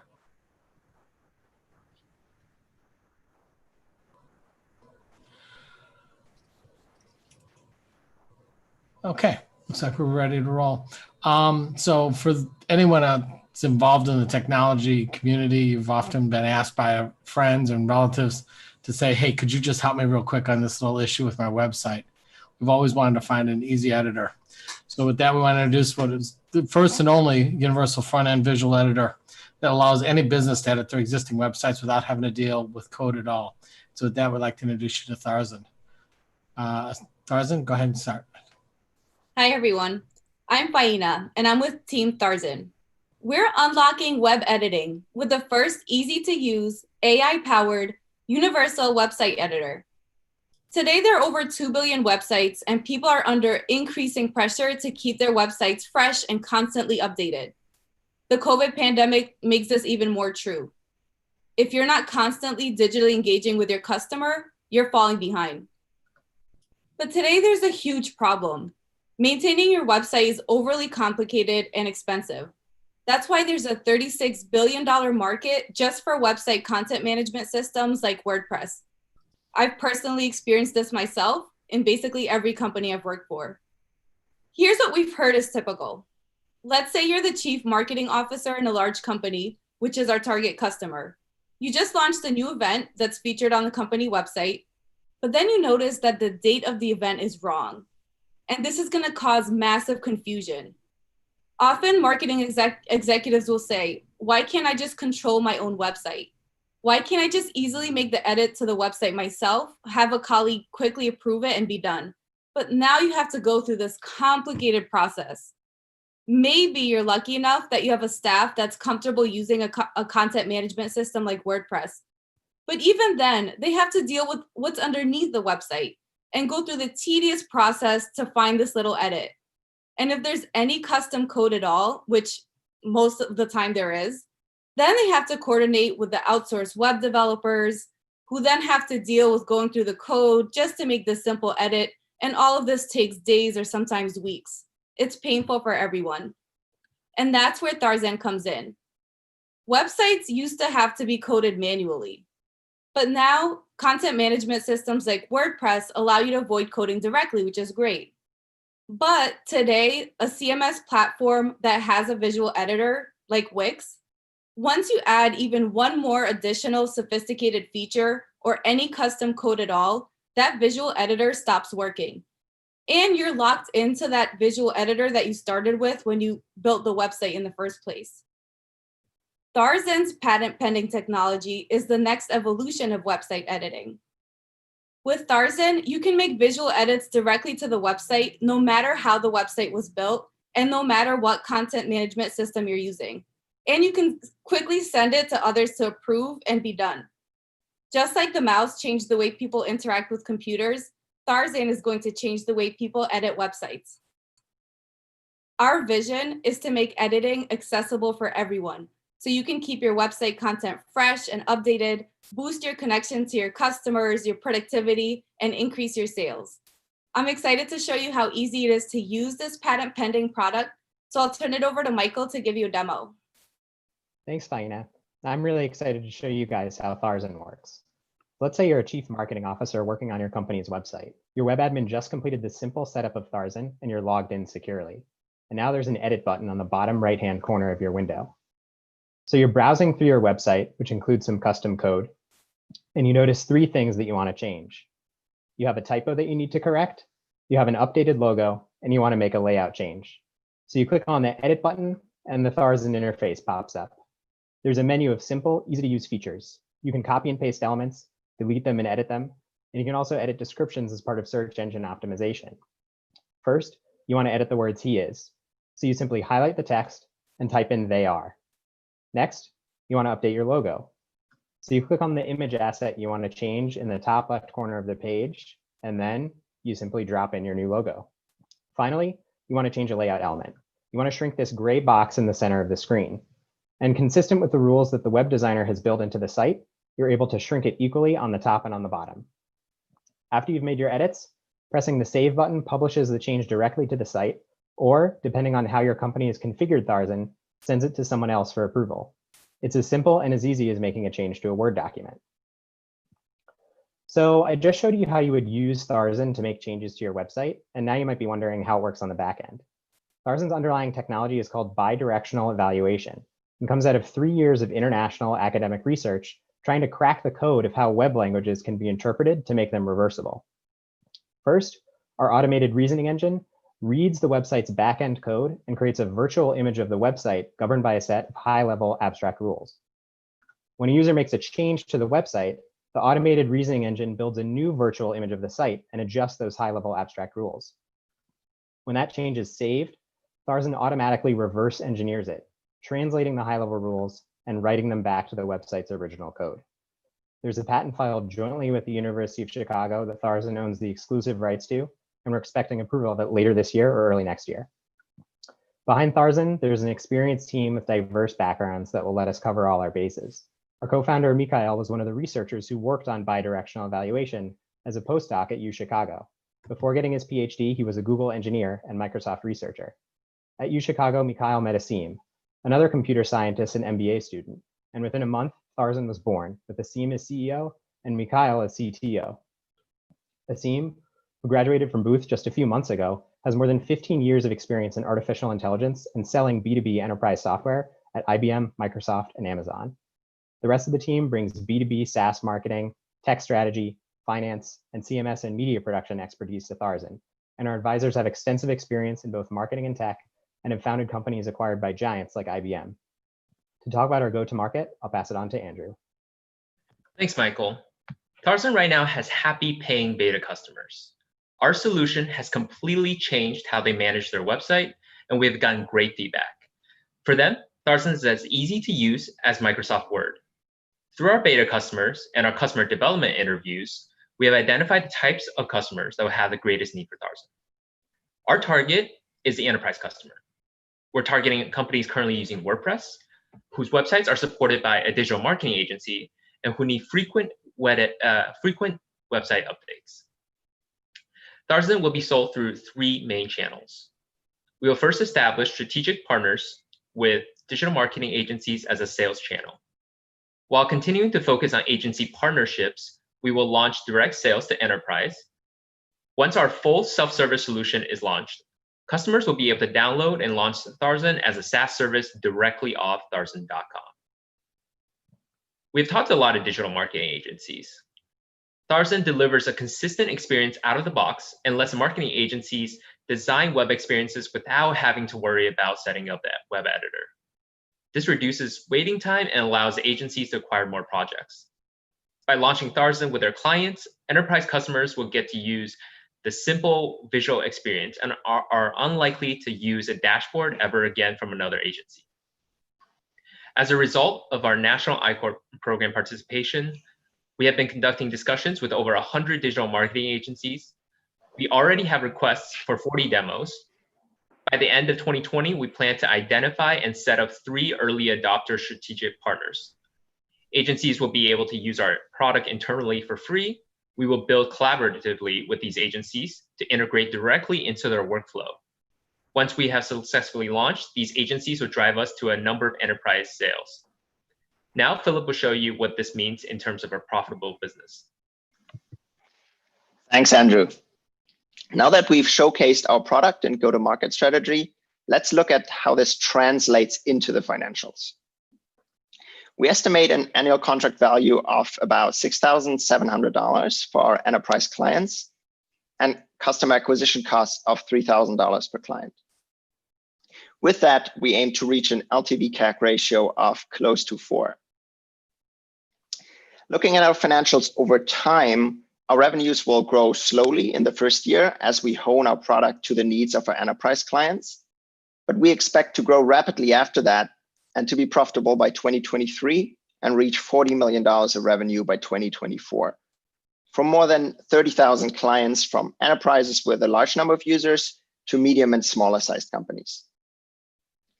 Now, we've not only built an incredible product here, but also thought deeply about how to turn this into a successful business. And this makes Tharson a unique investment opportunity. We seek investments of $1.8 million to spend primarily on product development and sales and marketing. This will give us at least 80 months of runway to acquire our first 140 enterprise customers, $1.6 million of annual recurring revenue, and we will have launched the next version of our software, Tharson 3.0. This way we can integrate with traditional CMSs and e-commerce platforms. Once again, we are Tharson and we unlock web editing. And now our founders, Asim and Mikhail, join us and the whole team to answer any questions you might have. Great job, Philip. All right. You guys know my speech. Let's go ahead and take the questions. There's a stack of them. Joanne, go ahead. Hey guys, great presentation. I actually have a couple questions. Is your vision to replace CMSs down the road? And if that is the case, there's a little bit of a disconnect for me between kind of how CMSs are currently charging and what your pricing is. It seems to me that if your pricing is in the $6,000 to $7,000 per year range for enterprises, it's a very, very difficult business to build because then you probably couldn't afford direct sales force. Could you tell me more about the vision and also kind of the customer profile and ACVs? So I can start with the first part. Yes, Mikhail, go ahead. Yeah, let me take the vision and then you can do the second one. So yeah, it seems we are replacing content management systems, but frankly, we are not. And we saw this from our own interviews. The thing that we provide is a consistent visual editor for any of these CMSs that is very easy to use. So think about this. Now, for example, there are new visual editors like content management systems, Wix and Squarespace. But even after 10 years, they got only 3% of market share. So it's very hard to pierce into this content management system space. So, and as soon as you have a complex website, visual editing breaks even in Squarespace we have seen. So our vision is that we bring the power of Wix, the way to edit simple, but right into the enterprise full-scale complex websites. That's a vision. And I would like to add, Joanne, we are not competing with current CMSs. We are complementing them in a way. That's where the partnership with WordPress and all is important. And that's what we have found out with talking to so many enterprise clients and agencies, the pain points. On the LTV, ACV, you have a question. Andrew, I'll let you take that. Or Philip, sorry. Yeah, so I think the question is around, like if why is our pricing a little bit different from CMSs? I think, what Mikhail and Asim brought up earlier is that, we're not competing against them. We want to sit on top of every CMS out there. So we see ourselves very much as a complementary product, and that's why our pricing is a little bit different and is in a different range than most CMSs. Thank you. Kevin, go ahead. Thank you. Great presentation. Talk to me more about this digital marketing agency partnership channel. Are you going to be white labeled and they're just going to present you as one of their tools? And then what's the economics of that? I mean, it sounds great, but traditionally digital marketing agencies are potentially tough to work with a new tool like this. So I'll take the first part, and Andrew, you can address the economics around that. So we interviewed over 100 of agencies during our national ICOP program. And looks like we found that, yes, they kind of love us because marketing agencies care of two things. One, growing their customer base, and secondly, having the customer retention. And Tharson will help in both by reducing the training and making teams focus on more lucrative projects that they can take. And the second part, Andrew. Yeah, and in terms of the economics behind it, we talked to how marketing agencies currently pitch new products that they want their customers to use. And so part of that is we will be offering a 20% revenue share with the marketing agencies. But we very much want to complement whatever their workflow is and integrate very well into that workflow and not necessarily white label. Koichiro, go ahead. Great presentation. Could you articulate the intellectual property ownership of necessary business of this company? By the way, if you're comfortable, I can connect you to the global largest advertisement agency group very immediately. Okay. Thank you. Mikhail, go ahead.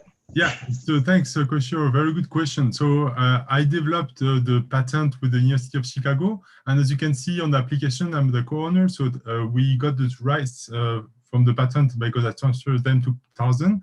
And now we are negotiating with the university to get the full exclusive rights in exchange of equity. And we hired some lawyers from this. And we expect the negotiation to conclude by end of August, so that we are a good investment opportunity as well. Do you filing the global patent? Yes, we filed for a global, national, international patent. So we have 1 more year to figure out where to apply this patent in which countries. Yes. Correct. Yes. Ian? Thank you. Very interesting product. Where are you in terms of having paying customers today? Yeah, I can take this one. So right now we have 2 paying beta customers. They're both really happy with the technology. The core technology is built out.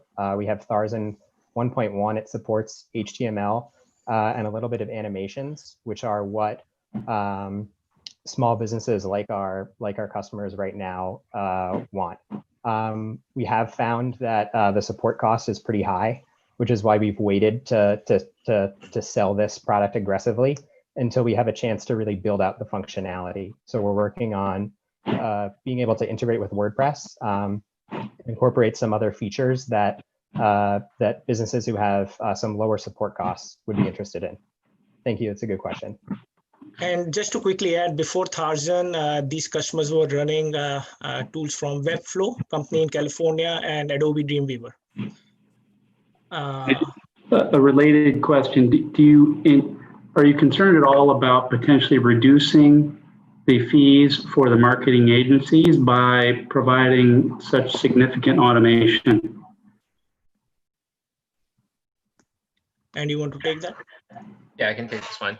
So, one of the things that we heard from our interviews is that most of the work that they want to do, the marketing agencies want to do, is more focused on marketing strategy, and that's where they have their high margin businesses. And if we're able to remove a lot of the pain points around delays in regards to web editing, it will actually increase drive the revenue in the more profitable businesses. Thank you. Mark, go ahead. Mark Lee. Yeah. Yes, thank you. Do you worry about some of the companies you may be partnering with or other companies who may enter this market with a somewhat similar easy approach to do editing? And if so, who might they be, and what's your thoughts on how you'll compete with them? So let me answer this one. It's a very good question, actually. Is this process repeatable? So I've done some academic research to see what algorithms were available to do this reverse tracing. And so far, and this is written in 2 papers we have published that have been peer-reviewed, there is no other algorithm that is as flexible as ours to support all these ranges of programming languages. So we have, and that's why we patented it, we have the first way to do this bidirectional evaluation, so in a way that it scales and it works even in the presence of custom functions. So and we also have talked to companies like Google and Microsoft, and they both see a potential of our technology for their products down the road. But if they start to do this on programming languages, they're using the same technology, they will infringe the patent, and the patent is very broad. Good question. Thanks. Mark Herensen. Sorry if I'm pronouncing the last name wrong. Mark. That's okay. That's Mark. okay. Don't worry. Mark. It's all good. Yeah, I want to go back to Joanne's question. And I think for me, I'm just trying to figure out, do you, are you just a feature, if I'm a company, I have to go buy a CMS and I buy your tool and am I just a feature of the CMS and then I'm not going to get as much budget for that? Or should you become the CMS, right? And I think you're talking about customers like WordPress that are using WordPress. And maybe you can talk about your strategy. Do you go and talk to these SMB customers that maybe using Shopify or Wix or WordPress, or do you see this also going to larger companies? And in that case, maybe your ACV would be higher. Anyways, I'm just having a trouble picturing you where you are, even where you fit in exactly. And somebody like Webflow has a CMS. I know they make it really easy and they sell to marketing teams and agencies, but they're full CMS as well. So let me address that first part. Since we are working on the bi-directional, we are not a page build, we are not a website builder, right? Let me get that thing clear. We are working on the maintenance piece once corporations, especially enterprises, because that's the key network. Means my personal experience last 15 years selling B2B licenses is honing that complex workflow that chief marketing officer or marketing departments would like to own, something like that. Even having that WordPress in place to make edits and frequent content updates more frequently than relying on the IT. Because the bigger the organization, the complex the structure is, and IT has to work on X different tasks, and the priority changes. Most CMOs that I have to talk to in past of my personal experience for last 15 years, it takes from days to weeks for IT to implement something like a certain, even an image or something. If they have ownership or something like this, it gives them empowerment. And that we can tie it if they have existing relationship with digital marketing agencies, which would be our initial push. Andrew, if you compare yourself in terms of budget, what do you compare in terms of like, hey, I'm going to spend this much on, I need a CMS, right? Mm-hmm. And I need a way to maintain my website. Do you think it's equal budgets or, some percentage? I'm just trying to figure out like how big can this be in a company? Yeah. So we heard a couple things through our interviews in terms of the budgets, being in 5 and potentially 6 figures for a company. But what we're looking at right now is we're really thinking about, okay, there is the CMS market out there, but what our product does is that it really expands the ability for people to edit the website, and it kind of expands that role within the organization. So it's kind of creating a new market potentially. Okay. So it's a little bit different than merely can we just cut out another portion of our CMS budget to spend on the software. It's we're replacing your email sharing, your PDFs back and forth, all these different processes. There you got two more. Thank you. Yeah. Can Laura go ahead? Sure. Actually, I want to pick up on that last question and the last couple questions in line of thought. This may be more of a helping point than a question in of itself, but it seems to me that the outcome that you're able to drive for both agencies as well as marketers is, faster time to capture real-time happenings that make you want to update the website, update your offer, faster automation and workflow. And all of that sort of sits under this umbrella of content explosion. And obviously social being really a major driver of that content explosion. So it feels to me that maybe when you think about it from an outcome standpoint or talk about it as an outcome standpoint, it's easier to understand how you might be able to fit on top of WordPress or on top and side by side, but really driving a value prop for your customers that they need, because they're being overwhelmed because they can't keep pace. And it's only going to accelerate. And we see that now with COVID the last 3 months. Yeah. And really, you touched on this point. Every day when I'm talking to all these C-level executive and marketing people, even the CEOs of marketing agencies, we see that back and forth. And for them, with so much to take on, digital transformation has just gone up. Yeah. And with that in mind, and it's not a question, you might want to zero in more on sectors where you can, that are really strong points of market entry for you. It might be that retail or fast moving e-commerce or direct to consumer is a better place for you to focus versus, let's say, across the board. John? You said that some customers were hard to support or were high cost to support. I mean, the demo looked really easy to me. What is it that makes some customers hard to support, and is it maybe more difficult to do than it looks? I can take this one. Yeah. So what makes it difficult is that we give a lot of power now to people because they can edit the website. But with a great power, there comes a great responsibility. And we have seen these first customers consistently trying to do things that were outside of their range of abilities. So meaning sometimes they break the mobile design or they break some kind of rules that were set up in the website by the web designer. So by partnering with these digital marketing agencies and setting up an approval process, we can ensure that people editing websites, they won't break the website, because this is the number one fear when we presented this tool to our interviews, the fear that we break the website. So using this pipeline, this workflow system integration with their existing tools, it will alleviate this concern. But for this, we need to have our solution work for their content management system and not just simple HTML websites. All right. Thank you very much, team. Okay. Good job. We are going to take a break in a few minutes, but first, if the judges could take a couple minutes here to go ahead and fill out their forms. We're then going to take a break for about 10 minutes or so. We'll reconvene at 2:35.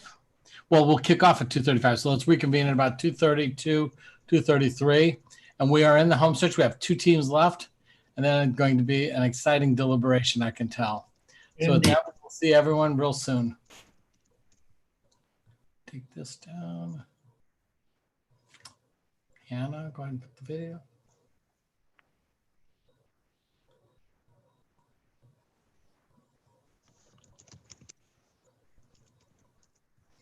Hannah, do you have the slide for the live feed?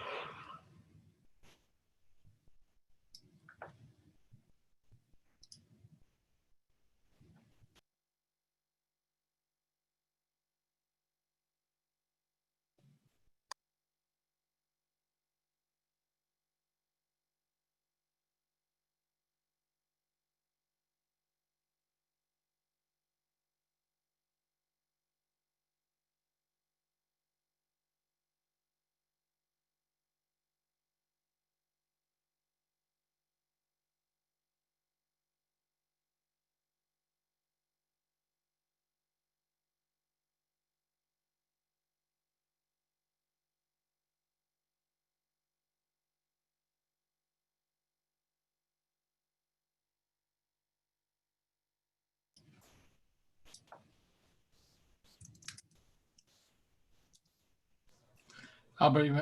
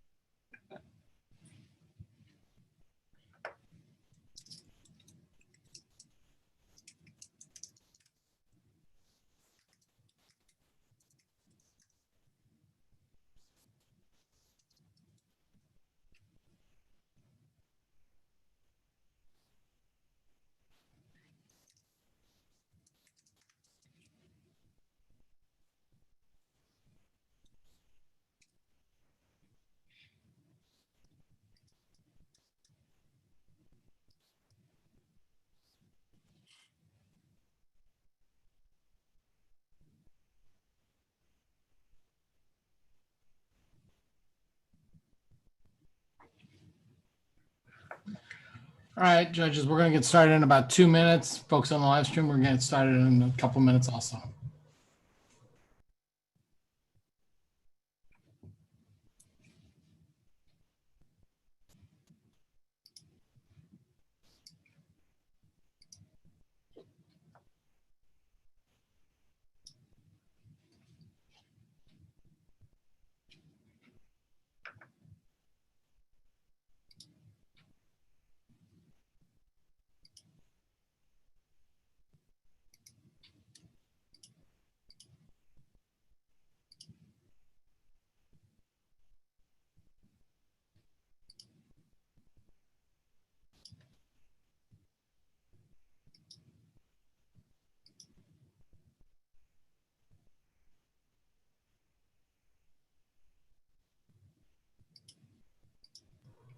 As a reminder to our judges, when you do come back on, go ahead and turn your video back on so the team can watch you as they're presenting.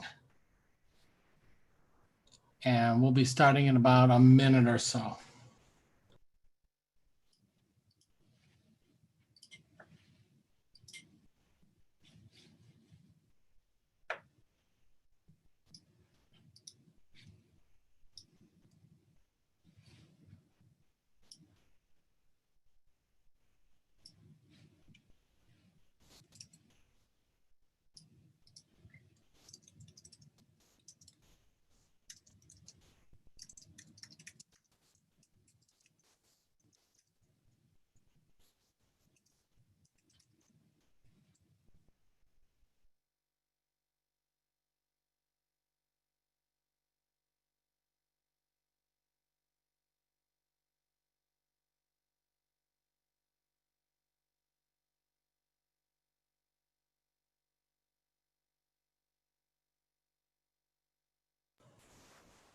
Okay, we're going to go ahead and set up for our next team.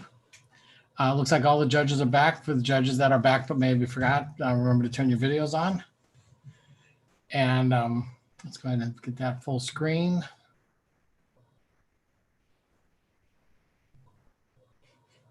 There we go. All right, and so back, we're in the final two teams. This next team is a very interesting one that basically focuses on the area of fertility. It's a service that will provide egg freezing for free and generating revenue by making half of the retrieved eggs available for our IVF patients in need of donor eggs. And with that, we'd like to introduce you to Ellipsis Fertility. Anne, whenever you're ready. Hi, everyone. My name is Anne, and I'm a first-year student here at Booth. I'll be turning 30 years old this year, and I really want to be a mother one day. However, I have many other dreams as well, including completing my MBA and being the CMO at a thriving startup. My peers and I often talk about the challenges of having to balance professional and personal dreams. We're all in the same boat, with our biological time clocks unfortunately working against us. I and many others have also not been in a position where we can financially afford to freeze our eggs in order to ensure that we can pursue all of our dreams. So when I heard about Ellipsis Fertility, I immediately jumped on board. And now I'll have Albert, our co-founder, tell you more about it. Thank you, Anne. Ellipsis Fertility is a community that radically democratizes access to fertility preservation while increasing the options for parents struggling with infertility. Anne and her friends are rightly worried because 1 in 5 couples struggle with infertility.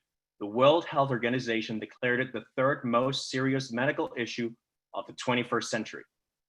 At one end of the fertility care spectrum, like Anne, millions of women are delaying motherhood to pursue a range of dreams. The greatest boon to this has been egg freezing, which helps women preserve their fertility until the timing is right for them. And yet, like Anne and her peers, unfortunately, many women simply can't afford the $15,000 price tag at the age when it would be most beneficial to them.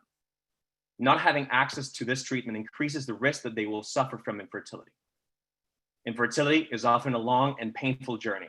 And when they come to terms with the fact that they cannot have their own genetic children, some decide to remain child-free, some turn to adoption, and some turn to egg donation.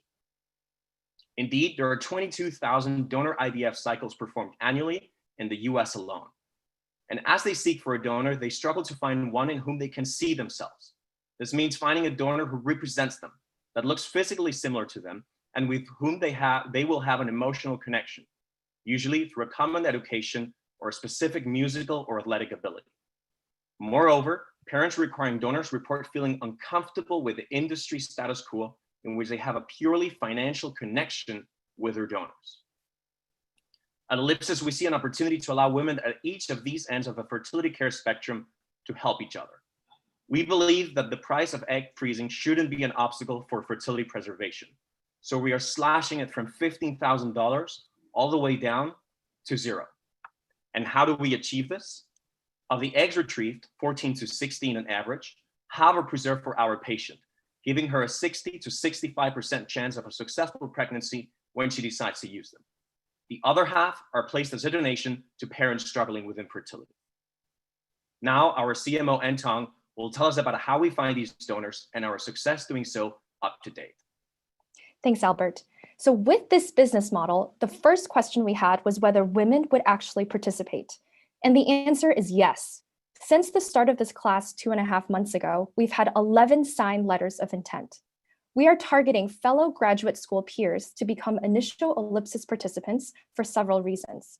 First, given our career orientation, we are the population most likely to postpone motherhood, but do not currently have the financial resources for egg freezing. Second, we feel a little icky about donating for money, but are happy to help other women while helping ourselves build a family. And third, these are profiles that are highly sought after by intended parents looking for a donor like themselves. Moreover, this is a population large enough for us to reach scale. There are currently 1 million female graduate students in the US, which makes us really confident that we can achieve our recruitment targets. And how are we reaching this audience? We really believe in educating women on all of their available fertility options. With this knowledge, women will be able to decide whether Ellipsis is right for them. And through education, we can build the trust that our brand requires to succeed. So to do this, we have reached out to female organizations at 5 graduate schools. Last week, we hosted our first educational webinar for Chicago Booth students with Dr. Maria Arquet, an OBGYN specializing in fertility. We promoted it with no budget, no official channels, expected 20 attendees, and actually had 41 people attend. And it's resulted in 3 additional women filling out our pre-screen interest form and multiple new consultations asking to learn more. So I'll now hand this over to our COO, Jim, to discuss our go-to-market strategy. Great. Thanks, Anne. So what happens when a woman decides that she wants to participate in the Ellipsis program? Well, the first thing is screening, which is really important to make sure it's a match, both for us and for her. They have a consultation with us. We collect their medical history. They have a physical exam, some lab tests, and they see an independent psychologist who evaluates whether they're ready to make a donation. All of the women who've signed LOIs have completed the first 2 of these steps. Now, once a woman is cleared to participate, the next question is how we do the retrieval and egg freezing. Well, we're partnering at launch with the Institute for Human Reproduction, a prominent clinic here in Chicago. They're full members of the Society for Assisted Reproductive Technology, the industry supervisory body. Their doctors have previously taught at the University of Chicago, where one launched a sperm bank, and they're active in the American Society for Reproductive Medicine, which sets the ethical guidelines for the industry. One of them will also be our medical director.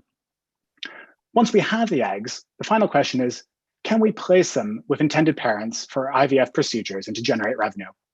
Absolutely. So the clinics that take care of these patients refer them to donor organizations like Ellipsis, and we've been building relationships with these care providers. And they are really excited about Ellipsis because this is exactly what their patients are looking for, but can't find today. And these clinics can't start procedures, the next step of the procedure, until a donor's been chosen. And there's a big market here. The US third-party egg services market is $350 to $400 million and growing at nearly 10% every year. And we can win here. Traditionally, when parents needed donor eggs, they went to an agency who found them fresh donor eggs. A few years ago, advances in ovocyte cryopreservation made it possible to build inventory for donor egg banks. The early entrants really focused on the general donor space where they could more easily recruit donors by paying cash. But at Ellipsis, we've already proven that we can attract these targeted donors. So we can offer intended parents that targeted connection that they're looking for but can't find today, as well as the greater selection, convenience, and affordability of an egg bank. And the best part is, we can do this by enabling women to help each other. I'm now going to hand over to Paula, our CFO, to talk you through the financials. Thank you, Jim. So to make this model sustainable, Ellipsis will generate revenue by placing donor egg lots with intended parents. Each egg lot will have an average price of $24,000, and we estimate our variable cost per donor at about $13,000. Therefore, in our first year, we will achieve a gross margin of 44%, and this will improve over time as we gain scale and improve our operations. In our first 12 months, we intend to perform 75 retrievals and 25 placements. Based on industry standards and given Ellipsis Q-rated donor profiles, we expect an inventory holding period of 6 months. Regarding our projections, we will generate revenues of $500,000 in our first year and will break even early in our third year, after which we anticipate growing steadily to generate $30 million in revenue by 2025. Now I will hand it back to Albert, who will tell you more about our team. Thank you, Paula. We have the right team to make this happen. Jim's experience helping launch biotech companies' operations will accelerate our own operations and has shown a knack for building brand and tailoring a message to prospective donors. Mary worked for an egg freezing company and conducted VC due diligence for femtech deals. Howard's healthcare product management background helps us design an outstanding donor experience. Paula's work with one of Latin America's largest banks ensures solid financial modeling. And Alexis supports us on the legal aspects of the business. Myself, I'm a second-time entrepreneur. Through my previous venture, I had the opportunity to work with EVRMA, a world leader in the fertility space, and I will put my experience building and establishing a company to drive Ellipsis forward. We are aware that this is a sensitive area, and that's why we've put together an extraordinary advisory board with leading players in the industry. Drs. Cohen and Turkaspa bring medical expertise, operational experience, and connections in the industry. Dr. Maria Kerr further supports on medical topics, as well as on our educational efforts. And Margaret brings deep healthcare marketing experience and personally understands the experience of finding an egg donor. 2 months ago, we had a vision, and despite the situation in which we have had to develop this, we're making that vision into a reality. Today, we have 11 women who want to participate in our program. We have a clinical partner with whom to launch operations, and care providers tell us they would recommend our donors in a heartbeat. The only piece of the puzzle that's missing is you. We are seeking to raise $1 million that will provide us with a working capital and muscle to grow our marketing and sales to achieve the first 75 retrieval cycles and close to 25 egg lot placements in the coming year. We are excited to involve you in our vision to expand fertility choices through education, options, and access. Thank you very much for your time and attention. We're looking forward to taking all of your questions. All right, Albert and team, great job. All right, judges, remember, use the raise hand function underneath the participants list, and we're now open for questions. Albert, Yes. whenever you're ready. Absolutely. Hi, Brent. Sure, thank you. Can you go back to the slide that has some of the current industry participants? I think it was the lower right-hand corner of the quadrant. And what do you know about those companies, how they're growing, what their prospects have been, how long they've been in business as a proxy for the demand side of your business? Absolutely. I'm going to allow our COO, Jim, to take this one. Yeah, thanks, Brent. So donor egg banks really became possible about 2012, 2013. And so the major players in the industry, My Egg Bank, Donor Egg Bank, and Fairfax, all launched their egg banks in kind of that 2012 to 2015 period. As the bigger players, they've seen dramatic growth, and each now do somewhere around 1,500 to 2,000 egg lot placements a year. But as I said, the market is growing about 10% a year. There's a lot of room to come in here and to take market share as we grow and as the market grows. Excellent. Linnea?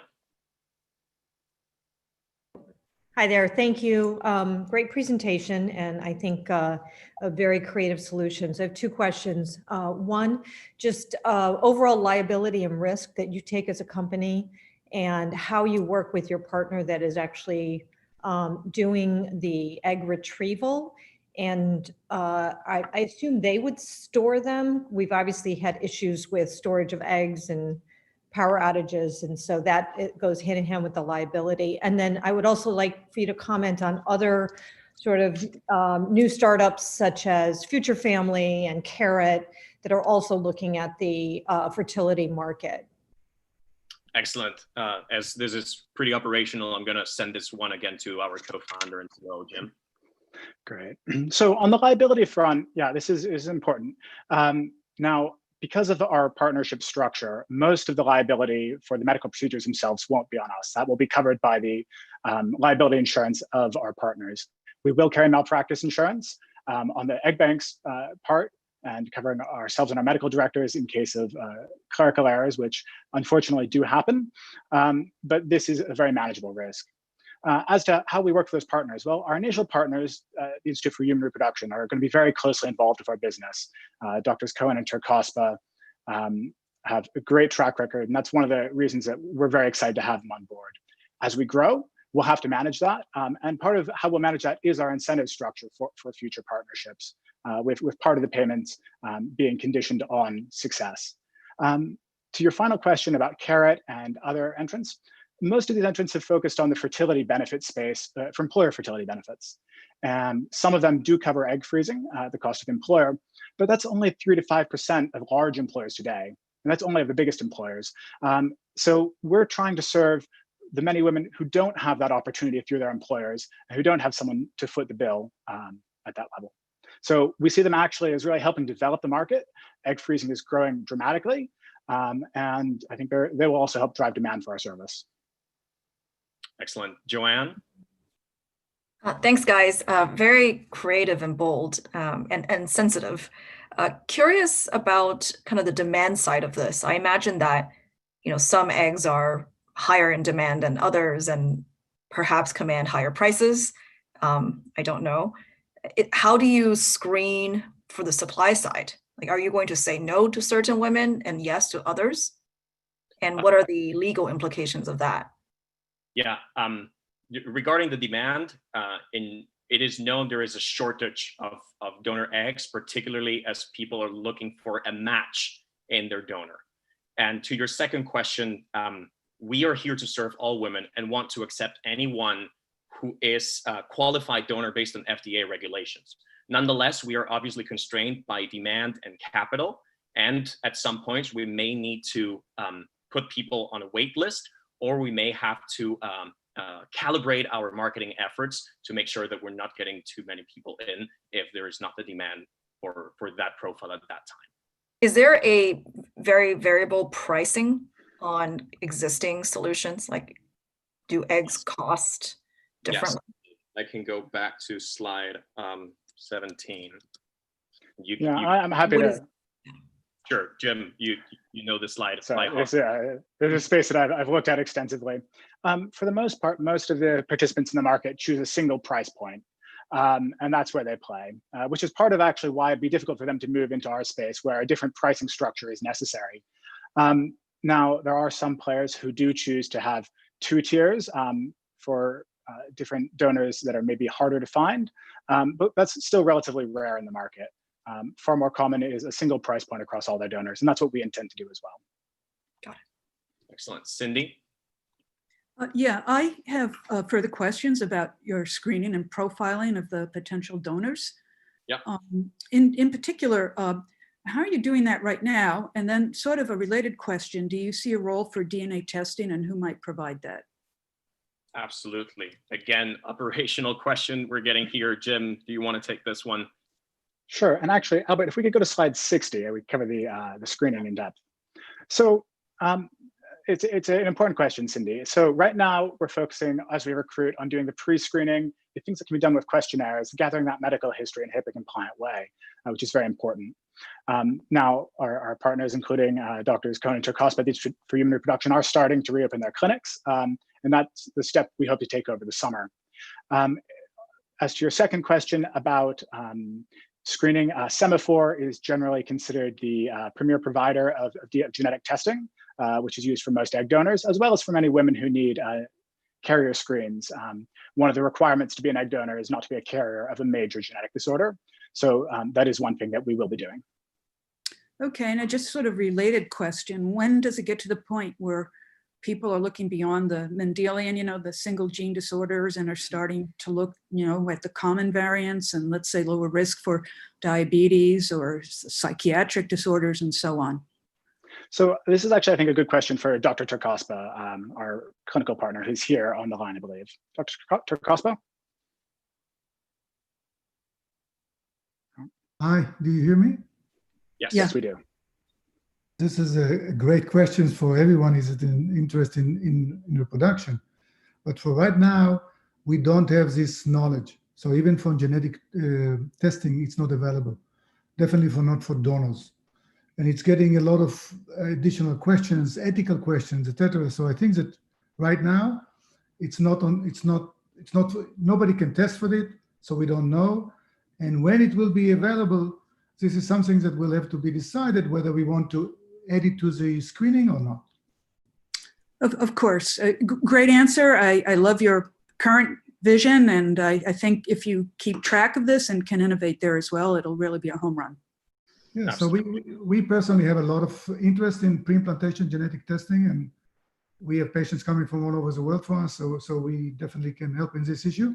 We always have to remember that if the donor is a carrier for recessive disorders, then the male partner of the intended parents will have to be tested too in order to make sure that the child will not have the disease. Yes. This is something that we'll have to do later on. Excellent. Thank you for your questions, and thank you, Dr. Turkospa, for helping us with this question. Emily? Yeah, as someone who did not get an egg donor, but went through the process with Growing Generations of using our own embryo in a surrogate, I'm familiar with this space. So many questions. I guess I'll boil it down to 2. I think actually you hit on this in one of your earlier versions of this, and it's around this as a payment option. So if you're going to completely remove the human element, you can see a scenario where people basically get a credit check, and the credit check is, a process by which you can understand the value of eggs that could be donated, right? And then you either fully fund the surgery or you partially fund the surgery. So can you talk about why this is not just a payment option within a broader agency? And then the second question is around the psychological screening that happens, and that I know in this space has to be taken really seriously and actually really will narrow your funnel. So I'd like to understand those metrics a little bit more. Yeah.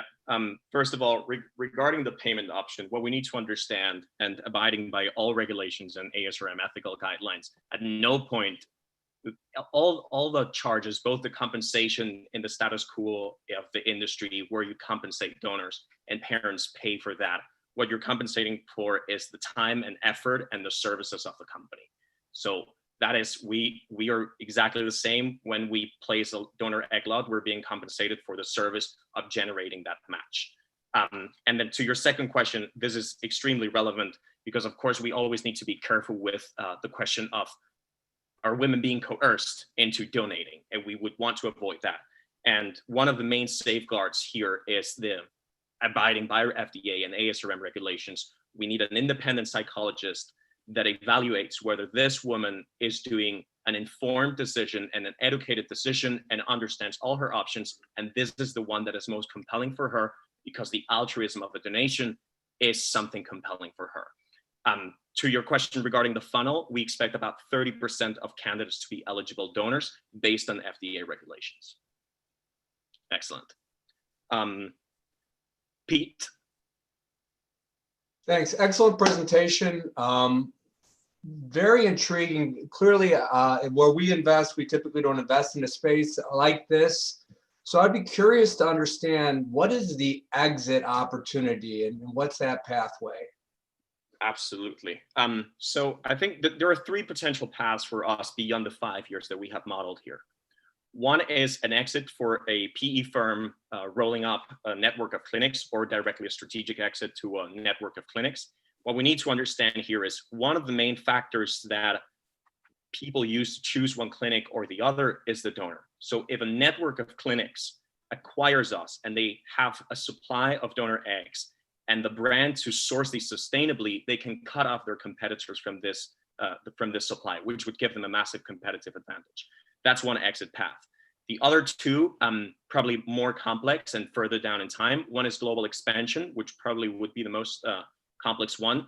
And another one that would be attractive is vertical integration throughout fertility services, which would align with our vision to increase access in fertility in the broader space. We're just starting with this niche. Do you have any sense of like what the multiples on the first option are, or any comps in market? Yeah, data is pretty scarce on this because there's many deals that happen and we don't have public data on these. But we're looking at between 8 to 12 multiple on EBIT. And I would just add in. Oops. Oh, I would just add in here that there have been a few exits. My Donor Egg Bank, Donor Egg Bank USA was purchased by California Cryobank in an undisclosed deal. So that was probably the biggest in the space. And yeah, it was in that sort of range. So there are a few comps, but they're not public. All right, thanks, nice job. Excellent. Adit?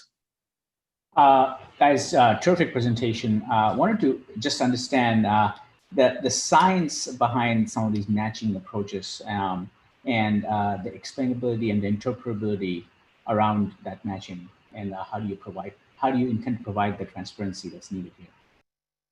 So if I understand the question correctly, you're asking about how we do the matching between. Yes, and the science behind it, and if there is any, and what the explainability and interpretability of that is. Yeah, absolutely. So the matching, how it works is when parents realize that they need a donor egg, their clinic refers them to several egg banks.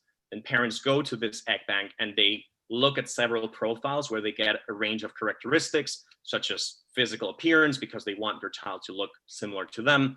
And then they're also looking for that emotional connection. So sometimes it says what they studied, where they studied, if they did some specific activity. And then the parents, when they find someone they feel is the right match for them, they feel connected with, then they ask the clinic, this is the donor that we would like. And then the donor places the order with us. Excellent. Eric? Hello, thank you very much. So my question comes from the potential size of donors. And what I'm thinking is that your donors have other options. No, like some companies are starting to offer as a benefit to be able to freeze your eggs. And how do you see that? Don't you think that with time your donor base may shrink because they will have other options, maybe not as difficult to decide as donating your eggs? So how do you see that? I think it's an excellent question in the sense that, first of all, it's very important that there are other options because that allows people to be able to choose what is right for them. Secondly, there are two forces here. Yes, there are an increasing number of options every time there's more companies offering this. But on the other hand, there's more women postponing motherhood. There's more people who need donor eggs, and there's more people who need to freeze their eggs to preserve their fertility. So we don't foresee this being a problem, at least in the next 5 to 10 years. Beyond that, obviously, it's very difficult to foresee what will happen. All right, that's a great job, Albert and Ellipsis. Congratulations. We're going to go now. Let's go ahead and put up the slide for the live stream. Judges, if you could take a few minutes here and put your feedback forms back together and do that. We're going to put a form up here for the live stream. And then we'll be coming up next with our last team. So please take a minute to fill out your forms. Thank you.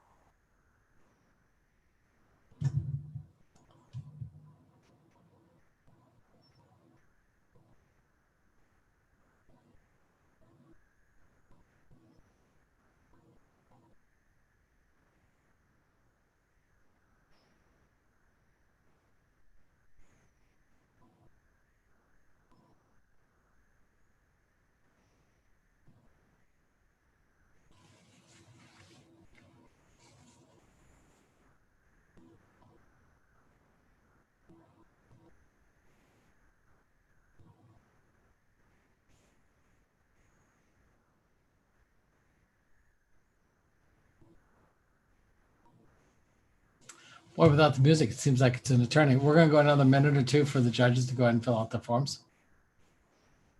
Has been doing a great job filling them out, very detailed, very, very thorough. Thank you very much again for your time today and also for all your feedback that you've given on the forms. And as a reminder to everyone on the live stream, after this team presents and does its question and answer, the judges will break for deliberation and determine the awarding of prize money. And we will be back on the live stream at 5 p.m. Central Daylight Time to announce the winners. Well, they're all winners, but to announce the prize money for today's event. And with that, it looks like the judges are starting to get wrapped up. So I'm going to go ahead and we'll go ahead and close the screen. We'll go next. If we're going to have Pippin go ahead and put their slides up. There we go. Full screen it. We got another. We'll give another minute for. Looks like a couple judges still writing. I got a little finger wave of let's wait a minute here. So. All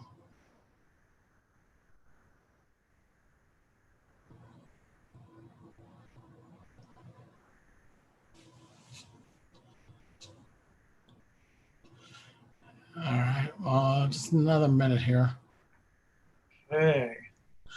Okay. Looks like we're ready. The last team. Basically, it's a one-stop shop for land title reports and eliminates operational hassles for title insurance agencies, allowing them to focus on serving home buyers better. And with that, we'd love to present Pippin Title. Bharat, whenever you're ready. Thank you. Hi, my name is Bharat Das, and I'm the CEO of Pippin Title Services, a B2B SaaS platform that simplifies and automates the creation of title search reports. So what is a title search report? This 30 to 80 page document verifies legal ownership of a property. It combines deeds, liens, and other information. In a typical state, 26 different sets of public records must be searched to produce the report. Some records are online, but most must be physically retrieved by someone going inside one of the more than 3,000 county courthouses. Title search reports are required for all real estate transactions and for obtaining title insurance. When you buy a house, your title agency, which is the company that handles your closing, orders one of these on your behalf. Title agencies are Pippen's customers, and they purchase $4 billion of these reports every year. Lenders and home buyers are trying to close transactions as fast as possible. However, title agencies are faced with a real headache today. The process of ordering title reports is slow and mostly paper-based. The industry is fragmented. More than 10,000 independent local courthouse researchers obtain these records, and they can be unreliable and hard to reach. They have limited customer service with no order tracking. Orders may be unexpectedly delayed, causing agencies to lose the deal entirely. Also, there's no standardization, so agencies must laboriously retype the data. For example, one of our customers, a large national title agency, needed 500 reports in under 36 hours. They would have had to find vendors in each jurisdiction and assign them the work. That's where Pippen comes in. When our customer placed their 500 orders with us, they were uploaded into our platform within seconds. Our customer could track the status in real time. Our SaaS platform makes ordering title reports as easy as one click. Since we provide nationwide coverage, we eliminate the hassle of using hundreds of vendors. Our technology reduces delays, and our workflow integration eliminates retyping. The magic behind our solution is our cloud technology and platform model. When the customer orders a report on our portal, Pippen's technology dynamically distributes key tasks, including searching, data retrieval, and quality control across the 3 parts of our network. Records available only in physical form are retrieved by our network of 500 local courthouse searchers covering all parts of the country. They are independent contractors. Our offshore searchers, a team of 50 full-time developers and researchers, retrieve online records. We index all online and offline data and organize it in our proprietary data warehouse for use in future searches. Our technology and automation links each step and pulls in data from our data warehouse. The final search package is then quality checked and delivered to the customer. To date, Pippen has onboarded over 100 title agency customers. Over the last 12 months, we've generated $870,000 in revenue. We're growing 18% month over month, and we project more than $1.5 million of revenue in 2020. While real estate closings slowed in April because of the coronavirus, our weekly orders are already back up to an all-time high. Our proprietary technology platform gives us amazing advantages that increase as we scale. First, in terms of efficient production, as we search more properties, we collect and index more documents for our data warehouse. They become instantaneous and free for us on future searches. For example, we can use results even for other properties in the same development. Our smart routing and automation finds data for reports in the most efficient way possible. In this way, we become the fastest and lowest cost provider. Second, our platform model has network effects. We're connecting courthouse researchers with their next assignment. They use our tools to get organized, to go to the courthouse, and scan and upload their documents. The more work we give them, the more dependent they become on us. Third, our SaaS platform provides an essential business service for our customers, the title agencies. As we integrate and are embedded into their workflows, they become sticky. Now let me pass it off to Dominic to talk about how we're going to scale this business. Thank you, Bharat. In the $16 billion US title insurance market, you may have heard of the top 4 underwriters, like First American. They pay out 80% of their revenue, or $13 billion, to title agencies, which are independent businesses. These agencies order $4 billion of title reports each year, which is split among residential and commercial properties, as well as reports for government and bank requirements. We already have customers within each segment. Our initial strategy is to focus on the large residential market, with commercial and government to follow. Within this residential segment, 12,000 title agencies are actively looking for report vendors like Pippen. In fact, many of them even have a department to find and manage these vendors. There are 9,000 single state SMBs, and over 90 already use Pippen through our channel partnerships, such as with Qualia, a leading industry software. However, our target will be the 3,000 enterprise companies who service 2 or more states. The average spend from these enterprise customers that we can capture is $400,000 per year. with the potential for some customers to order in the millions. And we're proud to announce that among our 7 current enterprise customers, one of them has already ramped up to $400,000 per year. We expect the others to follow suit. We are looking to acquire 400 such enterprise customers over the next 5 years. Using account-based marketing, we will hyper-target just these 3,000 enterprise companies. There are 3 elements to our strategy that will allow us to be successful. The first is acquiring all the data about our targets. We need to know who the decision makers are, their positions, office locations, contact information, and then incorporate all of that into our CRM so we can effectively market to them. Second, our marketing will entail email automation and media advertising such as LinkedIn, and customized events such as at Land Title Association conferences that our customers are going to attend. Third, our robust marketing will support our sales team. They'll not only have call and email sequences, but they'll also have reasons to talk to customers on a regular basis due to our upselling model. Our marketing is going to make our direct sales effort really powerful. So why are we winning with these customers? Our competition is highly fragmented. There is no 800-pound gorilla we have to unseat. As we mentioned before, there's over 10,000 players in this space. Local and regional vendors make up 80% of the market. Many of these vendors don't even have a logo or a website, and they only cover a few counties. Outsourced companies, on the other hand, retrieve only online records, and as such, they are limited to what is available on the internet. Pippin is leading the pack at covering both offline and online data. Our competitors have less coverage and lack of technology focus. Some have even begun placing their orders with us. With our platform model, as Pippin grows, many of these local searchers become part of our network. Now, I'd like to pass it off to Slava to discuss our financials. Thank you, Dominic. So let's walk through the unit economics. The price of a typical residential title search is about $100, and our average contribution margin is 40%. With the economy of scale, our labor and data costs will decrease and significantly improve the contribution margin. For an enterprise customer who brings about $400,000 in revenue each year, our customer acquisition cost is $75,000. So the payback period is less than 1 year, and our LTV to CAC ratio is 7.1. Putting together our growth model, starting with 7 enterprise customers this year, we will build to 400 enterprise customers, 160 million in revenue, and 30 million in EBITDA in 2025. With the development of our platform efficiencies, our gross margin increases from 40% today to 53% in 2 years. Now, let's get back to Bharat to tell you about our team. Thank you, Slava. We've assembled a great team at Pippin who have grown the business from an idea to a working platform. As the founder and CEO, I bring a background in finance and investing in startups. I'm also a Booth MBA. Emily, our head of sales and marketing, is a real estate entrepreneur, featured on Shark Tank, and was a licensed real estate broker. Our CTO, Basil, was my college classmate at Harvard and is a full stack architect who sold his previous startup to a public company. We also have a talented NVC team joining us as well. Finally, our advisors include executives at the National Land Title Association, a large title agency, and a title insurance underwriter. We are looking for funding of $1.2 million.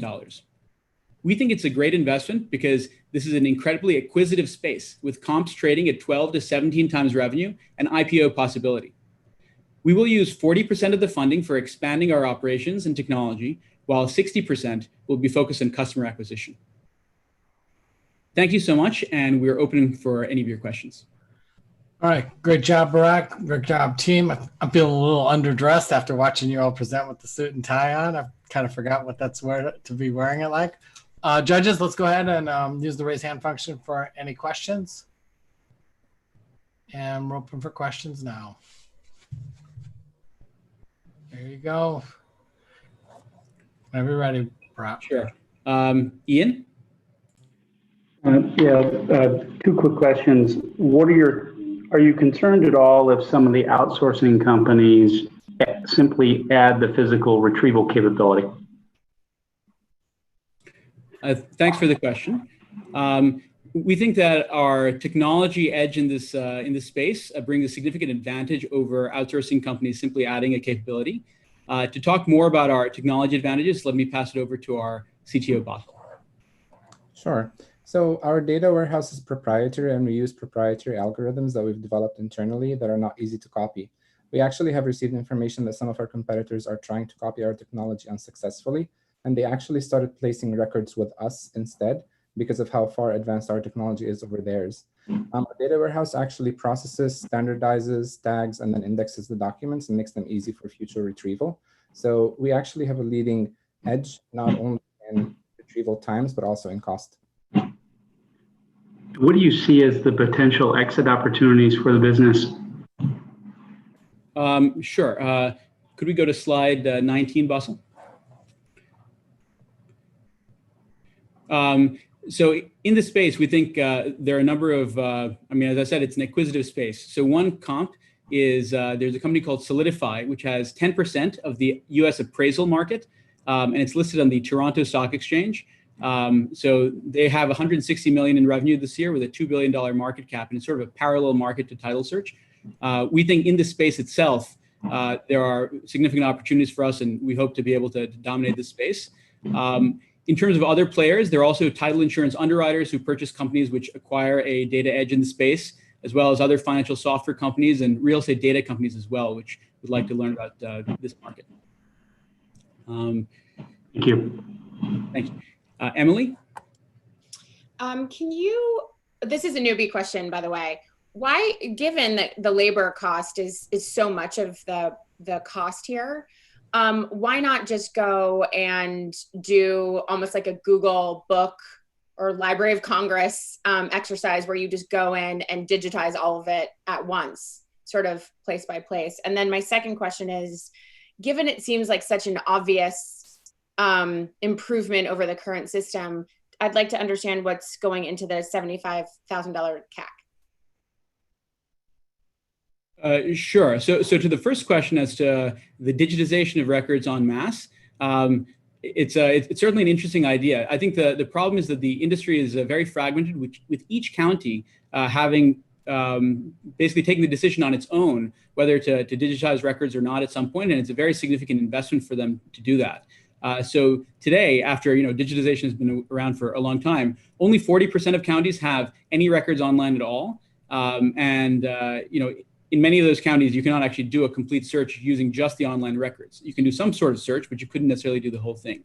And so I think that in terms of our own plan, our plan is to sort of be on the cutting edge of that digitization and to use our own database to help counties digitize as a later point as we grow. But it is a slow-moving industry, and so I think there's space for multiple solutions in that space. What was the second question, sorry, if I answered it? The $75,000 CAC. All right. So to answer the question on the cost of customer acquisition, let me pass it over to Emily, our head of sales. Hi, Emily. I'm also Emily. Basil, if you could turn to slide 23, please. This breaks down our $75,000 CAC. I think the most important thing to note is we've already closed 7 enterprise customers. So we've been using that to build our model. And for the $400,000 level enterprise customer we closed, it did actually start with a cold call using the account-based marketing process we outlined. A few months after that, they were trialing our product. A few months after that, we flew out to Pittsburgh and visited them in person. So we do have a big budget for the CAC for in-person visits because it is really about building a lot of relationships. I guess it's possibly a little old school in that sense. A lot of FaceTime is required as well as at these conferences. And that is, kind of how we get to the $75,000. Thanks. Deborah?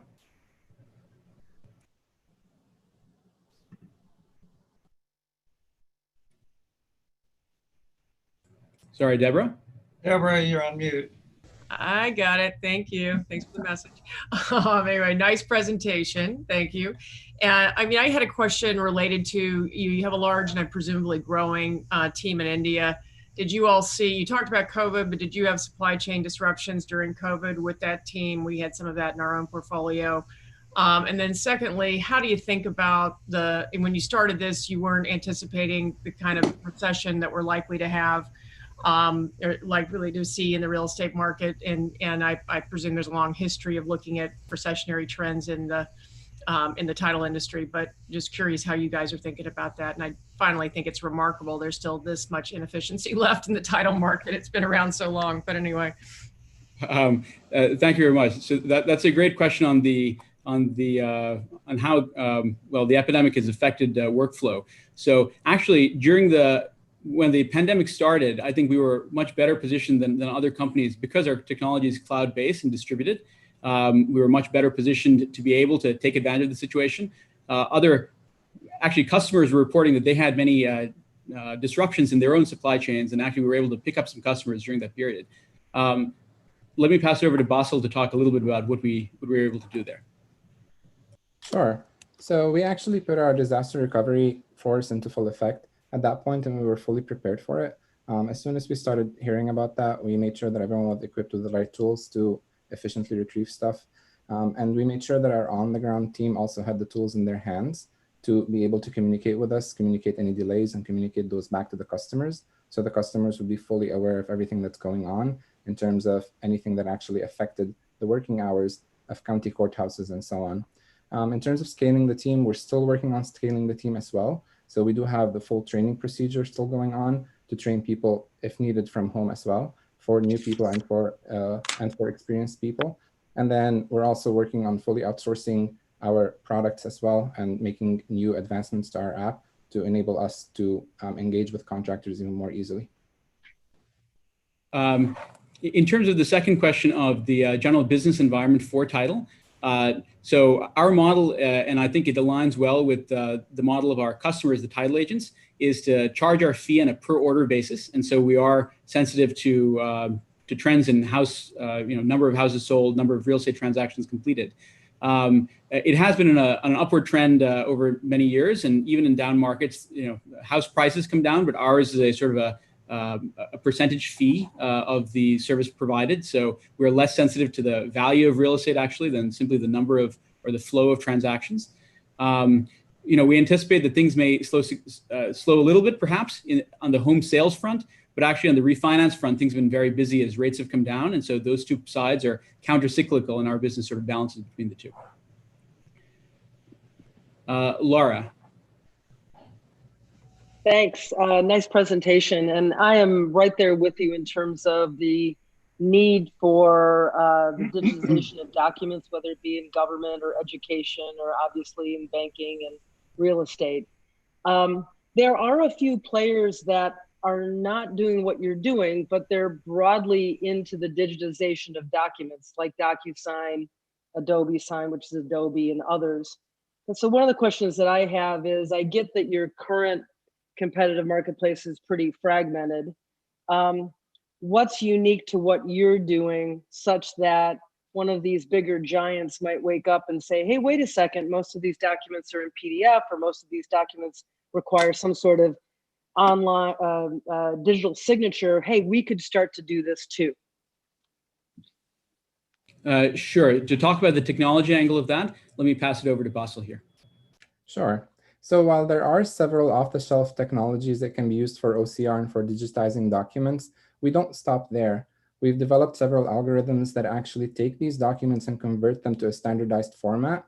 And in addition, it does full QC on them in order to highlight any errors that might have happened in there, or in order to highlight any important notices that come up in there. So not only are we just digitizing these, but we're also creating several value-added services on top of that in order to make sure our service is fully featured for our customers and they can use us beyond just the traditional OCR source. In addition to that, we're also creating several machine learning and AI algorithms that actually are able to scan and retrieve these documents efficiently from online sources, and being able to distribute those between the stuff that can be distributed, that can be retrieved online and can be retrieved in person. So all of those will give us an edge in the market.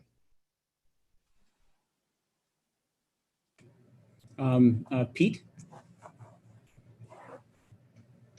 Yeah, great presentation. Would love to understand what your relationship is with Qualia.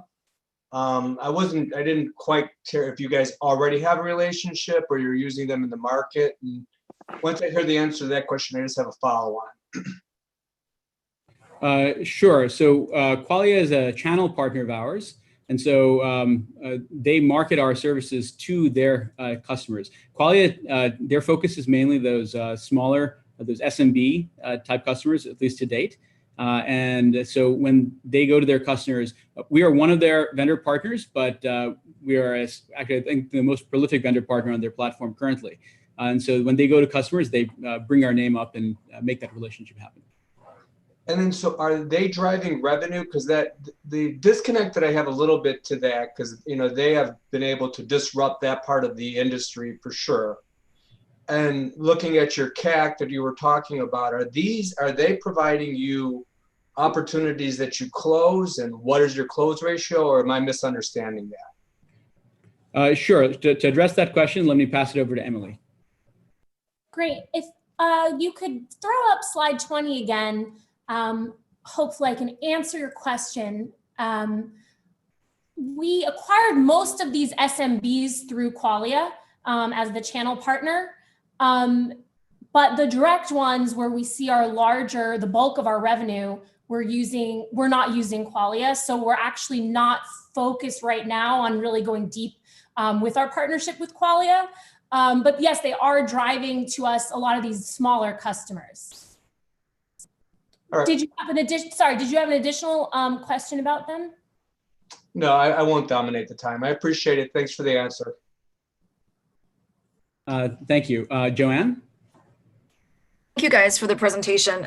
We actually have a portfolio company called States Title, which is not competing with you guys, but doing the underwriting as a insurance provider. But they have built out some of these technologies in-house when the company first started. So really nice to see that you guys are offering this as a service to the rest of the ecosystem. I'm curious from your customer's perspective, what is the ROI to them? I mean, there's obviously like a time savings perspective, but are they actually eliminating staff? Are they paying a reduced price? Could you just walk me through some of the calculus on their end? Sure. Let me address it a little bit, and then I'll pass it over to Emily afterwards. In terms of our customers' benefit from this, there are a couple of components of that. One of which is the integration that our software provides into their own workflows. So the documents, instead of them having to go through these documents that they receive by email, you'd be surprised. Some counties actually send it over by physical mail or fax in some cases. So these aren't readily digitized in some cases, but many of them are not, to be fair. So that goes directly into their own system in a digital format, such that they don't need to retype that information and can also analyze that information actively. So potentially, if there was a service like States Title that they were using, States Title takes that information and then analyzes it to come up with that risk framework as to whether that's insurable or not quickly. So that's one of the value adds that we have. And let me also have Emily address the question. Joanne, do you mind repeating the part of the question? I'm just looking for some more details around how your customers are calculating ROI when they're working with you. Are they decreasing the number of folks that are on their teams doing some of this grunt work? Are they paying a lower price in comparison to integrating with you? I understand the digitization component, but specifically, what is the ROI calculation? Right. Well, we're happy to follow up with you after that. We haven't calculated an ROI specifically, but they are used to hiring title search vendors as part of their business process. So they're not necessarily laying people off. They're just looking for a faster solution, a reliable solution, and a solution that integrates with their workflow. If I can add just one more thing to Bharat's answer. Our customers have shared with us that in some cases, they actually lose the deals for the real estate refinances and so on. If they don't get the orders in time. And they've actually commented that we are to such like a good customer service level, and our solution is much faster, such that they actually reduce those number of lost deals. So that can be a significant impact of their ROI as well. Thank you. Great. So time is up. Sorry about the two questioners. So we are done with the presentations.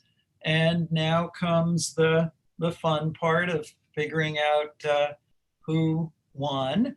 But before we do that, I want to thank all the teams who presented, and you did a great job. And I think kept everybody entertained and awake and here. I want to thank our judges who put in a very long day, particularly the West Coasters, because they got up very early to start this. So thank you all so much. And it means a ton to the students and to us. So thank you. And I want to thank our sponsors with whom we wouldn't have prizes. And that is also terrific. And thank the viewers. Thank you for watching. And we hope you enjoyed this and learned something. I certainly did. And now the judges and faculty are going to go to a breakout room and figure out who the winners are. We don't know how long it will take, so we left a fair amount of time for this. So we will come back at 5 p.m. Central to announce the winners. So that should give us enough time to do this. And again, thank you all again. Thank Mark for doing such an awesome job keeping everybody on time and running all the technology. And I will see you all at 5 o'clock. And now we will go to the breakout room. Thank you. All right. And for the teams that are going to stay here, you're welcome to stay on the Zoom. The Zoom room will be open while we're deliberating. The judges will be in a separate breakout room. And for everyone on the live stream, the live stream will stay live. We'll have a rotating screen. So with that, I'm going to go ahead and take the judges over to the breakout room. The judges should fill out their ratings for Pippin. So we need to take a bathroom break too. Yeah, why don't we take, that's a good idea. You have to fill, so that's right. The judges have to fill out their form for Pippin, and then they also have to rate their top 3 teams. So rate your top 3 teams now that you've seen everybody. And then, yes, we should take a break. It's 3:32 Central. Why don't we start at 3:40 in the breakout room? So we'll get going at 3:40. Thank you, Michael. Mark? I'm going to go ahead and push everyone to the breakout rooms. If for someone that I've missed, just send me a chat and let me know. And then when I'm in the breakout room working on the deliberation, I believe Kyla will be staying here, and you can reach out to Kyla. Here we go.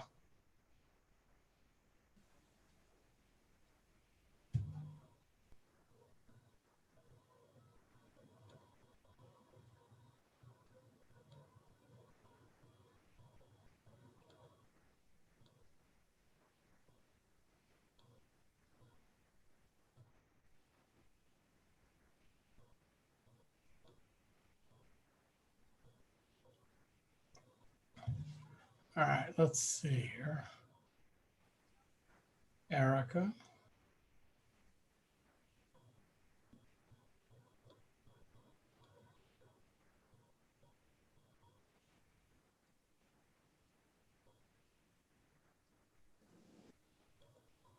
Hi, it's Venetia here. Hello.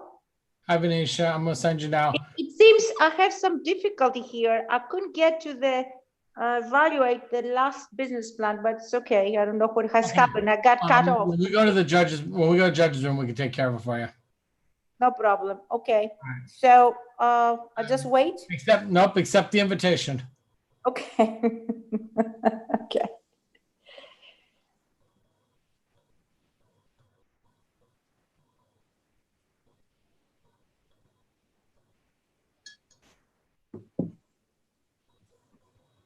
Who am I missing here? Hey, it's Mark Levitt. I'm not seeing an invitation to accept. Who is this? It's Mark Levitt. All right, let me find you. Venetia, I don't see it either. Mine. All right, you should have it, Venetia. You just have to. It shows that you've. I sent it to you. I'll send it again. Let me find Mark Levitt. Yeah, we lost some of you guys when we went to lunch. Okay, I got it. Mark Lazarus, Kevin Weller.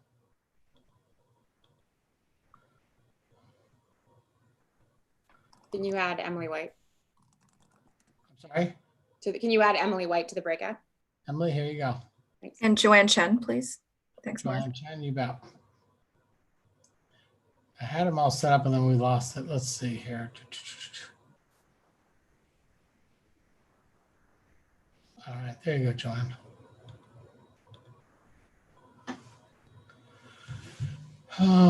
Let's see. Is there anyone else here? Any other judges that I have missed?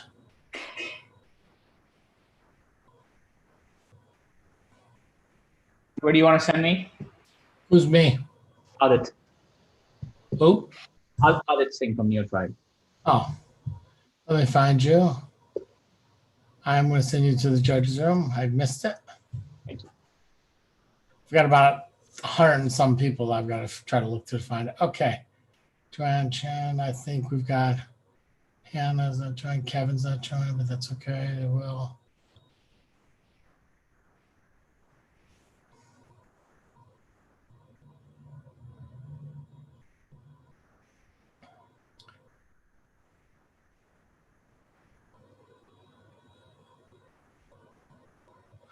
All right, Kyla, let me know if I missed anyone, okay?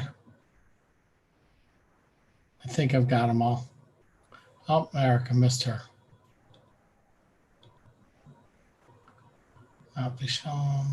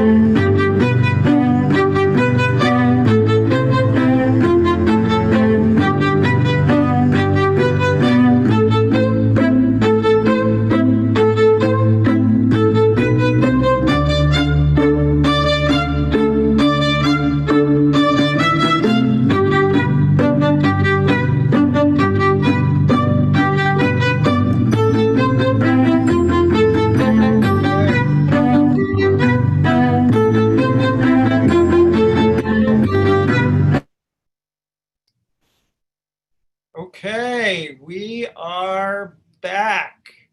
Hold on, And Steve. Hey, Steve, people are not all back. We need another 30 seconds before people come back from the breakout room. okay. There's one person still not back.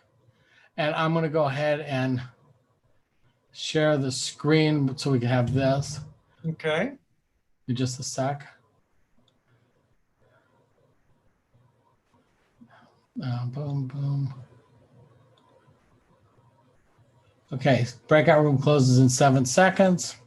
Good. Give me just 1 sec to share the screen.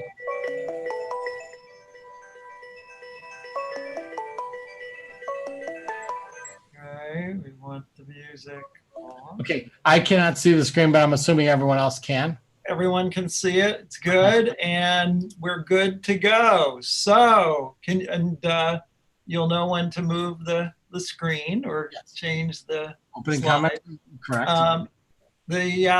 So this is the moment everyone's been waiting for. We are going to announce the winners of the 2020 Edward L. Kaplan New Venture Challenge. And it was a tough deliberation. That's why we are 8 minutes late. And I will tell you, this has never happened before. We asked the judges at the end of the day to rank their top 3 teams. And this year, for the first time, all 11 teams got at least 1 vote. And that is stunning because usually there are 3 or 4 teams that get no votes. This year, everybody got a vote. So it was a very tough year and a very good year. And we are so proud of you for having worked through very tough circumstances and still created real businesses. So that is something all the teams should take into consideration.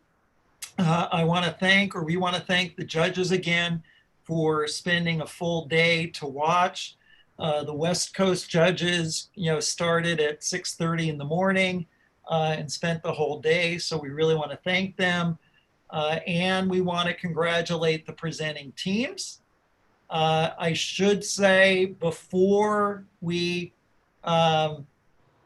present the winners, also recognize that in previous years, we have not gotten everything right.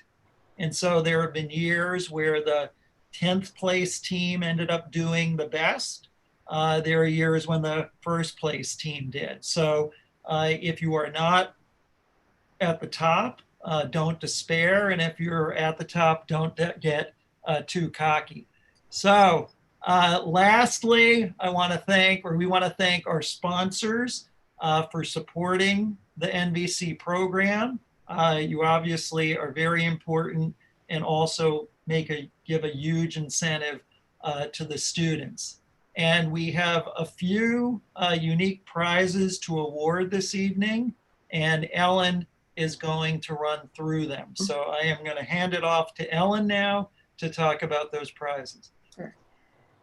So one of the components of the Raton Kosa Student Entrepreneurs Program at the Polsky Center is a first place prize to be awarded to the winner of the Edward L. Kaplan New Venture Challenge. The recipient of this prize will be awarded at least $150,000. And Raton, I mentioned this morning. I don't know if you were on this morning, but if you could just raise your hand or say hello since you're right here. Hello, everybody. Thank you. Another prize that we have is called our Moonshot Prize. And this will be awarded to a team or teams whose unique technologies are catalyzing innovative solutions to global challenges. And we want to thank Colleen and David Kasenich and Doug Monison for supporting teams in the deep tech industries.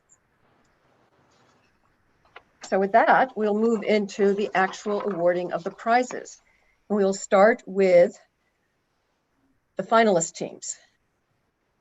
All the finalist teams will be receiving $10,000. And those teams are Crave Natural, Look,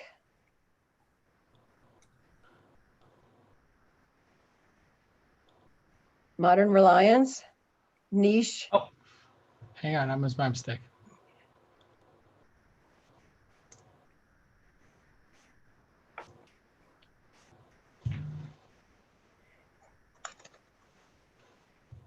In Spanish. So congratulations to all the teams that were finalist teams. And now I'll turn it over to Mark, who'll talk about the next place team. Thank you very much, Ellen. And my apologies to everyone here because I cannot highlight the winners at the same time that I'm also running the PowerPoint presentation. For fifth place, the fifth place winner is going to get $20,000. And in this particular case, we have a tie. And so the two teams that will be enjoying $20,000 of a safe note investment is first, Ruby. And so congratulations to Ruby. And secondly, Tharzan. Congratulations to Tharzan. And part of the $20,000 for Tharzan is the Moonshot Prize that Ellen just mentioned. So my apologies for can't highlighting you. So I apologize about that. Next, we have a fourth place team.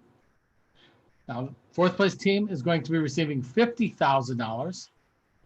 And the fourth place team is going to go to Ellipsis Fertility. So congratulations to Albert and his entire team. If you want, you can unmute yourself and say something, then you pop up on the video. This is amazing. Thank you, and I especially to the whole team. We literally just started 2.5 months ago, and now we're here. Jim and Paula, Mary, Howard, Alexis, and all the advisors, and everyone at NVC. You guys have helped us so much go from 0 to 1. It's been really amazing. So congratulations. So what we'll do, just because I can't pin a video like I was originally planning to while I'm also presenting the slides, what we'll do is the person, when you get announced the winner, you can unmute yourself. By talking, you'll pop up on the live stream for everyone to see. Next, we go to a third place team. The third place team is going to be enjoying an investment of $130,000. And let me be clear, as we got to the third, second, first base team, we actually walked into the meeting room with a decent investment. We had a number of judges who said, I'm very excited by these teams, and chose to make additional investments. So you will see that our investment pool this year is larger than our investment pool of last year. So that's an exciting news. And the third, second, and first prizes are larger than they were last year also. So the third place team with $130,000 is Italic. So where is? And that includes $25,000. That includes the Moonshot Prize that Professor Rudnick was just speaking of, and the investment from OCA. So Vishal, if you want to unmute, you're free to unmute, and so you pop up on the live stream, say a few things. Awesome.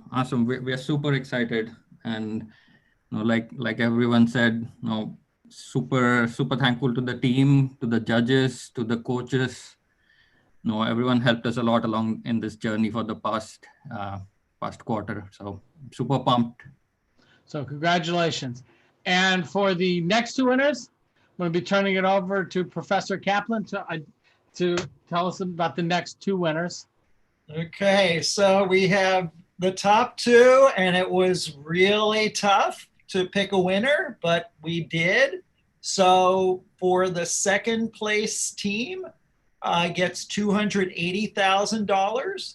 And that includes $50,000 from Dan Caruso and $50,000 from Dan Caruso.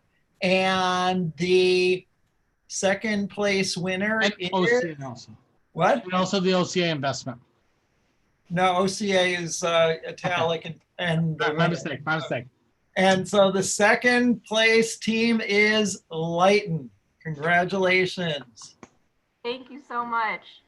I'm extremely honored to receive the second place prize, and on behalf of my team, thank you so much. Thank you to the team, all of our family, friends, mentors, coaches, professors who helped us along the way. We're super excited. Well, congratulations. You did an Thank you. awesome job.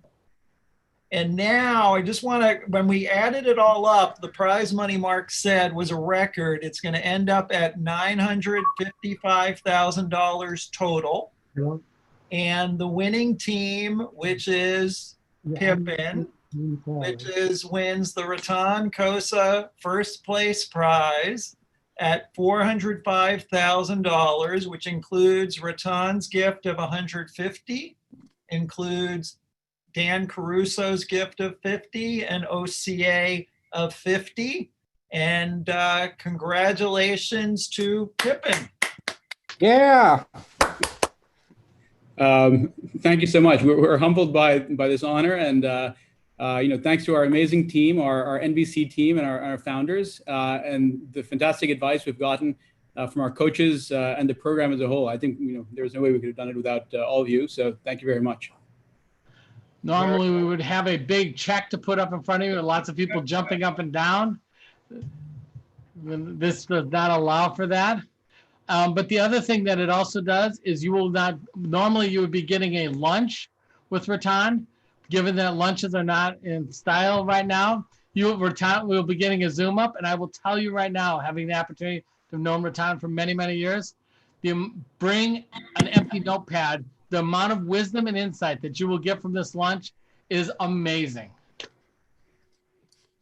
And so, so on that note, Ellen, do you want to say anything? I just want to say, I want to thank the students. You guys were such a terrific group of students this year. The teams were just terrific. And in spite of all the challenges that we faced, as Steve said, it was probably our best year ever. I mean, this is the 24th year that we've been doing this. And we say this every year, but we actually mean it every year. It really was wonderful working with you and seeing the progress that you made over the last several months. So congratulations to all of you. And I hope someday we'll all get to be together in person. May I speak? May I say a few words, Mark? Sure. Absolutely. Yes. For those who did not get the first prize, I'd like to congratulate them to get to the point that they have. Today is the beginning of those who did not get the first prize, because business, you never know what tomorrow is going to bring to you. And to the winner, about it, the hard work starts now. So talk to you tomorrow.